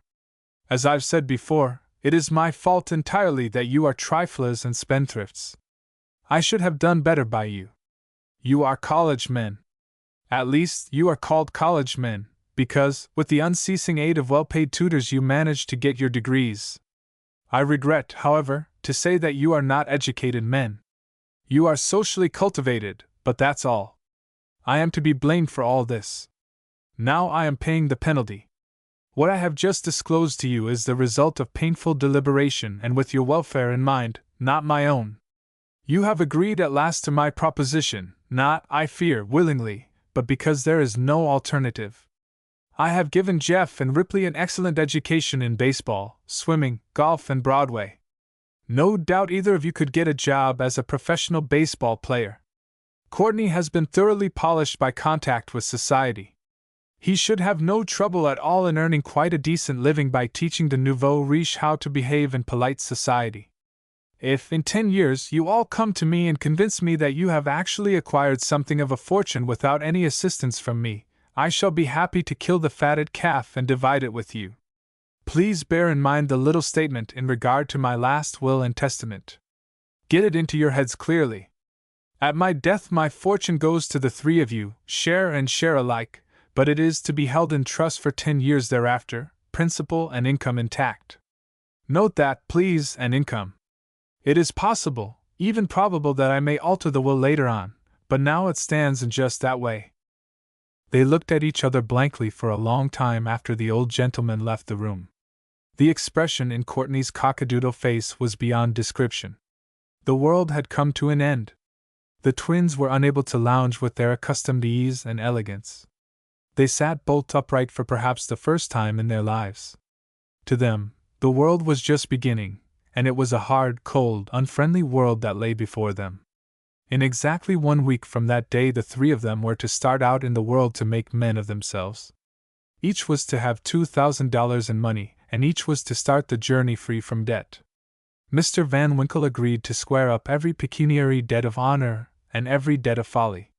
They were to shift for themselves, and they were to have a fair start. For at least 3 years they were to absent themselves from his home, support themselves without assistance from him, and report progress whenever they felt inclined to do so. He did not even require them to do that much unless they wished, but he assured them that he would be proud and happy if they could report progress. I don't ask you to get rich in 10 years. You couldn't do it honestly, my lads. All I ask is that you support yourselves honorably and be as respectable as possible in this day and age. Don't try to be too respectable. People will discredit you. They always do. Be square. He had said this to them in the course of the amazing monologue. I can't live more than a month on $2,000, whimpered Courtney, long after the old man had closed the door behind him. Why, he hasn't the remotest idea what it costs to keep up one's end in society here in New York. Shut up, Corky, growled Ripley. We want to think. Don't call me Corky, snarled his brother. You know I detest it, even when I'm feeling cheerful, and God knows I don't want to be spoken of lightly today. Do you mean that as a joke? A joke? Oh, I see. I suppose you connect cork and light in your effort to. Thank heaven, broke in Jefferson, a shadow of relief crossing his doleful face. We are spared one thing. What's that? Said Ripley. The pleasure of lending money to Corky. Courtney's face fell. He had intended to ask his brothers for a small loan, and was ready to argue that they, being strong, healthy beasts, would survive as long on $1,500 as he could possibly hope to exist on $3,000. I'm not asking for alms, confound you. By Jove! Exclaimed Ripley, with a gleam of joy in his eyes. Didn't the governor say he'd settle all of our debts, giving us a clean bill to start with? He did, bless his heart, said Jeff. Precious little good that will do me, lamented Courtney. Well, it may do me a lot of good. In settling your debts, Corky, it occurs to me he'll have to fork over that $2,700 you owe me. Clever head, Rippy, shouted Jeff. He owes me a matter of $1,500 or $1,600. Fine work. The old gentleman can't go back on the debts of honor. He'll have to settle for Corky's. You go to thunder, grated Corky. Do you suppose I'm going to see the governor stung by you two vampires? In the first place, it was his money I borrowed from you. In the second place. Right you are, Corky, agreed Rip. It was his money. We absolve him, but not you. If the time ever comes when you are able to pay it back to me, out of your own pocket, I'll be pleased to collect. We'll let it go at that. I expect to starve to death inside of. Oh, no, you won't. Neither of us will go so far as that. It was Jefferson who spoke. He arose and stretched his long, muscular frame. Do you know, I think the pater is absolutely right in this thing. Right, shrieked Courtney. Yes, right. We are loafers. We waste time over trifles. He wants to be proud of us if such a thing is possible. I don't blame him. If I ever have a son, I'll know how to bring him up. This is no time to be sentimental, Jeff, said Courtney, with deep irony in his voice. We are confronted by a catastrophe. Unlike most catastrophes, it awaits our pleasure. We are expected to walk up and shake hands with it and say, I'm glad to meet you, old chap, or something of the sort. It is a pretty howdy-do, I'll admit, said Rip thoughtfully. Still, I agree with Jeff.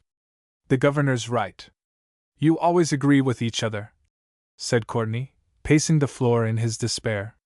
Don't pull your hair like that, Corky, cautioned Jeff, with a good-humored grin. You've got to be very saving from now on. A miserable pittance, a bagatelle, groaned Courtney. It is getting thin, commented Rip. I'm not talking about hair, damn it! Be a man, Corky, cried Jeff cheerfully. I asked you not to call me Corky, didn't I? He glared at his big brother. How can you stand there grinning like an imbecile with all this hanging over you? Jefferson's smile expanded. If Dad can make men of all three of his sons, he won't have to die to go to heaven. He'll be there. And you fellows could have married those awful Sickler girls without half trying last winter, groaned Courtney. $1 million apiece in their own right. My lord, if you could only have looked ahead. We did, cried the twins in unison. A cunning gleam leaped into Courtney's watery eyes. He drew a long breath. I wonder, he began, and then stopped. No, said Jeff, divining his thoughts. You propose to both of them, Corky. It's no use. You are not the Van Winkle twins. After a time, they fell into a discussion of plans and possibilities. Their father had not left a loophole through which they could fire at random. His sentence was clean-cut. They could not fall back upon him for support, help, or advice. It was all very clearly set forth. They were to find their own road and travel it to the bitter end. I'm willing to work, said Jeff. The trouble with me is I don't know what to tackle first. That's my fix, said his twin. Well, I know the first thing I'm going to do, said Courtney, springing to his feet. And he did it an hour later. He succeeded in borrowing $10,000 from a millionaire who had come to New York from Cleveland to live and die a Gothamite.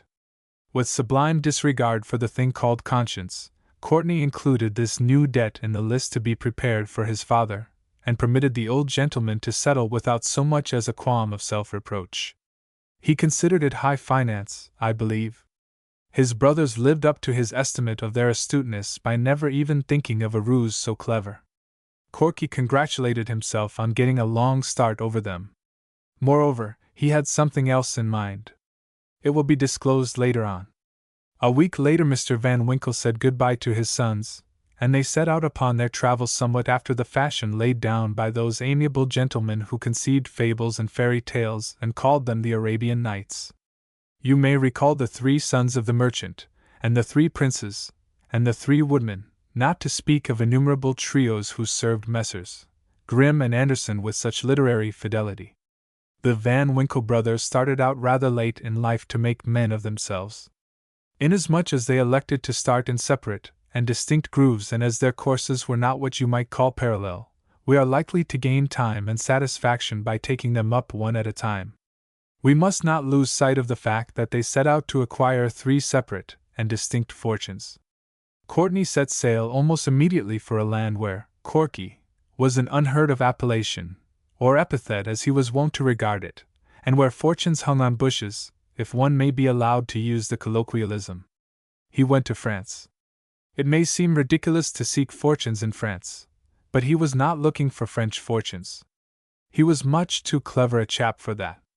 He was after American money, and he knew of no place where it was easier to get it than in France.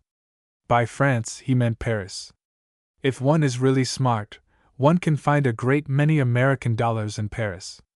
For that matter, if one is a good bridge player and has the proper letters, not of credit but of introduction, he can make a splendid living in any land where civilization has gained a substantial foothold. Nothing is so amiable as civilization.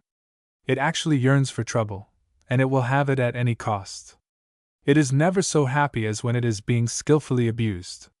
As a society parasite, Corky had learned that it is easier to fool a man who has brains than it is to fool one who hasn't any at all. He had come in contact with both varieties, and he knew. And as for women, one can always fool them by looking pensive. They cannot bear it. Possessed of a natural wit, a stunted conscience, and an indefatigable ego, he had no fear that his 12,000, slightly reduced by this time, would see him well along on his journey toward affluence. Corky was well known in Paris. He had spent many a day and many a dollar there. At this season of the year, the capital was filled with New York, Philadelphia, and Boston people whom he knew and with whom he might have fraternized if he had felt inclined. But he aimed higher. He hitched his wagon to the setting sun and was swept into the society of middle and far western tourists, people with money they did not know how to spend, people who needed expert advice, people who hankered for places at Newport but had to be satisfied with Sugar Hills. His New York acquaintances knew him too well, but no better than he knew them. They had no money to waste on education. They needed all they could scrape together to keep the wolf out of Wall Street. He had no use in this direful emergency for frugal society leaders. He was after the prodigal climber. Before he had been in Paris a week he was accepting invitations to dine with solid gentlemen from Des Moines and Minneapolis, and having himself looked up to with unquestioned ardor by the wives thereof. Was he not the gay Mr. Van Winkle of New York? Was he not the plus ultra representative of the most exclusive society in the United States? Was he not hand in glove with fabled ladies whose names were household words wherever the English language is broken? Yes. He was the Van Winkle. The son of a Van Winkle. And what a wonderful game of bridge he played! It was a pleasure to lose money to him. He soon found, however, to his discomfiture, that the daughters of these excellent Westerners were engaged to be married to young gentlemen who were at work like himself in getting a fortune, but along different lines. So far as he could find out, they were so busy making headway in the commercial world that they wouldn't be able to afford a trip to Europe until they were somewhere in the neighborhood of 55 or 60. Their sweethearts were taking it while they could. If Courtney had been as good-looking as either of his brothers, or as both of them, for that matter, because there wasn't much choice between them, he might have played havoc with the chances of more than one man at home, but he was no Adonis. To be perfectly candid, he was what a brawny Westerner would call a shrimp. There is no call to describe him more minutely than that. Most of his new friends wanted to have supper at Maxim's or to go to the Ball Tavern. They wouldn't believe him when he insisted that these places were not what they used to be, and that Montmartre was now the fashionable roistering ground. So he took them to Maxim's and was glad of it afterwards. There wasn't a New Yorker in sight. One night, after a rather productive game in the apartments of a family from Cedar Rapids, he proposed a supper at Maxim's. His host not only fell in with the proposition, but insisted on giving the supper himself. Corky was very polite. He took into consideration the fact that Mr. Riddles was a much older man than himself, and allowed him to have his own way. It was at Maxim's that he first saw the Grand Duchess. She wasn't really a lady of title, but she looked the part so completely that he spoke of her as the Grand Duchess, the instant his shifty gaze fell upon her. That is to say, she was painted, bewrinkled, bewigged, begoned, bejeweled, and, I was about to say bedabbed, for all the world like a real duchess, and she smoked a long cigarette in a still longer holder, and blew smoke through her nostrils with great aplomb and but very few coughs. His companions bowed to her. She waved her hand in amiable response. "Who is she?" demanded Corky of his hostess. He almost whispered it. "Oh, she's a silly old thing from Wisconsin. Did you ever see such a get-up? It's marvelous. I thought she was a Grand Duchess. That's what she thinks, if airs count for anything. I think she's a freak. I suppose she was good-looking in her day," remarked his hostess's husband, appraising the Grande Dame with calculating eyes. "Do you think they're real?" asked Corky, and his hostess said she thought they were. He did not give a name to them, but they were so overpoweringly prominent that she knew what he meant. It was almost impossible to see anything but pearls when one looked in the direction of the Grand Duchess. Corky couldn't help thinking how dangerous it was for the lady to wear such a fortune at Maxim's. He listened with keen ears to the story of the silly old thing from Wisconsin. She was a widow of 65, and she had been traversing Europe from end to end for several years in quest of a coronet. Many millions in gold had she, but even the most impecunious of noblemen had given them a wide berth. Reluctantly, perhaps. Reversing the order of things, she was not seeing Europe, she was letting Europe see her. No one in Maxim's so gay and kittenish and coy as she. She was the essence of youth. Her hair was as yellow as gold and so thick and undulating that one could not help wondering how far down her back it would drop if released. Her lips were red with the rich, warm blood of youth, and her cheeks bore the bloom of the peach. The Grand Duchess was a creation. To make sure that every one knew she was present, she chattered in a high, shrill voice in Malapropian French, and giggled at everything. "She is amazing," said Corky for the third time during supper. "And no one will marry her?" "Not recently," said his host. "What do you mean?" "I mean no one has married her in the last 40 years. There was one, of course, but he died a few years back. That's why she wears a pearl mourning wreath around her neck, and a cloth of gold gown. He was in trade, as the English would say." "She is amazing," said Corky for the fourth time. "By Jove, do you know I'd like to meet her?" "Nothing so easy," said the other. "Come along now. I'll present you." She'll be tickled to death to meet a real Van Winkle. 5 minutes later, Corky was drinking his own health in the presence of the Grand Duchess from Wisconsin. "I have heard so much of you, Mr. Van Winkle," she said. "Is it true that you are a descendant of that aristocratic old rip?" Corky couldn't help blushing. He begged her not to get her Van Winkles mixed, and she tapped him on the knuckles with her pearl-studded fan. At 5 o'clock that morning, Corky stood before the mirror in his bedchamber and stared very intently at his somewhat wavering features. Notwithstanding the champagne, he recognized a very stern resolve in the reflection. "I'm going to marry that woman," he said with grave precision. Chapter 2. The Grand Duchess. He went about it deliberately. According to report, the Grand Duchess was worth 15 millions. Corky was not satisfied to accept rumor as fact, so he undertook an investigation on his own account. From reliable sources, he soon learned that she possessed but 10 millions, but, he argued, it was better to know it in the beginning than to wait until she died to find out that her fortune had undergone the customary shrinkage. Moreover, he ascertained that she frequented half the baths in Europe in the effort to prolong a fast declining sense of humor, on the principle, no doubt, that life is a joke and death is not. She had a family of grown children in the States, but even that did not alarm Corky. He felt sure there would be enough to go around. Of course, it wasn't the nicest thing in the world being married to a woman more than twice one's age, but if everything went as he hoped, it might not be so very long before he could begin looking about for a wife half as old as himself. One sickening fear troubled him, however. She might insist on a house at Newport and a seat in the inner circle. She had that look about her. He had the shrewdness to treat her with the disdain that his social position warranted. It was part of his plan of action to make her long for the opportunity to look down upon people instead of forever staring up at them from a groveling attitude. He knew her kind as he knew the first 3 letters of the alphabet. On the other hand, he was politely attentive, incomparably epigrammatic, and as full of exquisite mannerisms as the famous Brummel himself. In a word, he was the Van Winkle, and she but a passer-by. By day he schemed, by night he lifted orisons to the gods and dreamed of the fruits thereof. Something seemed to tell him that if he didn't get her before she was 66 the quest would be hopeless.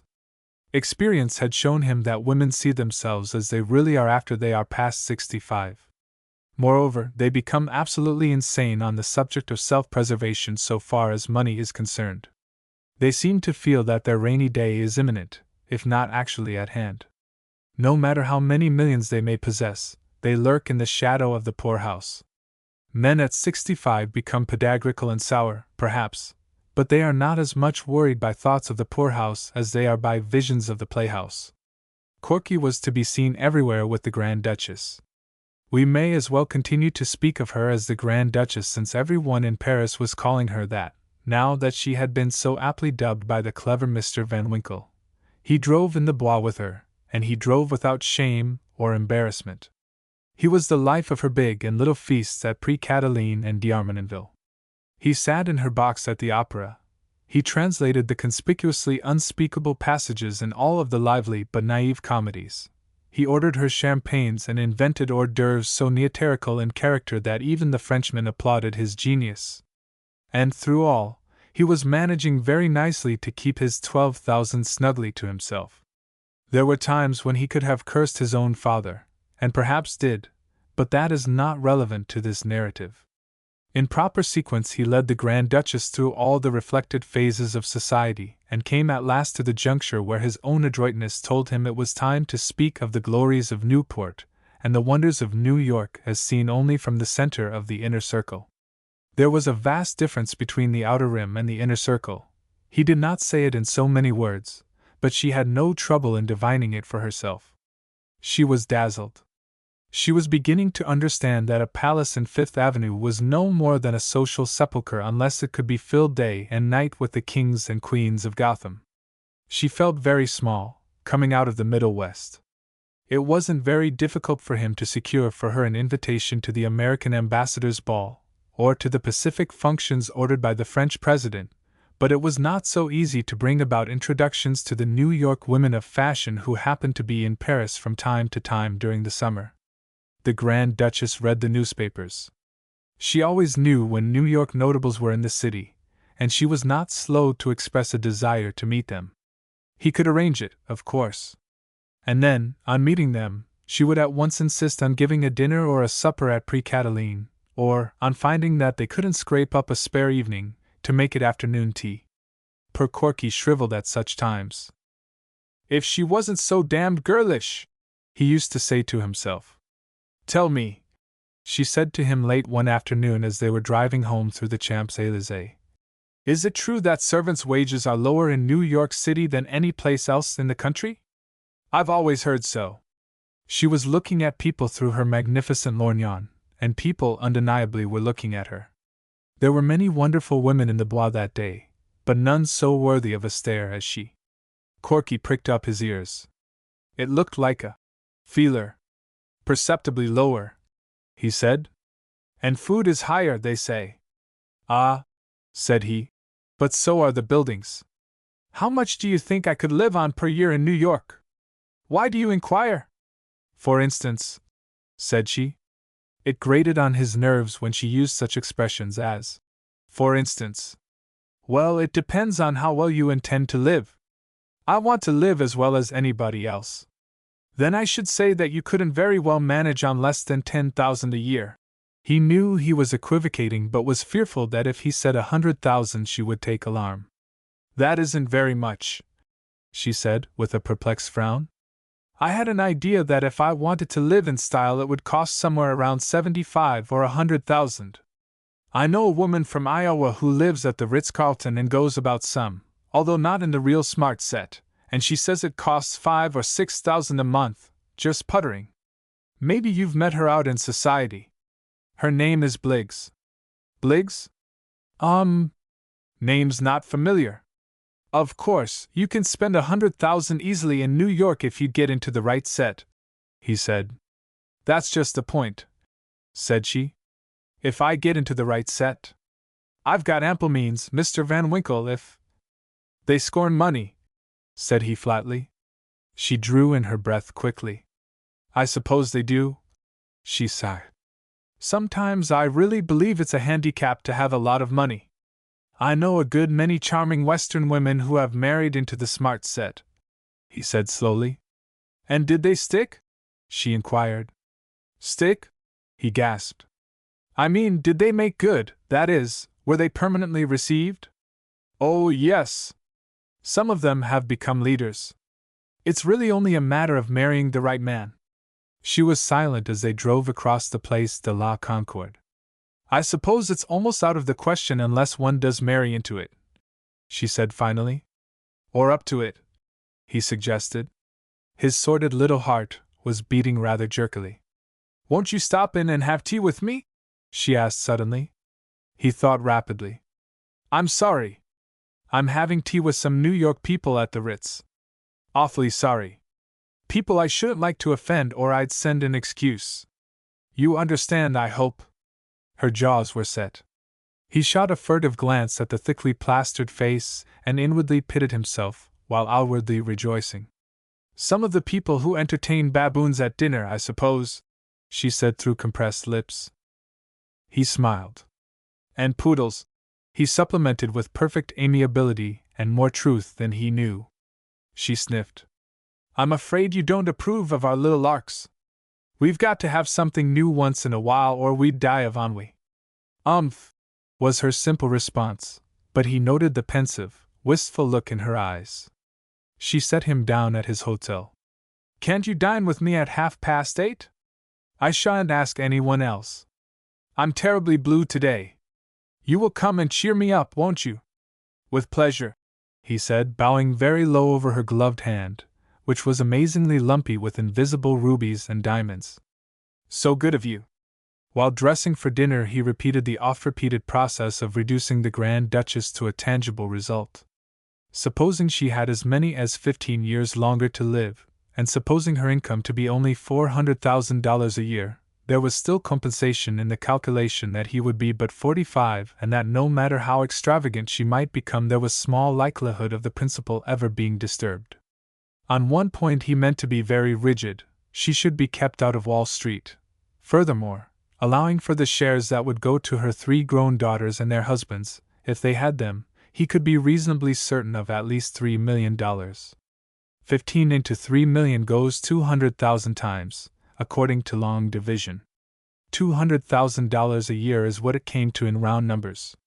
He figured it as a rather handsome salary, more than he could earn at anything else. Of course, if it should happen to be but 12 years, the remuneration, so to speak, would be $250,000. 11 years $272,727 and a fraction. 10 years $300,000. 9. Well, he even figured it down to the unlikely term of 2 years. And all this without taking into consideration the certainty that her fortune would increase rather than diminish with the years to come. On another point he meant to be firm, even adamant. If they were to be married at all, it would have to be without the least delay. In fact, he would advise making rather a secret of it until after the ceremony. 2 weeks at the outside for the engagement period, he should say.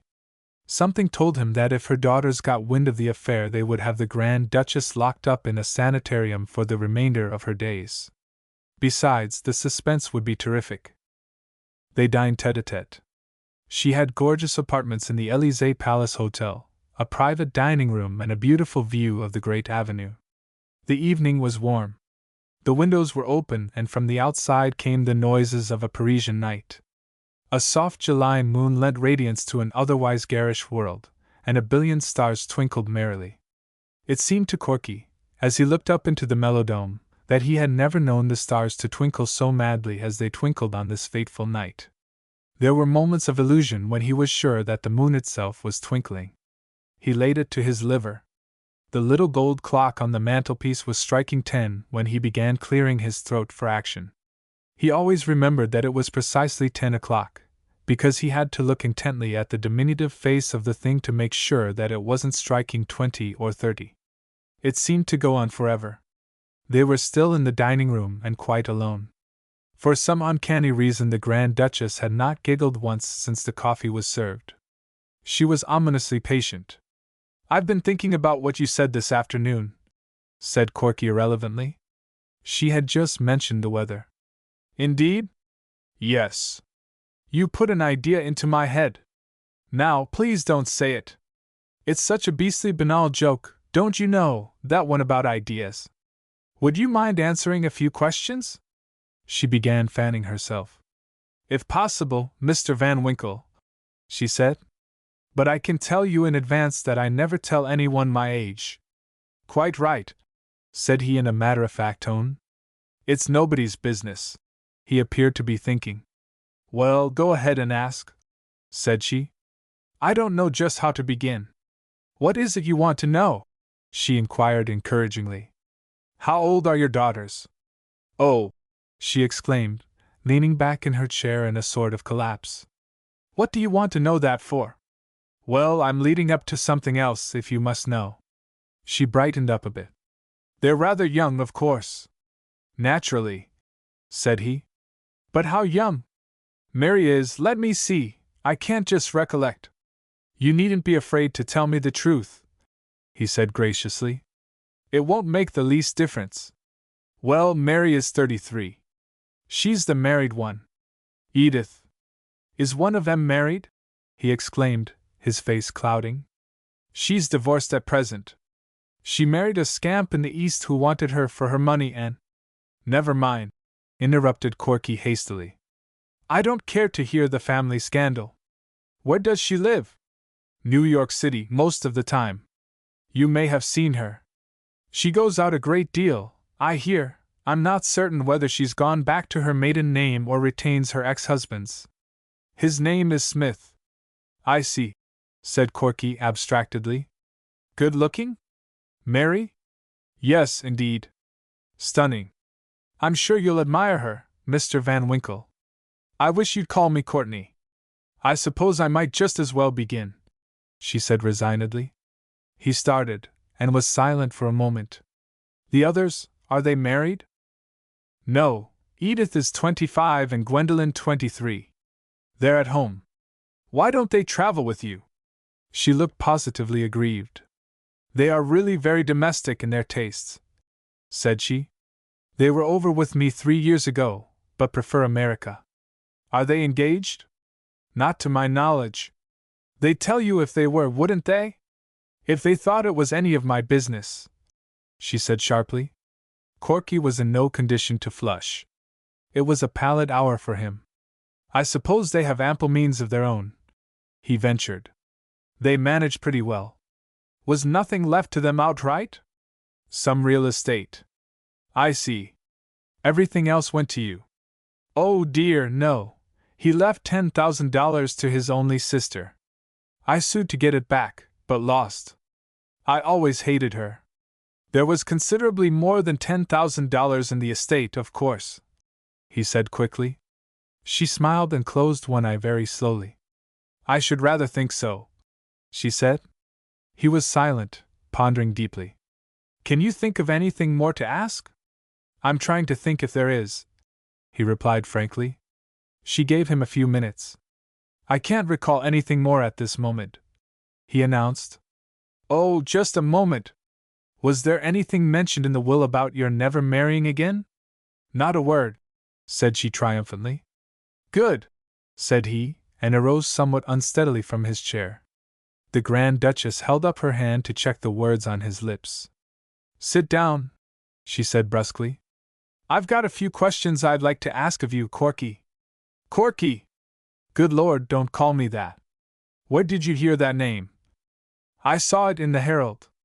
It's the only thing I have against you. I can't help thinking of you as a sort of monument to my poor dead husband. Have I never told you that he had a cork leg? Well, he had. He lost a real leg at Gettysburg. My husband was a big, brave man, Courtney. He wasn't a polished society chap and he didn't know much about grammar, but he was as fine and honest and noble as any man who ever lived. But this is no time to discuss the qualifications of a man as big and grand as my husband. It seems like sacrilege. What I want to know is this: how old is your father? What? What is his age? My F.A., what's that got to do with it? To do with what? Sharply. He stammered. Why, with the qualifications of your husband. Nothing at all. Well, he's about 60. Vigorous? Good Lord! Certainly. And very rich, as I'm informed. All this is very distasteful to me. And your brothers? Are they worthy young men? Of course. Angrily. Don't flare up, please. And now, what is your income? My income? Why, this is positively outrageous. Maybe I should have said allowance. Corky swallowed hard. I'm not a rich man, if that's what you want to know. I'll be perfectly honest with you. I'm horribly poor. Her face brightened. Now you are talking like a man. You must not forget I am from the West. We like frankness. And yet, in spite of your poverty, you really are received in the smart set? How do you manage it?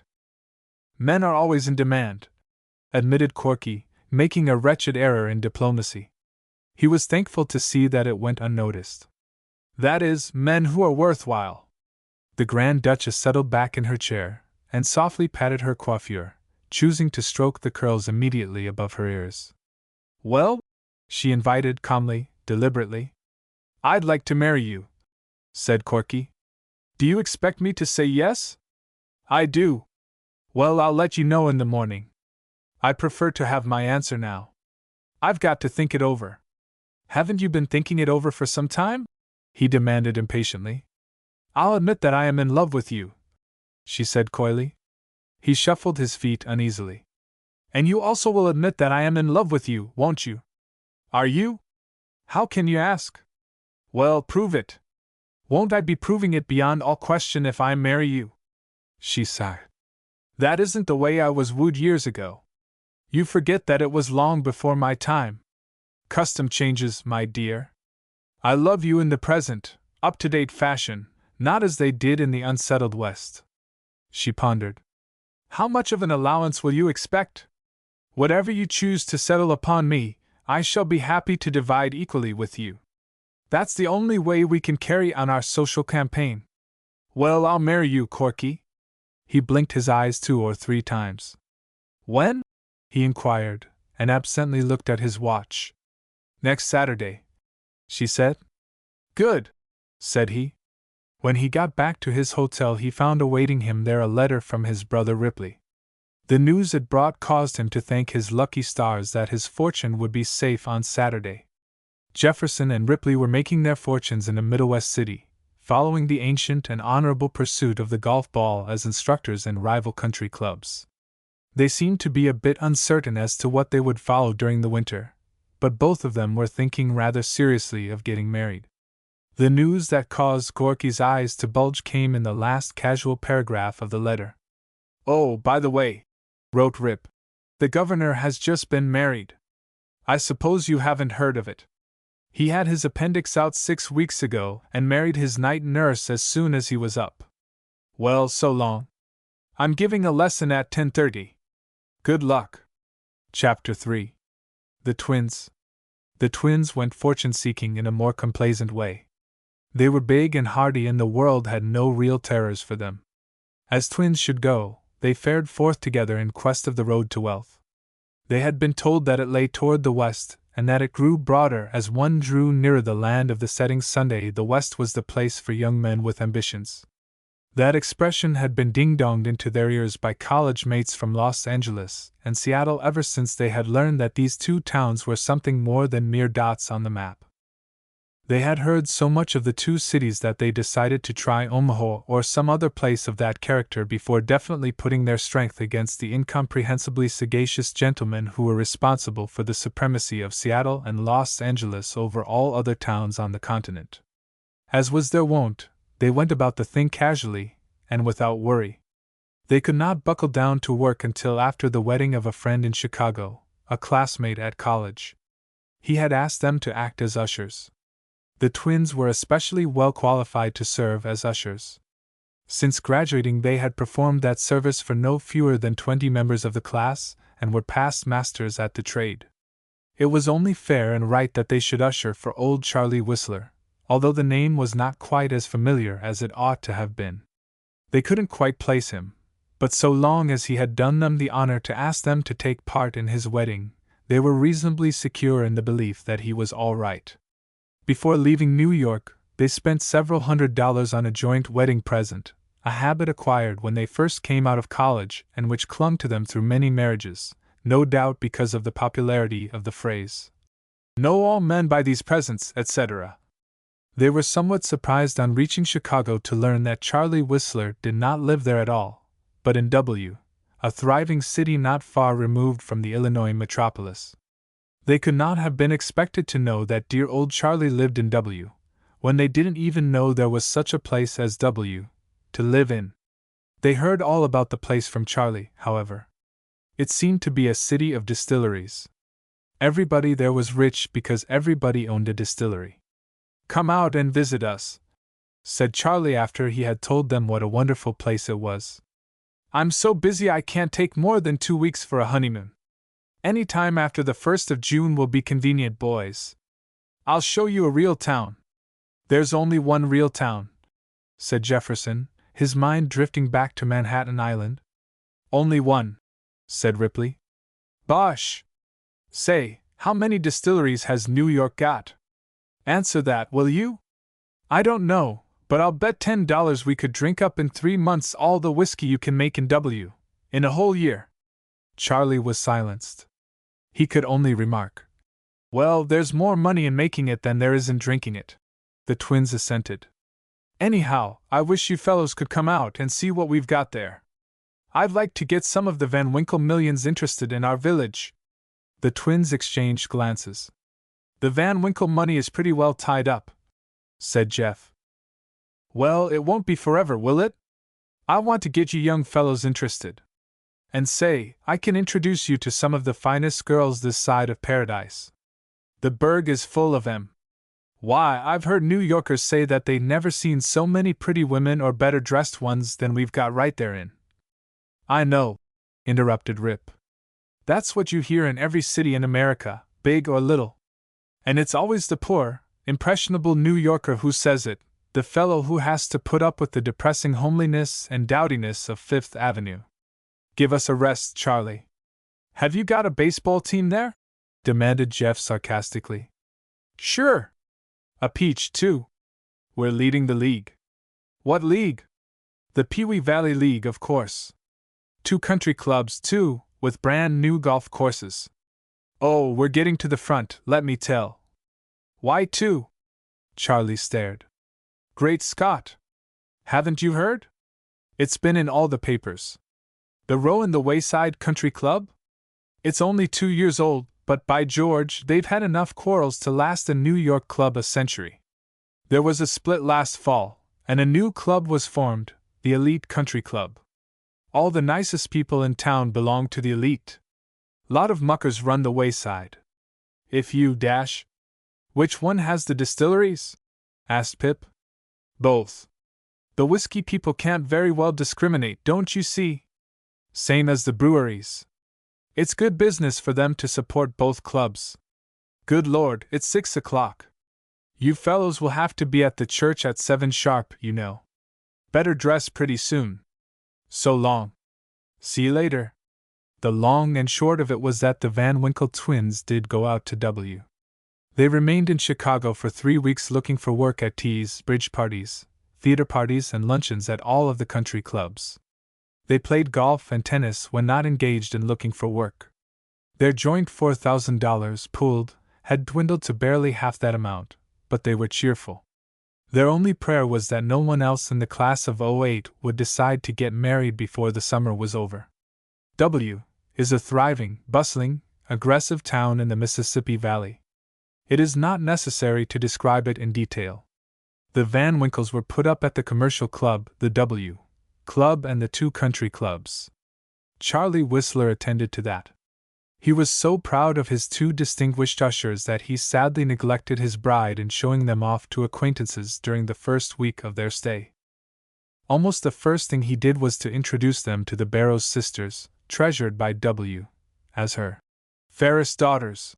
Every one in town, including the editors, spoke of them familiarly as Toots and Beppy Barrows, applying nicknames that had grown up with them and had no connection whatever with the names they received when christened.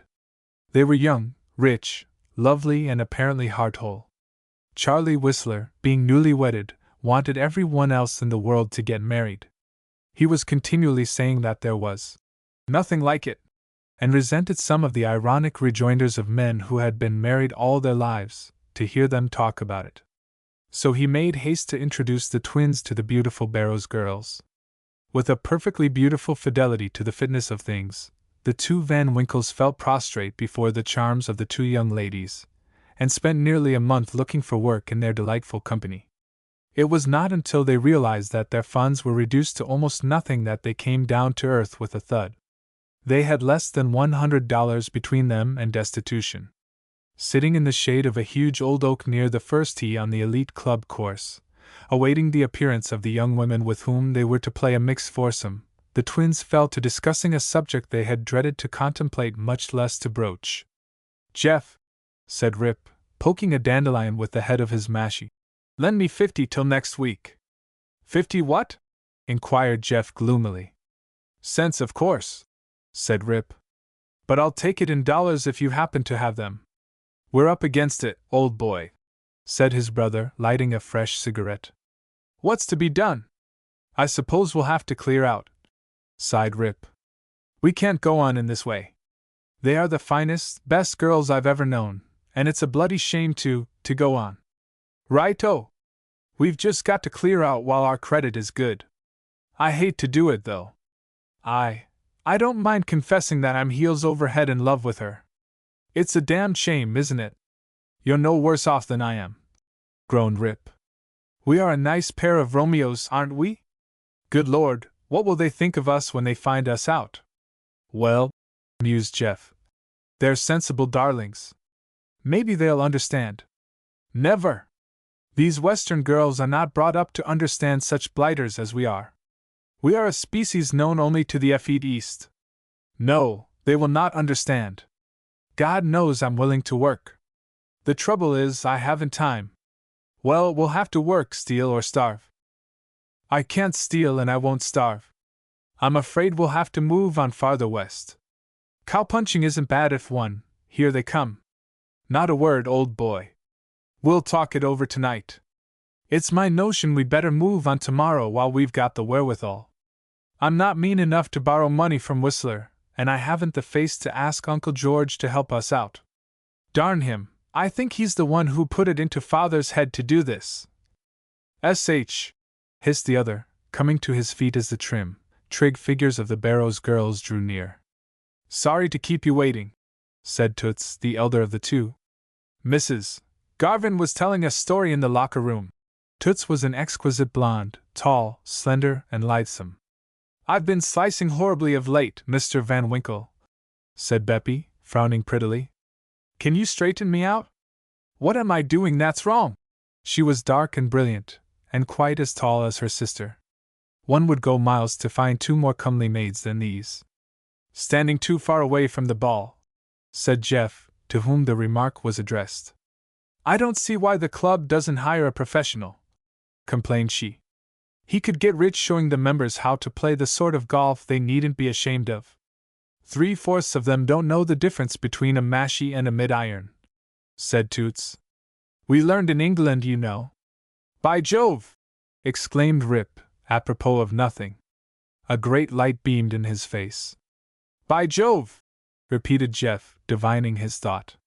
Then, just to prove that they understood each other, they drove at least 250 yards off the first tee, straight down the course. Jeff showed Beppy how to overcome the slice. She got a 150-yard ball. For heaven's sake! She exclaimed, surprised by her own prowess. How wonderful! And how easy, when you know how. With singular coincidence of purpose, the two Van Winkles set about to teach their partners how to play better golf than they had ever played before. By the time they were playing the long 8th hole, the young men were so exercised over the discovery of a vocation that they sliced badly into the rough. Trudging side by side through the tall grass, looking for balls which the caddies had lost, they addressed each other in excited undertones. Nothing could suit me better, said Jeff. It's like finding money. Lessons at $3 an hour and the privilege of selling all the golf balls to the players. How's that? Shall we tackle it? Jeff experienced a momentary pang of doubt. Of course we'd lose our standing as amateurs. We'd be professionals, you know. What's the odds? Even amateurs have to live, old son. What will the girls think of us? Dolefully. They can't blame us for earning an honest dollar. A Van Winkle earning an honest dollar! Scoffed Jeff, with a short laugh. It's incredible. No one will believe it. Here's what I think, said Rip seriously. We ought to make a clean breast of everything those girls. Tell them just how we stand, I'll stake my head they'll stand for it. Tell them we've been kicked out by the governor? Gasped Jeff. Sure. A rich man's sons earning their daily bread by the sweat of their brow. Horrible ogre of a father, d'ye see? Romance of the highest order. By ginger, Jeff, I'm strong for it. It's honest work, and I'm not ashamed of it. The Barrows girls witnessed the strange spectacle of two brothers in quest of golf balls shaking hands with each other in the center of a wiregrass swamp, and blinked their beautiful eyes in amazement. At the 19th hole, over tea and highballs, the Van Winkle twins made humble confession to the high priestesses of W. They did not spare themselves. On the contrary, they confessed their utter worthlessness, and paid homage to the Father who had sent them out in the world to retrieve themselves. And what do you think of the scheme? Asked Rip at the end of a lengthy and comprehensive explanation of the project in mind. Fine! Cried the two girls in a breath. Then, the first thing to do is to convince the club that it needs a professional, said Jeff eagerly. He was looking into Beppy's big brown eyes. But it doesn't need to, spoke Toots. The four faces fell. I never thought of that, murmured Jeff. The Wayside Club has no instructor, cried Rip, grasping at a straw. But no one thinks of going to Wayside, protested Toots. They are perfectly dreadful. Still, they could be taught how to play golf, said Rip. In any event, beggars can't be choosers. We both want to stay in W. Well, there's only one way out of it, said Beppy quickly. You, Ripley, applied to the Wayside for the position. Jefferson has already spoken for the place here. He has not, exclaimed Toots indignantly. He has. I am on the golf committee, so that settles it. I'll call a meeting of the committee tomorrow. I don't see why Ripley should be sacrificed. Wait, girls, broke in Ripley with a laugh. It's very flattering to us, but please don't quarrel on our account. We can settle it nicely by flipping a coin. Heads, said Jefferson without hesitation. He won. Sorry, old chap. We shall have to join Wayside, lamented Toots. Oh, how I hate it. I wouldn't join until you see whether I land the place, advised Ripley. I suppose I could go to some other city.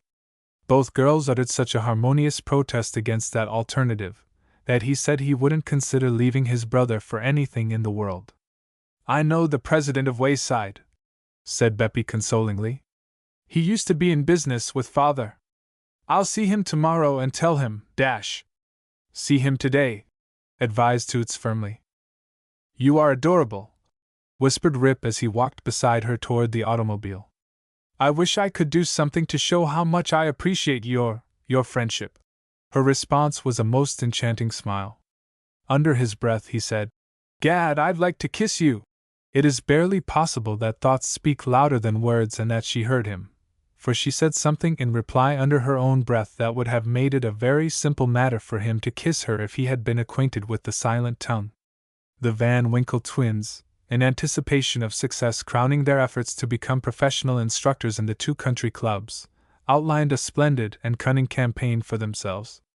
By inspiring a fierce rivalry between the would-be golfers of the two clubs, they could build up a thriving practice in their chosen profession.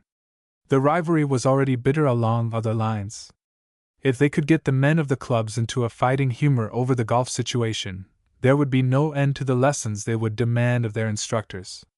By using a little strategy, the twins figured they could keep the clubs in a state of perpetual tournament.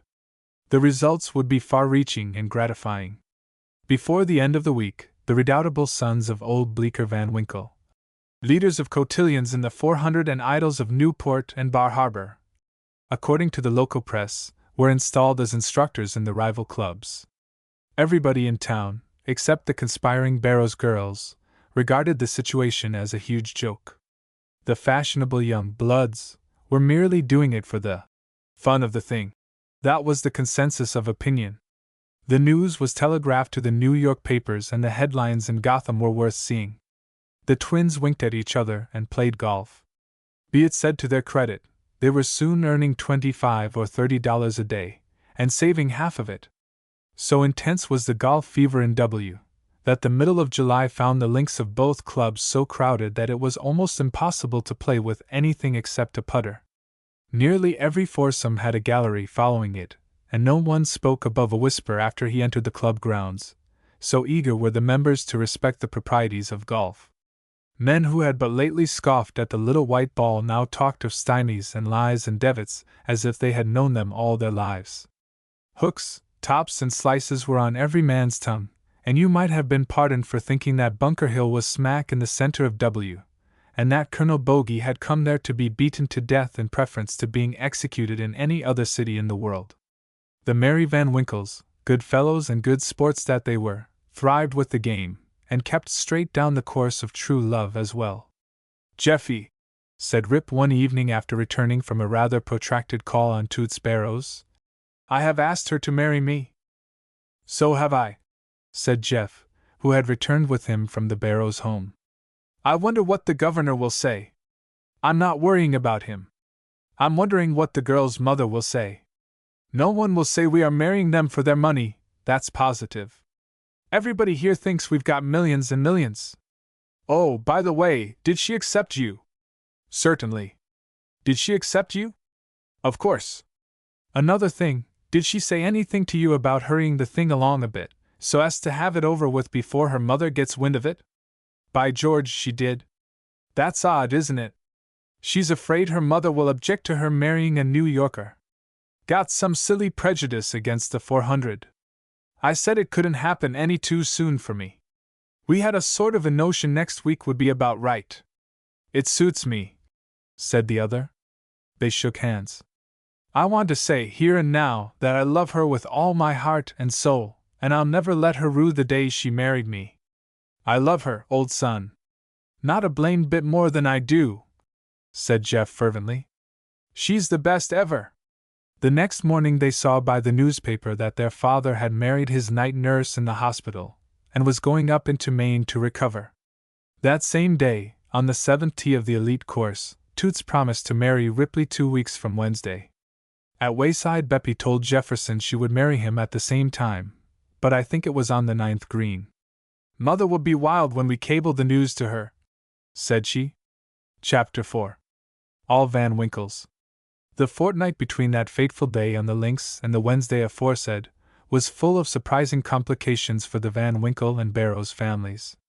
The two girls went into fits of hysteria on receipt of a cablegram from their mother in Paris announcing her marriage to Mr. Courtney Van Winkle, of New York. They were still more prostrated on learning from their wide-eyed sweethearts that not only was Courtney their stepfather, but he was on the point of becoming their brother-in-law as well. A still greater shock came the day of their own double wedding, which took place in the Barrows mansion on Ardmore Avenue in the presence of a small company of guests. It developed that the Mrs. Smith who nursed old Mr. Van Winkle and afterwards married him was their divorced sister, Mary, who had not only grown tired of a husband but of nursing other women's husbands as well. The situation was unique. Good heavens, said Rip, after the ceremony which linked the entire Barrows family to the Van Winkles. What relation are we to each other? Well, said his wife, for one thing, you are my uncle by marriage, and I am my father's brother-in-law. By the same argument, the governor becomes his own son's son-in-law. Can you beat it? Your brother becomes your father, and my mother is my sister. Now let's see what else. And your sister is now your mother-in-law. By the way, has she any children? 2 little girls, said Toots. That makes poor old Corky a grandfather, groaned Rip. Pretty much the same conversation took place between Jeff and Beppy. Corky is my father-brother, said Jeff, summing it all up. On the high seas, Mr. and Mrs. Courtney Van Winkle threshed out the amazing situation, and in the midst of the Maine coast, the flabbergasted father of the 3 young men who fared forth to make men of themselves agonized over the result of their efforts. When I am quite strong again, my dear, said he to the comely ex-nurse, who, by the way, had engaged a male attendant to take her place in looking after the convalescent gentleman, we must have a family gathering in New York. What is your mother like? She is like all women who marry at her age, said she without hesitation, and without rancor. She's very silly. What sort of a person is your son? I don't know, said Mr. Van Winkle with conviction. We will permit 3 months to slip by. No honeymoon should be shorter than that. It is meet that we should grant our Quiddlers 3 and their excellent parent the supreme felicity of enjoying the period without being spied upon by a mercenary storyteller. But all interests, as well as all roads, lead to a common center. The center in this case was New York City. It goes without saying that the Barrows girls, Edith and Gwendolyn, preferred New York to W. as a place of residence. They married New Yorkers, and it was only right and proper that they should love New York.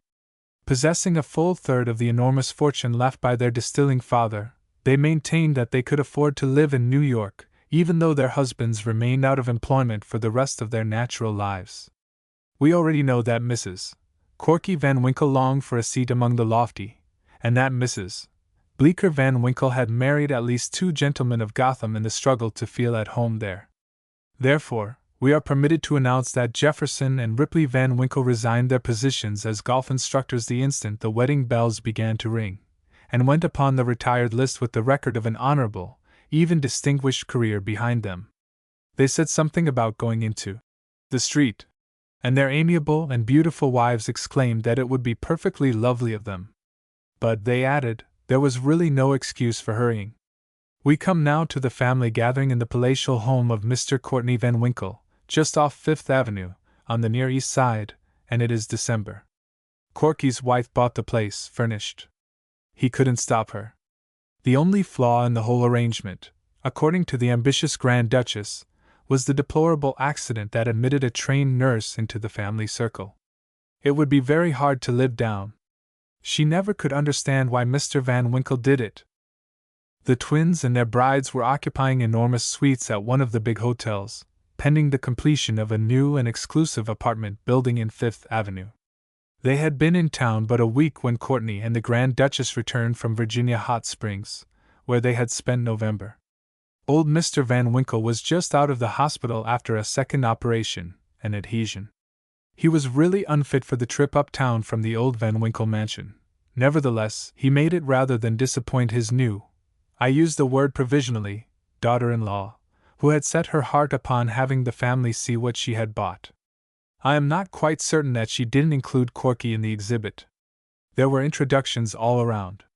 Mr. Van Winkle, Sr., was presented to his mother-in-law and to his sisters, and somewhat facetiously, to his father-in-law, his brothers, his sons and his daughters.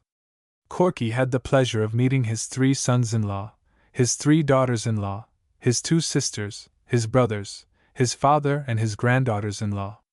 The twins, but why continue? Puzzles of this character provide pleasure for those who choose to work them out for themselves, and no doubt many who have followed the course of this narrative are to be classed among them. Of course, in his own home Corky sat at the head of the table, but it is not to be assumed that he was the undisputed head of the family, although he may have advanced claims to the distinction because of his position as father-in-law to every one else of the name. Mr. Van Winkle, père, jocosely offered to relinquish the honor to his son, and the twins vociferously shouted their approval. "You are the oldest member of the family by marriage, Corky," said Jeff, and was rewarded by a venomous stare from his joint mother and sister-in-law. "How you talk!" said the Grand Duchess, suddenly remembering her lorgnette. The stare became intensified. "Isn't the house attractive, Mr. Van Winkle?" she asked, turning to the old gentleman, with a mirthless smile. "Are you addressing me, my dear, as your son-in-law or as your father-in-law?" inquired Mr. Van Winkle. "Why do you ask?" she demanded. "Because if you are speaking to me as your son, I prefer to be called Bleecker." "Stuff and nonsense, Mr. Van Winkle! Why, I scarcely know you. Won't you tell me your Christian name? I can't very well go about calling my daughter Mrs. Van Winkle. Minerva. Of course, I shall expect you to call me Minerva. I suppose it is only right that I should call you Bleecker. Isn't it an odd situation?" "I should say so," put in Rip. "I'll have to give up calling you Father Bleecker. You are my brother now." "I don't think we should carry a joke too far," said his father severely. "It's no joke," said Kip. "Is it, Father Corky?" "See here, confound you, don't get funny," snapped Corky from the head of the table. "You forget the servants." "I'm not ashamed to have them hear me call you Father Corky," protested Rip. "I'll shout it from the housetop if you think there's any doubt about my sincerity." "Don't tease, Ripley," said Toots. "Your poor brother is dreadfully embarrassed." "You must go with me to the dressmaker's tomorrow, girls," said the Grand Duchess, effectually putting a stop to the discussion. "I shall be there all day trying on gowns, and I want your opinions." "Didn't you have anything made in Paris, Mother?" cried Toots and Beppy in unison. "She did," said Corky emphatically. "We paid duty on 73 gowns, to say nothing of other things. But they are all out of fashion by this time," said Mrs. Corky joyously. "They are at least 3 months old. I'm getting everything new. The season promises to be an unusually brilliant one, doesn't it, dear?" Everyone waited for Gorky's reply. He appeared to have swallowed something the wrong way. It was just like them to wait, confound them, thought he resentfully. "Yes," said he, so succinctly that the 4 ladies were bitterly disappointed. For them, the topic called for the most elaborate treatment. "I shall give a big ball right after the holidays," said the Grand Duchess, determined to keep the subject going. "Corky and I have been going over the list of invitations this week. We mean to make it very select. On a rough estimate, we figure that the affair won't cost a cent less than 50,000. "My dear!" cried Corky, rapping violently on the table with his fork in his agitation. That's a pearl-handled fork, his wife reminded him, going very red under her rouge. At this juncture Jefferson arose and, clearing his throat, began a toast to the brides. On your feet, gentlemen! Here's to the 4 Misses Van Winkles, the fairest of the fair, I mean the fairest of the 4, ouch, the fairest of the fair. May they never know an hour of remorse! May their hearts always beat time to the tune of love we shall sing into their lovely ears, and may they be kind enough to forgive us our transgressions while they listen to our eternal and everlasting song. Drink, gentlemen! As the 4 gentlemen drained their glasses, the 4 ladies applauded the eloquent Jeff. You must write that out for Corky, Jefferson, cried his mother-in-law. He may have an opportunity to spring it. Ahem! Barked Corky, quite viciously. I am sure we shall all love one another and be happy to the end of our days, cried Mrs. Bleecker Van Winkle, an extremely handsome woman of 33. Good for you, mother! Shouted Rip, with enthusiasm, and every one laughed, Corky the loudest of all. Beppy rose halfway out of her seat and peered down the table in the direction of her sister Mary. Stop holding hands, you silly things! She cried, shaking her finger at Bleecker Van Winkle and his wife. I'm not holding hands, cried Mary. She was feeling my pulse, explained the old gentleman hastily. As a matter of fact, when Mary undertook to bestow upon her husband the caress known as holding hands, she invariably took his wrist between her thumb and forefinger and absent-mindedly counted 10 or 12 before realizing her mistake. The father of the 3 young men took this particular moment to revoke, in a very diplomatic way, the sentence he had declared a few months earlier in the year. Without saying it in so many words, he gave them to understand that he considered their fortunes made and warmly congratulated them upon the successful issue of their endeavors. He made so bold as to state that he took upon his own shoulders all of the trivial mistakes they may have made during years of adolescence, and gave to them the glory of achieving success when failure might have been their lot because of the foolish adoration of a doting parent. It was a very pretty speech, but the boys noticed that he carefully refrained from acknowledging that they had made men of themselves. And now, said he, in conclusion, permit me to paraphrase the toast of that amiable ancestor whom fiction has given to us, the ancient Rip, whose days will be longer than ours, whose life will run smoothly through centuries to come. May we all live long and prosper! They drank it standing. The Grand Duchess beamed. So that dear old gentleman was your ancestor after all. How glad I am to know it! Yes, my dear daughter, said her venerable son-in-law, running his fingers through his Nivea's thatch. He was the first of the time-wasting Van Winkles. The late Mr. Taylor. Hawkins was not a drinking man. To be sure, he took a glass of something occasionally, but he thoroughly understood himself at the time. He took it to be companionable, that was all. Therefore, in view of what happened to him on one unforgettable night, it is well to know that Hawkins bore an impeccable reputation for sobriety. Likewise, his veracity never had been seriously questioned. The night was bitterly cold, so cold, in fact, that Hawkins relished the prospect of remaining indoors. There was a blizzard blowing 50 knots an hour. Hawkins rarely used the word mile, it may be said. He was of a decidedly nautical turn ever since the memorable trip to Europe and back. He was middle-aged and a bachelor. This explains the fact that he was a man of habits if not of parts. For years he had lived in cozy apartments on the 5th floor, surrounded by unmistakable signs of connubial joy, but utterly oblivious to these pertinent manifestations. Away back, I should say abaft, in the dim past he had given some little thought to matrimony, but she was now almost beyond memory. Each day after Hawkins had balanced the books at the bank, and they always balanced, so methodical was Hawkins, he went for his stroll in the park. Then came dinner, then a half-hour or so of conversation with the other boarders, and then the club or the theater. Usually he went home early in the night, as he always went to town early in the morning. The occasions were not infrequent when he could smile grimly and pityingly upon one or more of his companions of the night before as they passed him on their belated way home long after dawn. It was then that Hawkins drew himself a trifle more erect, added a bit of elasticity to his notably springy stride, and congratulated himself warmly on being what he was. Soon after 8 o'clock on the night of the great blizzard, Hawkins forsook the companionship of the disgruntled coterie downstairs and retired to his library on the 5th floor. His suite consisted of 3 rooms, and a bath, as they say when they talk of letting them to you. There was a library, a bedchamber, and a parlor with broad couches against 2 of the walls. Sometimes Hawkins had friends to stay all night with him. They slept on the couches because it did not make any difference to them and because Hawkins was of a philanthropic turn of mind when occasion demanded. He got into his dressing gown and slippers, pulled the big leather chair up to the blazing grate, and prepared for a long and enjoyable visit with one Charles Dickens.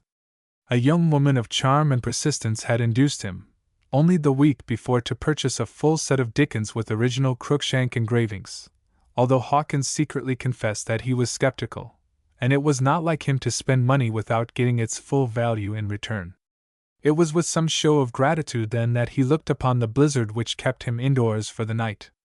Years ago he had read Oliver Twist and David Copperfield, but that was the extent of his acquaintance with Dickens. Now that he had the full set on his shelves, it behooved him to read the great Englishman from beginning to end. "This is a terrible night," he mused, as he ran his eye along the row of green and gilt books, "and Bleak House seems especially fit for the hour. We'll begin with that." Outside the wind howled like mad, shrieking around the corners as if bent on destroying every bit of harmony in the world. It whistled and screamed and gnashed its way through the helpless night, the biting sleet so small that it could penetrate the very marrow of man. Hawkins serenely tucked his heels into the cushions of the footstool and laughed at the storm. "I shan't be disturbed tonight, that's sure," he thought, complacently. "No one but a driveling idiot would venture out in such a blizzard as this unless absolutely driven to it. Gad, that wind is something awful. I haven't heard anything like it since last February, and that was when we had the coldest night in 40 years, if one can believe the Weather Bureau." Here Hawkins allowed Bleak House to drop listlessly into his lap while he indulged in a moment or two of retrospection.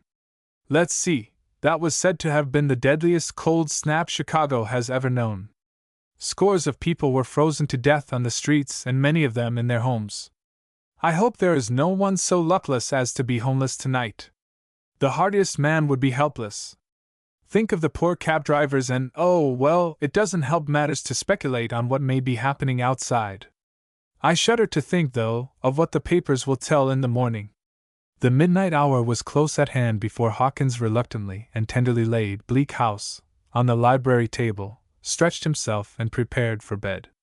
The blizzard had not lost any of its fury. Indeed, it seemed to have grown more vicious, more merciless. Hawkins, in his pajamas, lifted the curtain and sought a glimpse of the night and its terrors. The window panes were white with frost. He scraped away the thick layer and peered forth into the swirling storm. "Worse than ever," he thought, a troubled look in his eyes.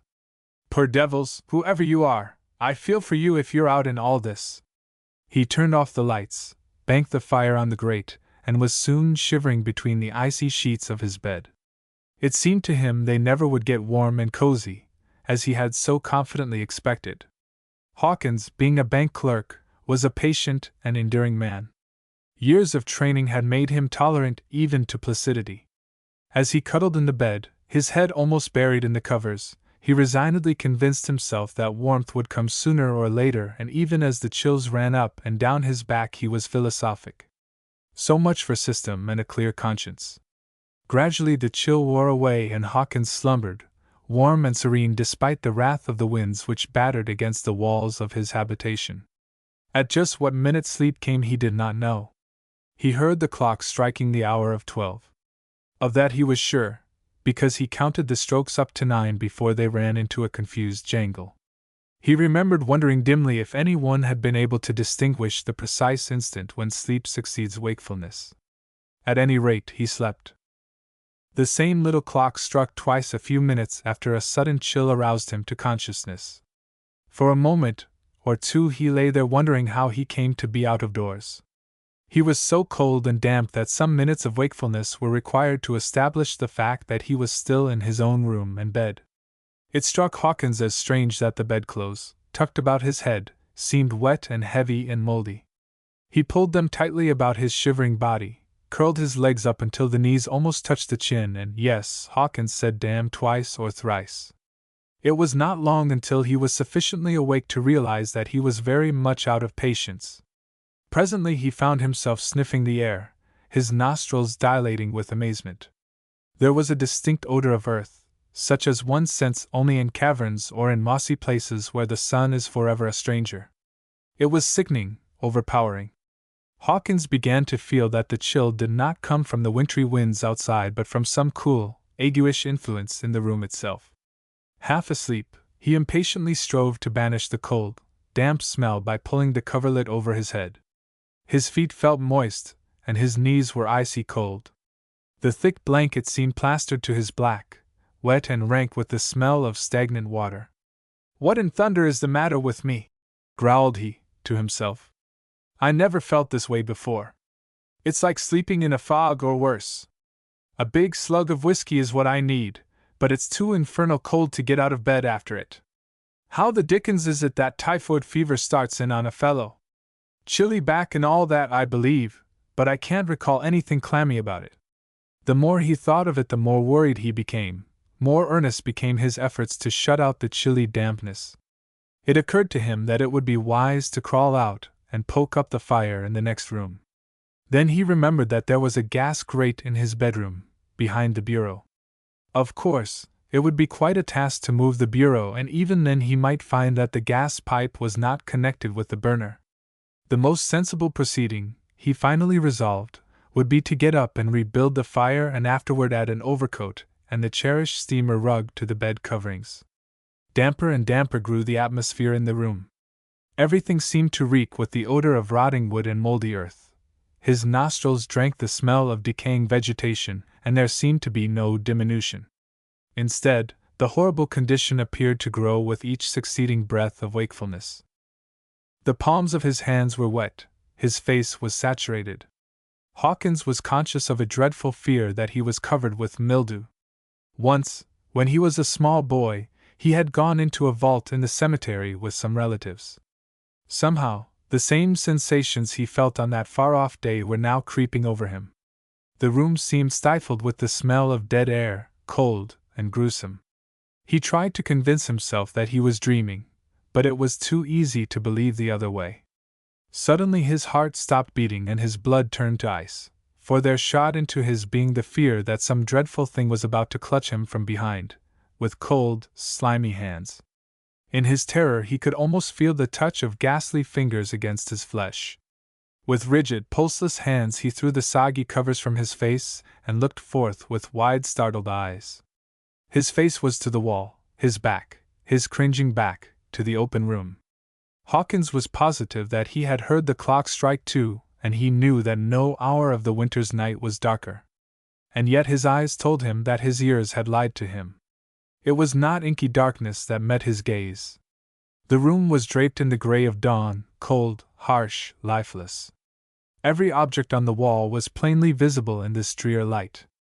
The light green stripes in the wallpaper were leaden in color, the darker border above was almost blue in its grayness. For many minutes Hawkins remained motionless in his bed, seeking a solution of the mystery. Gradually the conviction grew upon him that he was not alone in the room. There was no sound, no visible proof that anyone was present, but something supernatural told him that an object, human or otherwise, was not far from his side. The most horrible feeling came over him.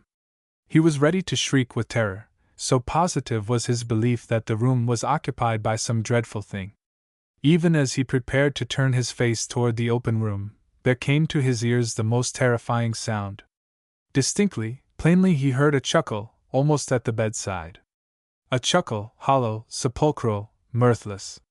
The hair on Hawkins's head stood straight on end. The impulse to hide beneath the covers was conquered by the irresistible desire to know the worst. He whirled in the bed, rising to his elbow, his eyes as big as dollars. Something indescribable had told him that the visitor was no robber midnight marauder. He did not fear physical injury, strange as it may seem. There, in the awful gray light, sitting bolt upright in the Morris chair, was the most appalling visitor that man ever had. For what seemed hours to Hawkins, he gazed into the face of this ghastly being, the gray, livid, puffy face of a man who had been dead for weeks. Fascination is a better word than fright in describing the emotion of the man who glared at this uncanny object. Unbelief was supreme in his mind for a short time only. After the first tremendous shock, his rigid figure relaxed and he trembled like a leaf. Horror seemed to be turning his blood to ice, his hair to the whiteness of snow. Slowly the natural curiosity of the human mind asserted itself. His eyes left the face of the dread figure in the chair and took brief excursions about the room in search of the person who had laughed an age before. Horror increased when he became thoroughly convinced that he was alone with the cadaver. Whence came that chuckle? Surely not from the lips of this pallid thing near the window. His brain reeled. His stiff lips parted as if to cry out, but no sound issued forth. In a jumbled, distorted way his reason began to question the reality of the vision, and then to speculate on how the object came to be in his room. To his certain knowledge, the doors and windows were locked. No one could have brought the ghastly thing to his room for the purpose of playing a joke on him. No, he almost shrieked in revulsion, no one could have handled the terrible thing, even had it been possible to place it there while he slept. And yet it had been brought to his bedroom. It could not have come by means of its own. He tried to arise, but his muscles seemed bound in fetters of steel. In all his afterlife he was not to forget the picture of that hideous figure, sitting there in the tomb-like gray.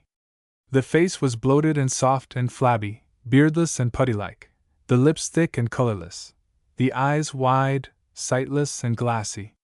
The black hair was matted and plastered close to the skull, as if it had just come from the water. The clothes that covered the corpse were wet, slimy and reeking with the odor of stagnant water. Huge, stiff, puffy hands extended over the ends of the chair's arms, the fingers twice the natural size and absolutely shapeless. Truly, it was a most repulsive object. There was no relief in the thought that the man might have entered the room alive, in some mysterious manner, for every sign revealed the fact that he had been dead for a long time. Hawkins, in his horror, found himself thinking that if he were to poke his finger suddenly into the cheek of the object, it would leave an impression that hours might not obliterate. It was dead, horribly dead, and the chuckle? His ears must have deceived him. No sound could have come from those pallid lips. But the thing was speaking. "It is so nice and warm here," came plainly and distinctly from the Morris chair, the voice harsh and grating. Something rattled in each tone. Hawkins felt his blood freeze within him, and he knew his eyes were bulging with terror. They were glued upon the frightful thing across the room, but they saw no movement of the thick lips. "Wha what?" gasped Hawkins, involuntarily. His own voice sounded high and squeaky. "I've been so cursed cold," responded the corpse, and there were indications of comfort in the weird tones. "Say, I've had a devil of a time. It's good to find a warm spot again. The Lord knows I've been looking for it long enough." "Good Lord! Am I crazy? Is it actually talking?" murmured Hawkins, clutching the bedclothes frantically. "Of course I'm talking. Say, I'm sorry to have disturbed you at this time of night, but you wouldn't mind if you knew how much I've suffered from this terrible cold. Don't throw me out, for God's sake. Let me stay here till I thaw out, please do. You won't put me out, will you?" The appeal in those racking tones was too grotesque for description. "I wouldn't touch you for $1 million, gasped Hawkins. "Good heavens, you're dead!" "Certainly. Any fool could tell that," answered the dead man, scornfully. Then how do you come to be here?" cried the owner of the room. "How can you be dead and still able to talk? Who placed you in that chair? You'll have to excuse me, but my brain is a trifle dull just now. It hasn't had time to thaw out, I fancy. In the first place, I think I came up the fire escape and into that window. Don't get up, please, I closed it after me. What was the next question? Oh, yes, I remember. It isn't an easy matter to talk, I'll confess. One's throat gets so cold and stiff, you know. I kept mine in pretty good condition by calling out for help all the time I was in the water. In the water? Yes. That's how I happen to be so wet and disagreeable. You see, I've been out there in the lake for almost a year. Hawkins fell back in the bed, speechless. He started with fresh terror when he passed his hand over his wet forehead. The hand was like ice. There's a lot of them out there, you may be sure. I stumbled over them 2 or 3 times a day. No matter where you walk or float, you're always seeing dead people out there. They're awful sights, too, give one the shivers. The trouble with most people who go to the bottom is that they give up and are content to lie there forever, washed around in the mud and sand in a most disgusting way. I couldn't bear the thought of staying down there for ages, so I kept on trying to get out. Shows what perseverance will do, doesn't it? You don't mean to say that, good Lord, I must have brain fever, cried poor Hawkins hoarsely. Do I annoy you? I'll be going presently, although I hate to leave this warm corner. But you can rest assured of one thing, I'll never go near that lake again. All the weight in the world couldn't drag me to the bottom after what I've gone through. It's not right, I know, to trespass like this. It's a rank shame. But don't be hard on me, Mister. I don't know it, groaned Hawkins, who could not have told his name if his life was at stake. He had forgotten everything except the terrible thing in the Morris chair. My name is, or was, Taylor, Alfred B. Taylor. I used to live in Lincoln Avenue, quite a distance out.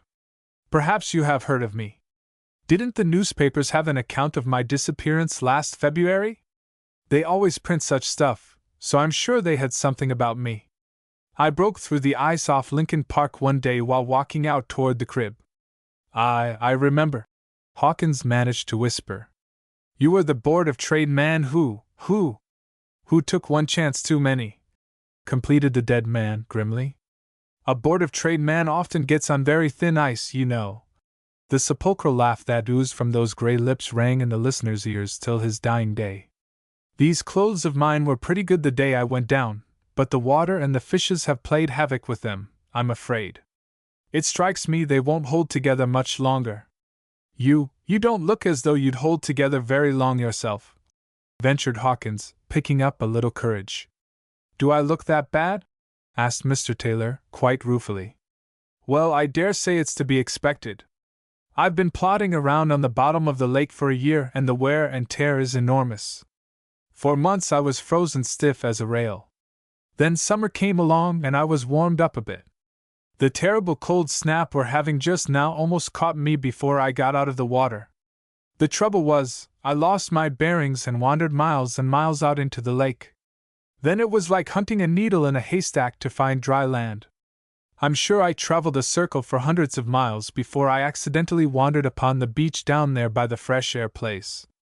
I really believe this is a colder night than the first one I spent in the lake, and that day was supposed to be a record breaker, I remember. 26 below zero, if I'm not mistaken. By George, I'm warming up nicely in here. I feel like stretching a bit. For God's sake, don't! Almost shrieked Hawkins, burying his head beneath the covers. Very well, since you object, came to his muffled ears. You must be very warm in that bed. I'd give all I have in the world if I could get into a nice warm bed like that once more. Hawkins peeped from beneath the cover in dire apprehension, but was intensely relieved to see that the terrible Mr. Taylor had not changed his attitude. The eyes of the watcher suddenly fixed themselves on the visitor's right hand. The member was slowly sliding off the arm of the chair. Fascinated, Hawkins continued to watch its progress. At last, it dropped heavily from its resting place. The position of the corpse changed instantly, the sudden jerk of the dead weight pulling the body forward and to one side. The head lolled to the right and the lower jaw dropped, leaving the mouth half open. One eyelid closed slowly, as if the cadaver was bestowing a friendly wink upon his host. Very awkward of me, apologized Mr. Taylor, his voice not so distinct, his words considerably jumbled on account of the unfortunate mishap to his mouth. Get out of here! Shrieked Hawkins, unable to endure the horror any longer. Get out! Oh, you don't mean that, do you? Pleaded the thing in the chair. I'm just beginning to feel comfortable and... Get out! again cried Hawkins, frenzied. It's rotten mean of you, old man, said Mr. Taylor. I wouldn't turn you out if our positions were reversed. Hang it, man, I'd be humane.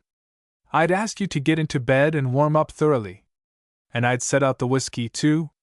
But Hawkins was speechless. Confound your penurious soul, growled Mr. Taylor, after a long silence. I've a notion to climb into that bed anyhow. If you want to throw me out, go ahead. I'm used to being knocked about, and a little more of it won't hurt me, I guess. Move over there, old man. I'm going to get in. With a scream of terror, Hawkins leaped up in the bed. The dead man was slowly rising from the chair, one eye fixed on the ceiling, the other directed toward the floor. Just as the awful body lurched forward, Hawkins sprang from the bed and struck out frantically with his clenched hand. The knuckles lodged against the bulging brow of the dead man, and they seemed to go clear to the skull, burying themselves in the cushion-like flesh. As the horrid object crashed to the floor, Hawkins flew through the library and into the hall, crying like a madman. Other occupants of the building, awakened by the frightful shrieks, found him crouching in a corner on one of the stair landings, his wide eyes staring up the steps down which he had just tumbled. It was an interminably long time before he could tell them what had happened, and then they all assured him he had been dreaming. But Hawkins knew he had not been dreaming.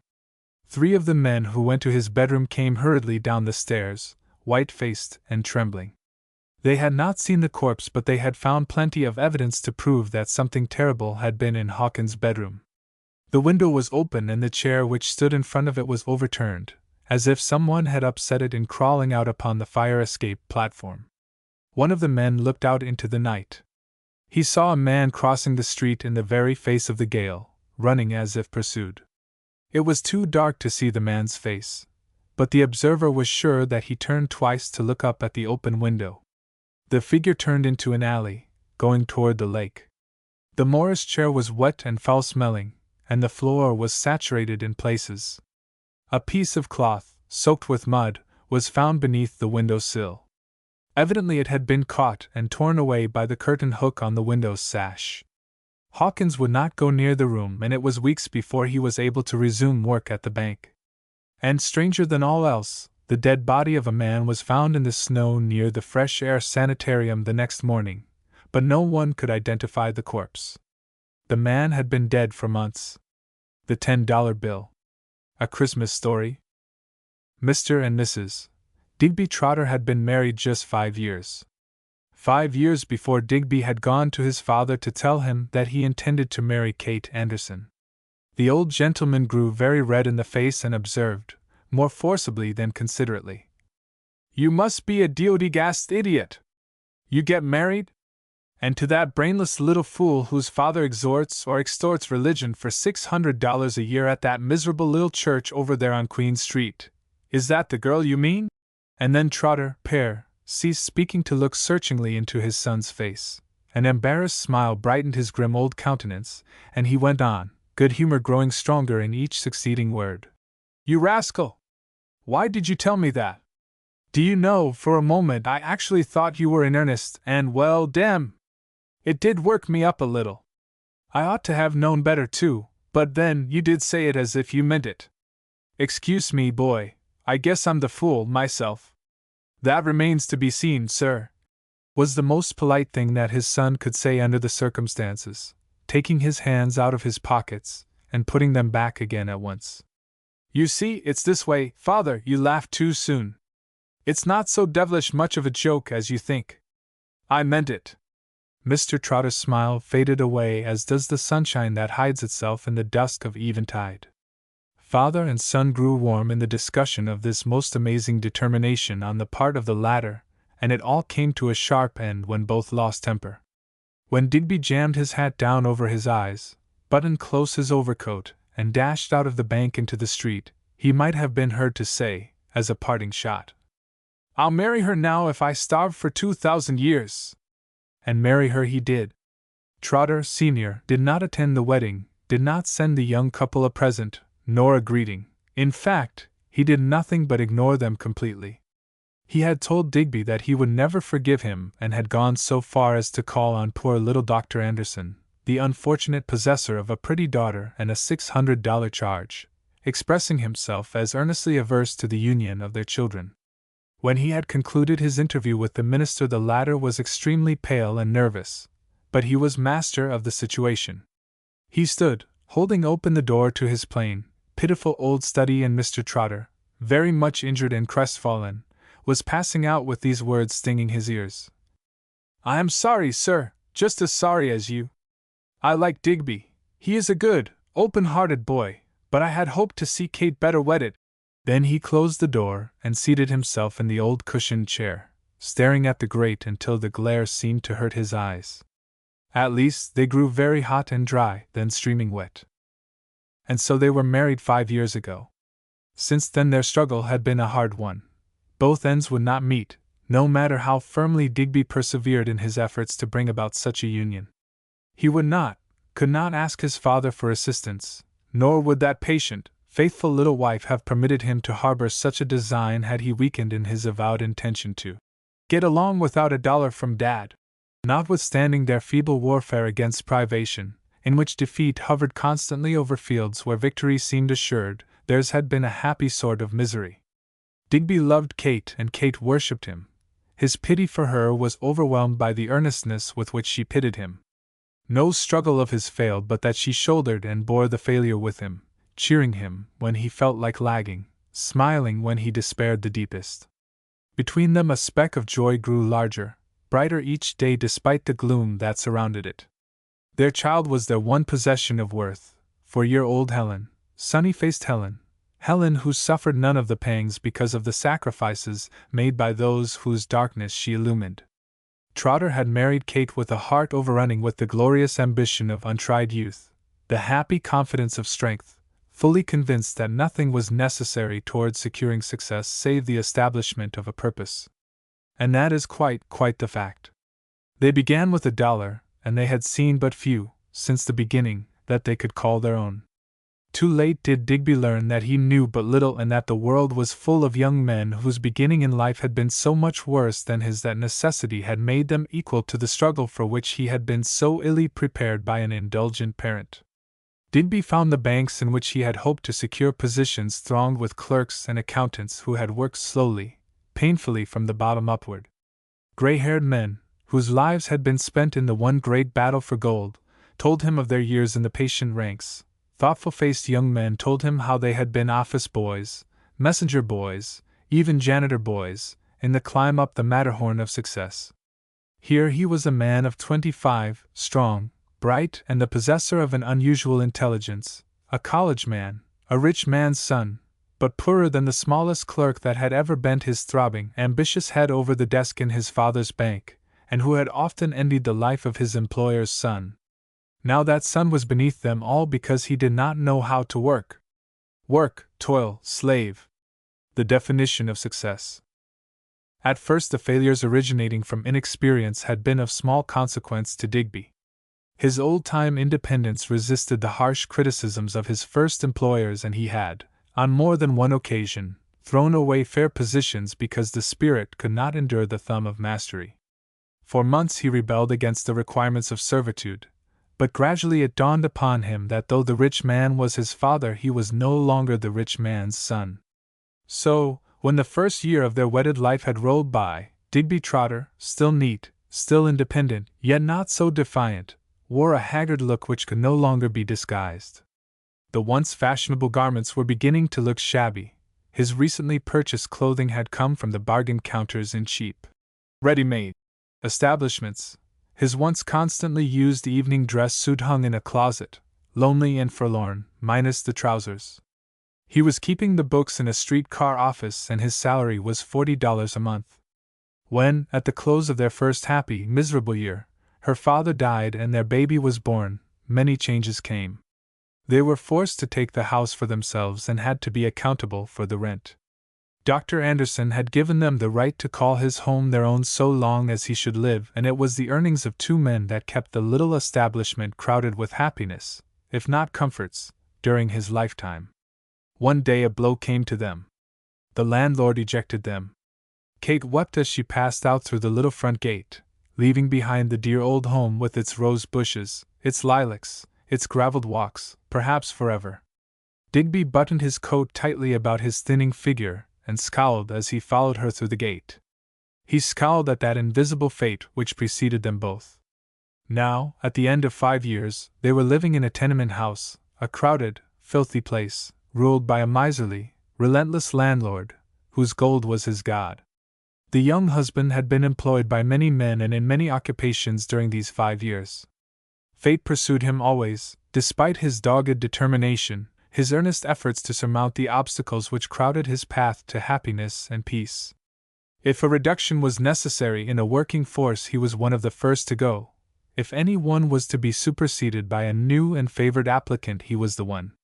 On many occasions he had taken up his coat and hat, stepping to the pavement with the crushed heart of a despairing man, tears in his wistful eyes, his tired brain filling, almost bursting with the thoughts of the little woman whose brave eyes would grow large and bright when he told her of the end, and who would kiss him and bid him not to despair.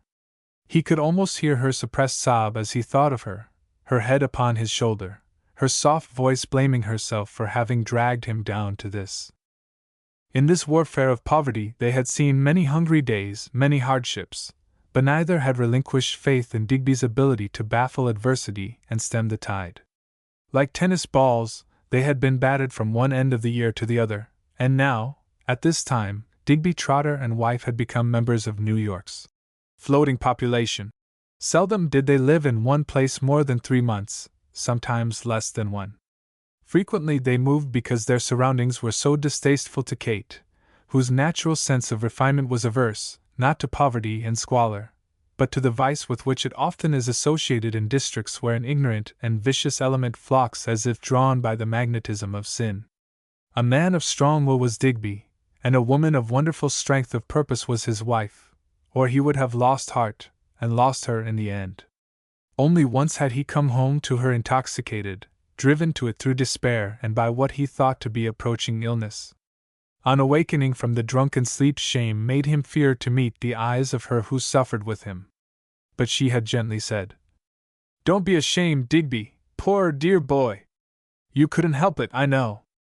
But dear, do try to be strong, stronger than ever, for baby's sake if not for your own and mine. We shall all be happy yet, I'm sure we shall, if you will but resist that one misfortune." He never drank another drop of liquor.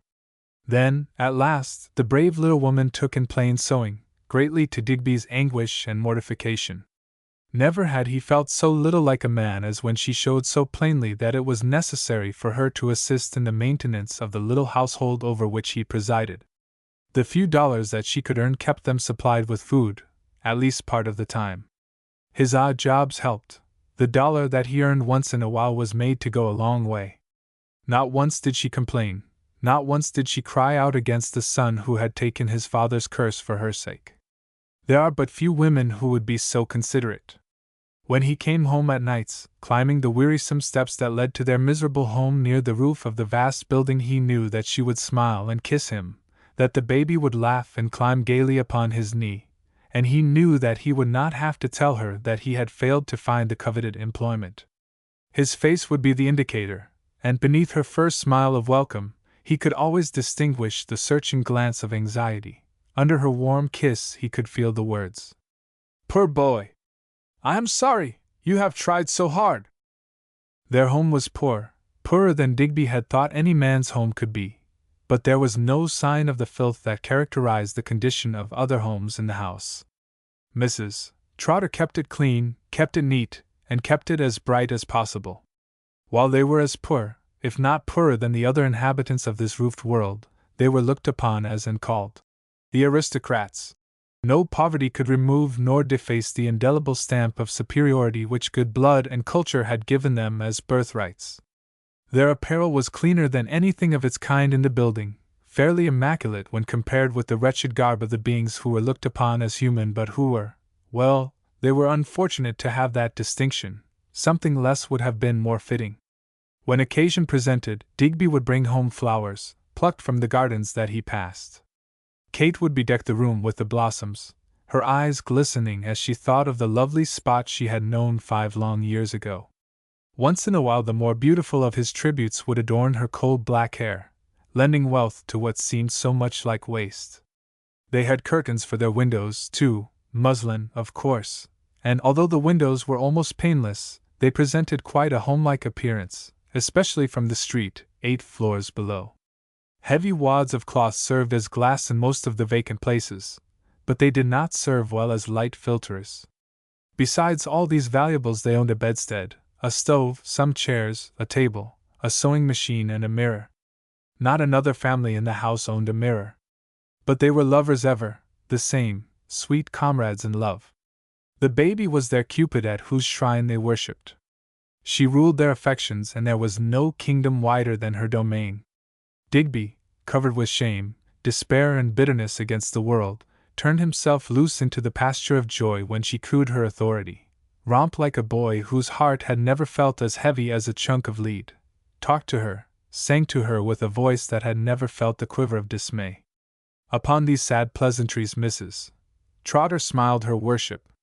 Better than all, Digby had never been compelled to walk with her for 2 or 3 hours in the middle of the night. It is said that she was the only child on earth that never had the colic.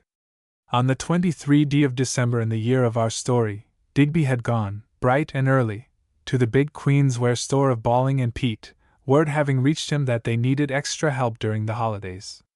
When he neared his old haunts, the prominent downtown streets, instead of going boldly along the sidewalks as of yore, he slunk through alleys and across corners, avoiding all possible chance of meeting the acquaintances of bygone days, the men about town, the women he had known, none of whom would know him now. It was not that he feared their recognition, but that they would refuse to look at him at all. The morning was bright and crisp, cold and prophetic of still greater chill. Men in great overcoats passed him, muffled to the chin, their whiskers frosty with the whitened air of life that came from tingling noses. Ruddy cheeks abounded on this typical winter day. Mr. Trotter possessed no overcoat, but presumably following the fashion set out by other wintry pedestrians, his thin sack coat was buttoned tightly and the collar turned up defiantly. His well-brushed though seedy derby looked chilly as it topped off his shivering features. His face was blue, not ruddy. Here and there he passed companions in poverty, but their rags were worse than his, their faces more haggard. Never did he feel more like the gentleman than when he saw what he could be if he were not one. Something jaunty beneath his brow-beaten spirits told him that he was to have work, that his mission would be productive of the results so long desired. In 3 months he had earned but 10 days' wages and he had found it rather difficult, not to say annoying, to be a gentleman with nothing on which to keep up outward appearances. With an exultant feeling he approached the big store, but as he entered it the old trepidation returned, the old anxiety, the old shudder at the thought of failure. Being directed to the manager of the busy establishment, he accosted him in the office, something like meekness underlying the apparent straightforwardness to which his manly exterior seemed so well acquainted. The manager was different from others of his ilk. He greeted the applicant kindly, and told him to come back the next day at noon, and he would be set to work in the express department. If he proved satisfactory he would be retained during the whole week, perhaps permanently. They were looking for good men there, he said. Digby's whole being seemed lighter than it had been for months when he left the place and hurried homeward. Kate's heart thumped strangely when she heard him coming down the long hall with great rapid strides, so unlike the usual slow, deliberate tread. She opened the door to admit him, and when he clasped her in his arms and rained kisses upon her face she knew that she was but receiving the proofs of her sudden guess. Their frugal meal was dispatched slowly, the diners allowing their tongues to display greater diligence than their teeth. They were all very happy.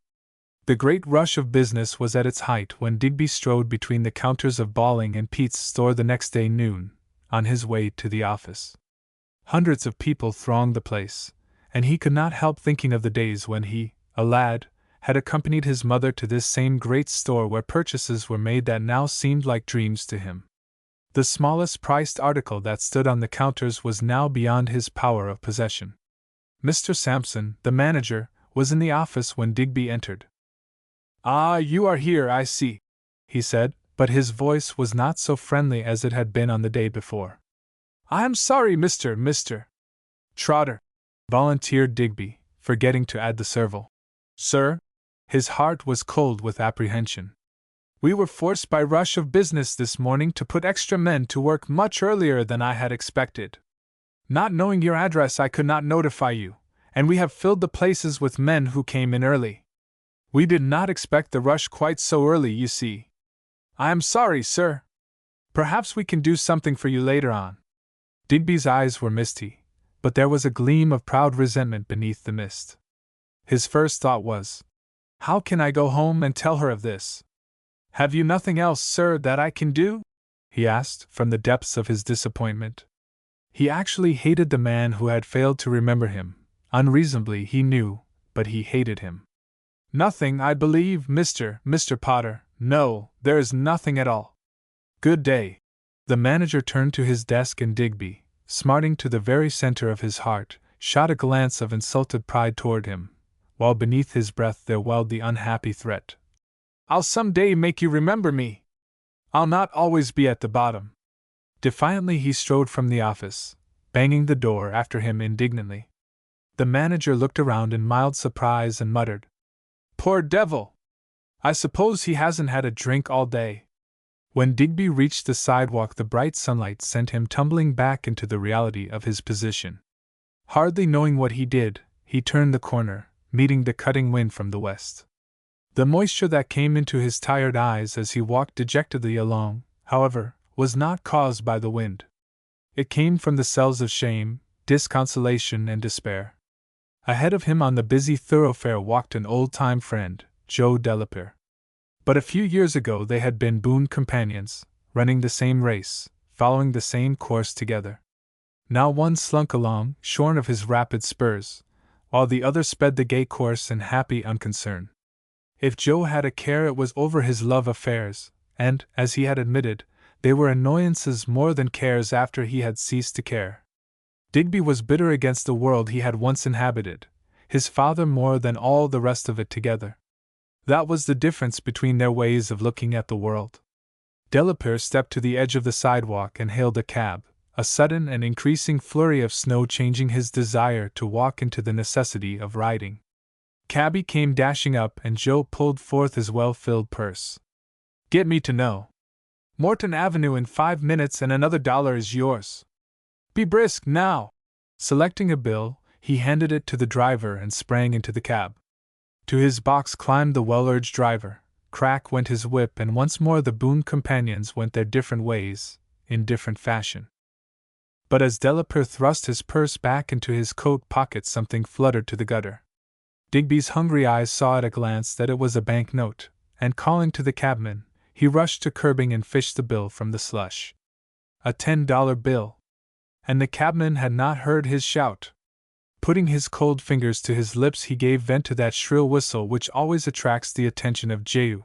But the cabby was earning his extra $1 and heard nothing, saw nothing, felt nothing but the big flakes that struck his tingling face. Digby stopped at the corner and saw the cab disappear down the street. I'll take it to him tomorrow, he resolved. As he started to put the bill into his pocket, the thought came to him that Kate and the baby were suffering. All the way home he battled with his conscience, striving to convince himself that Delapere had not dropped the note, that it belonged to him by virtue of discovery, and that he deserved it if any one in the world did. At last there came a solution.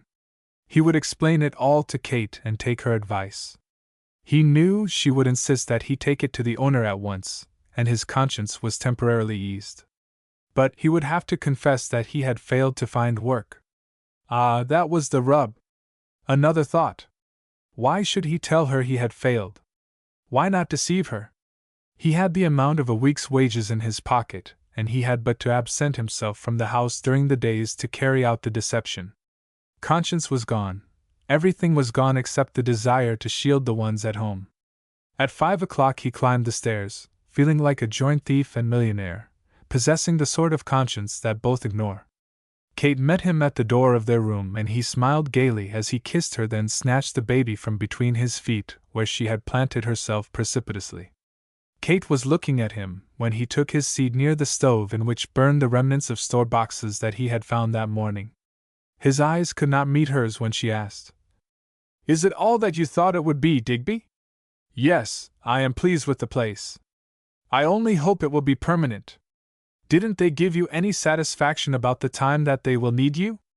Not over a week, they said, but there is chance for a permanent place, of course. What are they to pay you, dear? $10 a week. It will be a great help, won't it? The rent can be paid and you can have something warm to wear and… Then he interrupted himself to stir up the fire, a wave of guilt causing him to withdraw from the ordeal imposed by her trusting blue eyes. By the way, Kate, we must be quite merry tonight, isn't that so, Nell? Pop's got a job. And with forced gaiety he juggled the laughing child toward the ceiling. We ought to eat, drink, and be merry. But, lugubriously, what have we to eat and drink, not counting the merriment, Kate? Bread, liver, and water, a feast, isn't it? But, oh, Digby, how many there are who have not even that!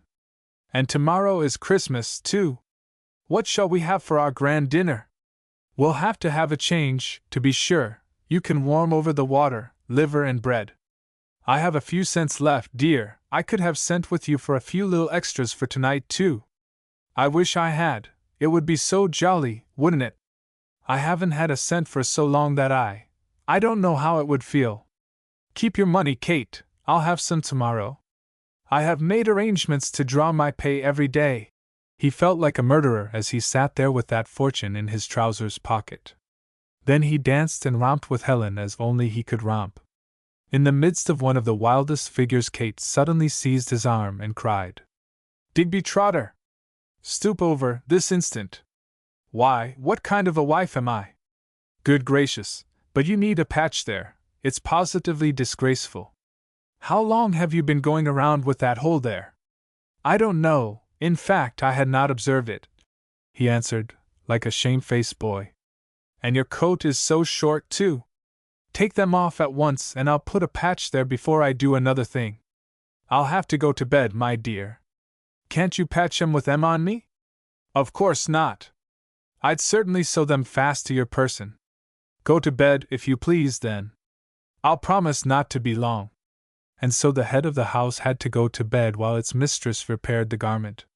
"Say, Kate," called out Digby from the bed, where he was playing with the baby, "that's a positive proof that I've been compelled to sit around a good deal this year, isn't it?" "The evidence is certainly damaging," she replied laughingly, her fingers busy with the repairs. "Do the knees require patching, dearie?" "Not in the least, they are the soundest part of the pants," said his wife. Just then something slipped from one of the pockets and fell noiselessly to the floor, Kate's eyes catching sight of it as it fluttered before them. A $10 bill. And he had told her that he had no money. Poor bewildered Kate picked up the bill and sat staring at it with widespread eyes, her thoughts chaos. Had he been lying to her all along? Was there money in his pockets all these months through which she had slaved to help him keep their little home together? Deep into her unwilling heart sank a shaft of distrust, the first it had ever felt. Then for shame she tried to withdraw the shaft, to ease the pain it had caused, but with all her tugging the thought went deeper, beyond control, becoming rooted, settled in that long unblemished home of fidelity, love, and trustfulness. 100 excuses came to his defense, but her bewildered brain could not complete them. They became chaotic conflicts between devotion and suspicion. No sooner did she see her way clear than it was blocked again. There was the bill. It had fallen from his pocket, more money than she had known him to possess in months. And with that bill in his pocket he had willfully told her that he had no money, not even a cent. Distrust grew stronger, faith faded away, resentment flooded the heart of the loving little woman, and the years of happy misery she had spent with him became the memory of deception and neglect. Tears welled up in the glittering eyes. Then her teeth came firmly together as if to suppress the emotion with which she found herself struggling.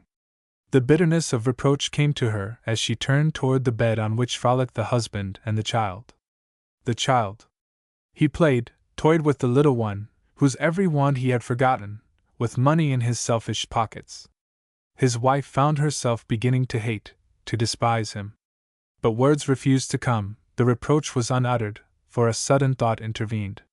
The thought was mother to a resolution, and Digby Trotter was spared.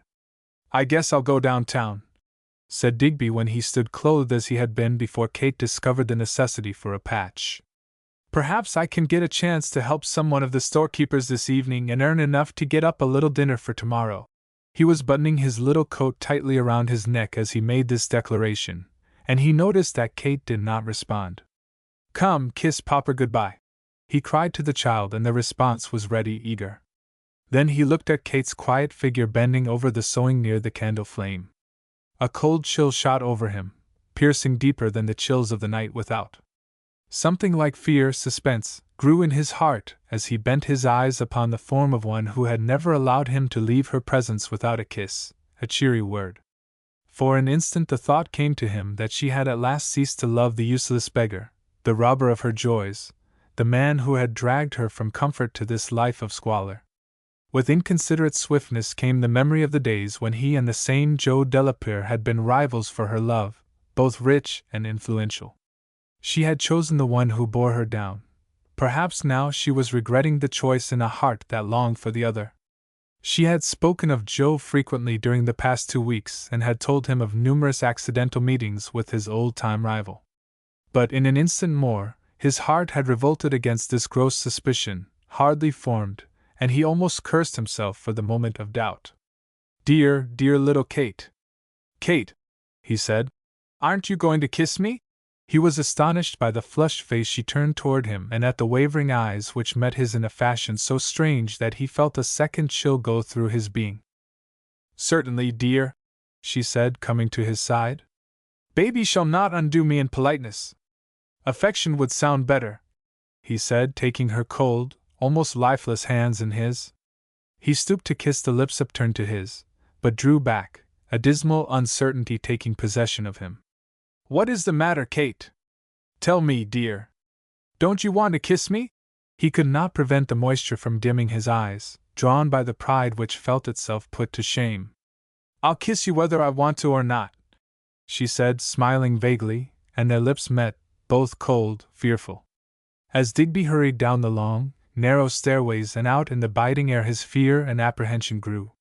Wonder, even dismay, charged upon him, and his excited imagination recalled the many little shortcomings he had observed in Kate's behavior of late, all of which began to assume startling proportions, convincing him beyond all doubt that something was wrong, woefully wrong.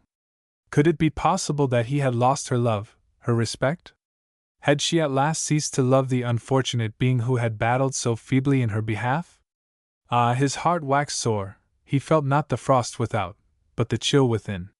What was he to do? What was left to do? He had started from home intending to purchase a turkey, some toys for Helen, some sweet little remembrance for the wife he had thought so loving, but his happy designs had been frustrated. The chilling heart refused to return to the warmth of expected joy, to recognize the feelings of anticipation. "Ah, well," he sighed, almost aloud, to the hurrying wind. "What else can I expect? I have done all I could. No man could do more, and no woman could have borne more than she. Truly she has borne too much. I cannot blame her. But oh, how can she turn against me now? After all. For blocks he rambled on in this manner, seeing no one as he passed, observing nothing. At last his face grew brighter, and a momentary shadow of joy overspread it. "I'll take home the turkey, the toys, and the shawl to them. They shall have them if Delapier never sees his money again, if Kate never kisses me again in her life. I'll tell her the truth about the money." Nevertheless, it was with a guilty feeling that he ran his hand into his trousers pocket to fondle the bill.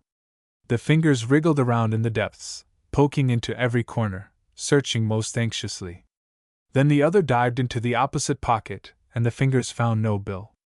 With a startled exclamation, he came to a standstill on the sidewalk, and a vigorous investigation was begun, his expression growing more bewildered and alarmed as the search grew more hopeless. The bill was gone. Lost. Passers-by noticed the abstracted man fumbling in his pockets, muttering to himself, and one man asked, cheerfully, "Lost something, pardner?" Digby Trotter did not answer. He walked slowly down the street, his cold hands reposing listlessly in his empty pockets, his heart in his boots, his eyes looking vacantly toward his heart. "It wasn't mine, I had no right to it," he murmured time and again. Aimlessly about the streets he wandered, turning homeward at last, depressed, despising himself, ready to give up in spirit. He was going home to Kate, expecting no love to greet him, feeling in his heart that he deserved none. As he passed the crowded stores he saw the turkeys, the chickens, the oysters, the apples, all of which he might have bought with the lost bill. What use is there to be honest? He asked of himself. Without knowing what he did, nor from whence came the resolution, he discovered that he determined to steal a turkey. And he did not feel guilty. It seemed as if he had no conscience. Something stilled that hitherto relentless foe to vice which virtue calls conscience, and his whole being throbbed with the delights of the sin that is condemned in the 10 Commandments. Stealing? Thou shalt not steal. But he did not feel that he was stealing, so where was the sin? Despising only the level to which his fortunes had fallen, he saw without a conscience, without a moral fear. It all seemed so natural that he should take home a turkey, the cranberries and all the little goodies that his spare table required to make it strain with surprise on the glad day tomorrow. Digby forgot that he had lost the bill, forgot that Kate had treated him so strangely, forgot that but an hour ago he had been lamenting the wrong he was doing Joe Delapere in spending his money. Approaching a big grocery and general provisions store, he calmly stepped inside, passing along the counters with the air of a man who lived solely on turkey and wine sauce.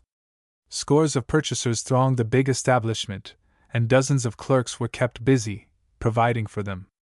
As Mr. Trotter walked through the store, he viewed the baskets which stood along the counters, laden with the belongings of customers, ready for the delivery wagons or for their owners who had left them while they visited other stores. Nearly every basket contained a bird of some sort, a Christmas dinner, in fact. Each had a slip of paper on which the name of the owner was written. As he passed the second counter, he observed a well-filled basket, and he stopped to examine the name. Mrs. John P. Matthews was written on the slip. This was his basket, thought he, calmly and without compunction. Then he began to price the articles on the shelves nearby. This was his style of bargaining. "What is your cocoa worth a pound? Sure it's fresh?" "Certainly, sir, it's Baker's best." "Baker's? We never use it." "Let me look at that chocolate. I guess I'll take some of it." And his hand went slowly into his pocket. "But hold on. We've got chocolate. Confound my forgetfulness. I'll buy out your store directly. Do you keep mincemeat?"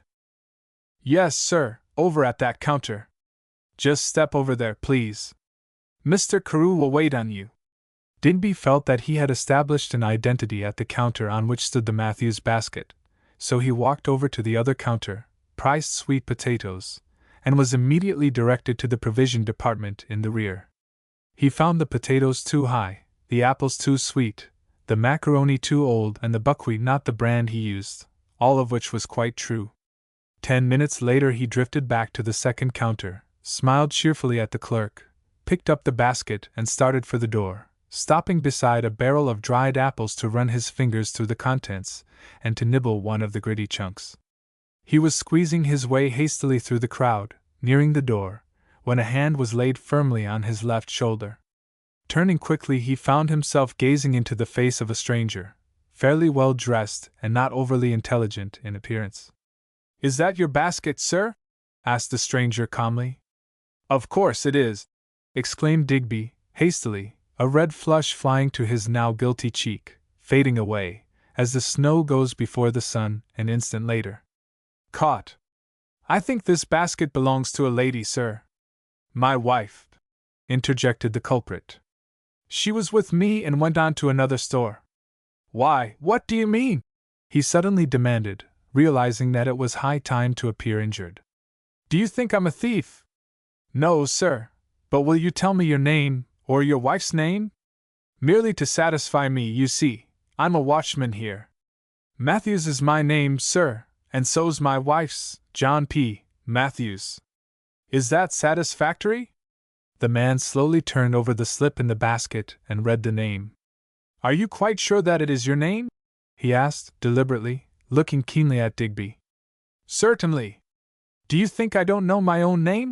demanded Digby with an excellent show of asperity.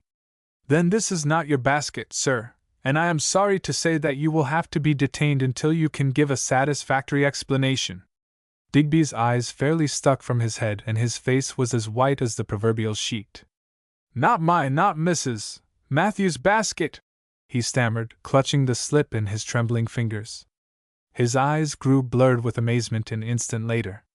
He passed his hand before them, and when he took it away there was a wild, half-insane stare in them. He looked again at the slip and read, Mrs. Digby Trotter, Vauxburg Building. His nerveless arm relinquished the basket to the hand of the stranger, and his puzzled eyes sought the floor in a long stare, broken presently by the voice in his ear. Come along.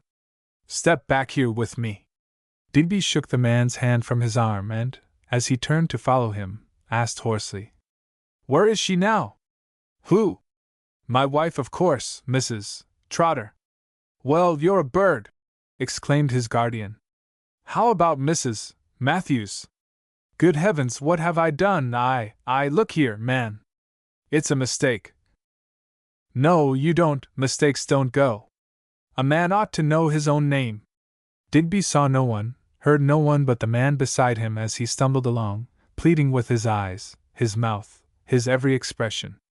He did not observe the lady against whom he roughly jostled, but the lady turned in time to hear him say in piteous accents, Man, for God's sake, don't be too hasty, Oh, let up, we're on to you. This ain't your basket, and you took it, that's all there is about it. Come on, gruffly jerked out the man at his elbow. But where is Mrs. Trotter? I must see her. Here I am, Digby. What is the matter?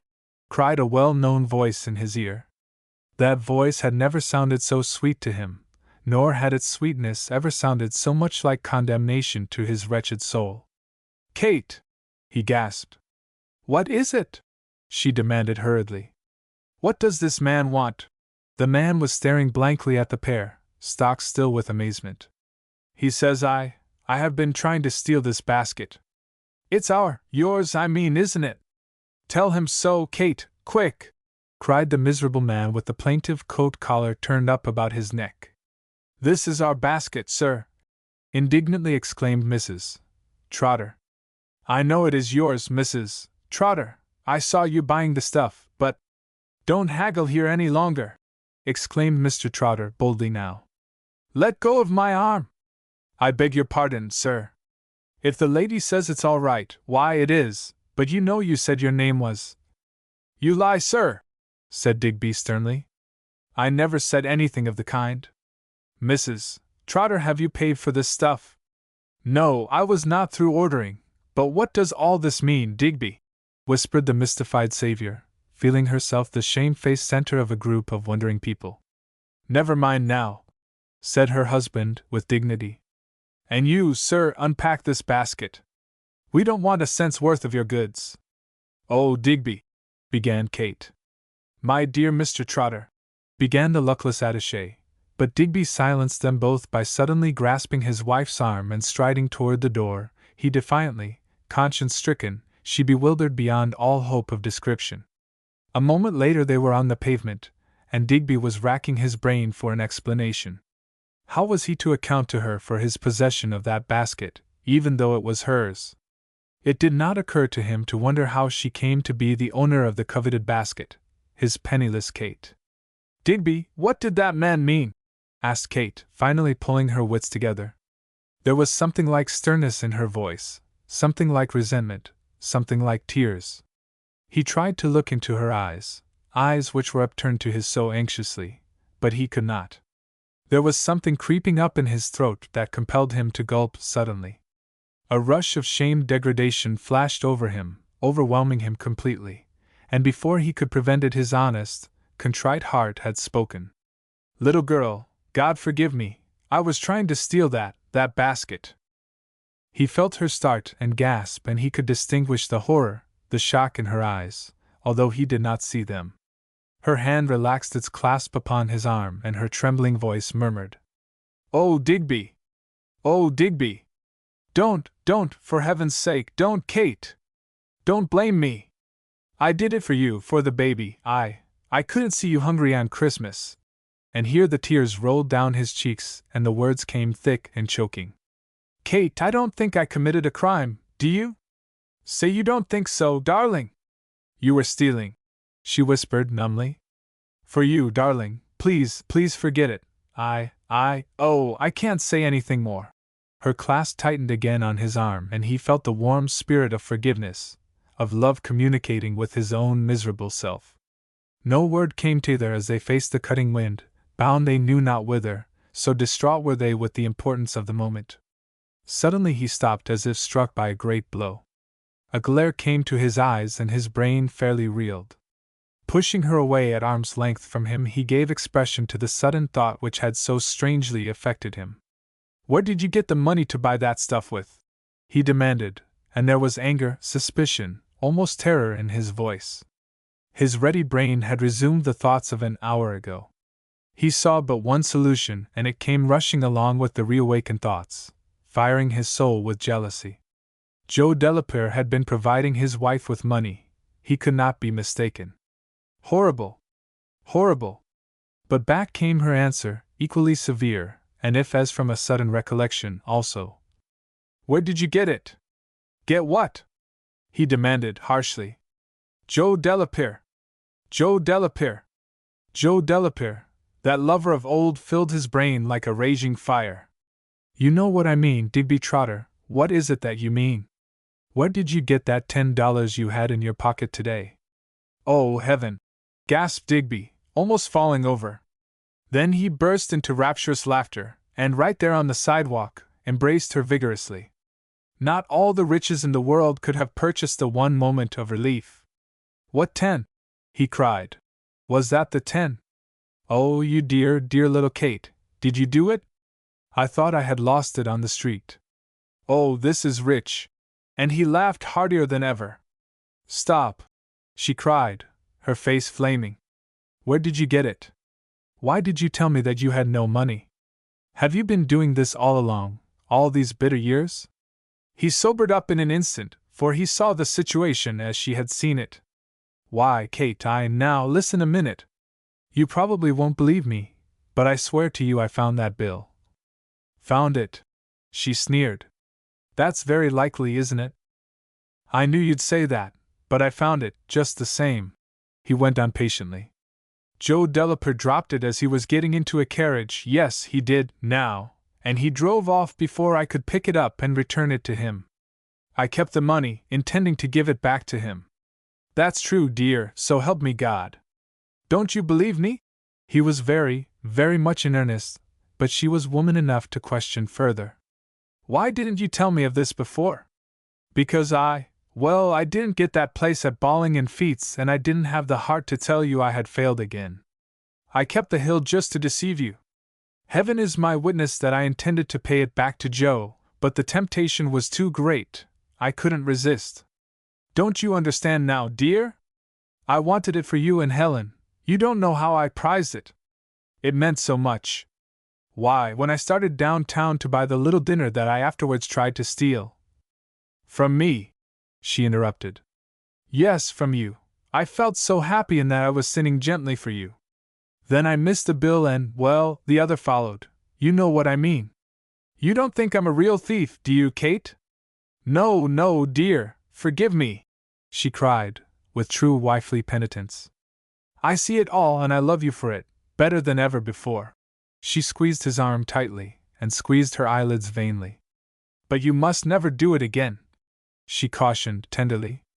He laughed again, that unwilling thief and pauper. Oh, by the way, while I think of it, how did you happen to have that 10? He asked, with cruel glee. She felt even guiltier than he, and her voice was quite feeble as she answered. Well, you remember when I was mending your trousers? She began. He gave her arm a tremendous pressure, and interrupted.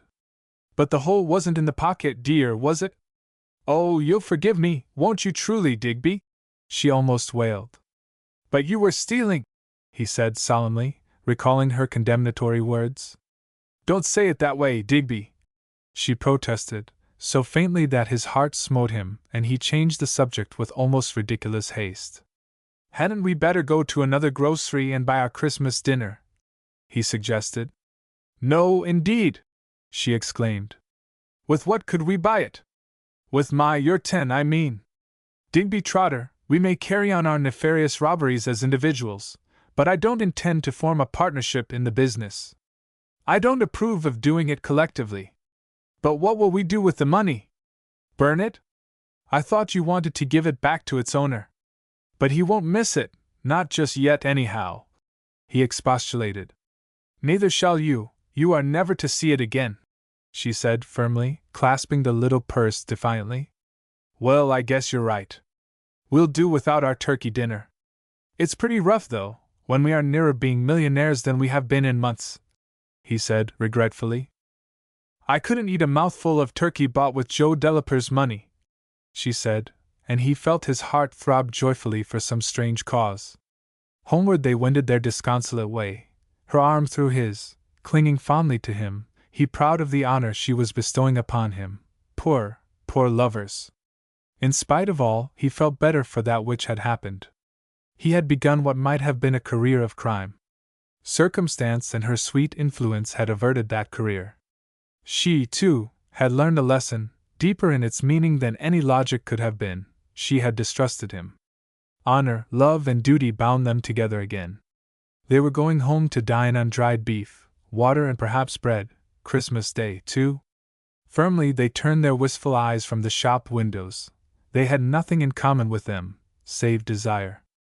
At last they came to the dingy entrance which led to the long halls and multi-generous stairways of their abiding place. Without a word they began to climb the steps, tired and with returning discouragement. They were thinking of the baby. Tears came to the father's eyes, but he turned his face away and attempted to whistle. She pressed his arm again in silence, but for the same reason she looked toward the wall. At the first landing he paused and drew her to his breast. As their lips met in one brave, compassionate kiss, a sob fled from the heart of each. Drawing nearer the top floor, they heard strange sounds coming from their own room. A gruff, hoarse voice was prominent, and they stopped to look into each other's eyes with hopeless alarm. It's the landlord, whispered Digby. I might have known it would all come at once. What shall we do? Asked Kate, with feminine dismay. Do? What do we usually do? Nothing. I don't know how I'm going to put him off again. We're over 3 weeks behind with the rent. Oh, Kate! He almost sobbed. Well, dear! She was trembling. So was he. What if he orders us to leave the place? She could not reply, and they stood silent, looking toward the door that they feared to enter. Where is the baby? He finally asked. I left her with the woman across the hall. But I hear her voice in our room. What is she doing in there with that infernal old brute? Digby's alert ear had caught the sound of the child's prattle, mingling with the discordant growls of the man. Oh, Digby, I'm so frightened. What can they be doing in there? Don't be afraid. I'll chuck him out of there on his head if he has been tormenting that child with his compliments, and it would be just like the old scoundrel, too. He took several steps forward. Do be careful, murmured his wife, following faithfully. Digby threw open the door defiantly and stood glaring into the little room. A big, portly man was seated near the stove, little Helen on his knee. As the door opened, he raised his chop-whiskered face and then, placing the child on the floor, drew himself erect and came hastily toward the pair in the doorway, exclaiming, My boy! At last I have got you! God knows I've searched the town over and over for you, and I find you in a hole like this. Come to my arms, oh, damn! Damn! Damn!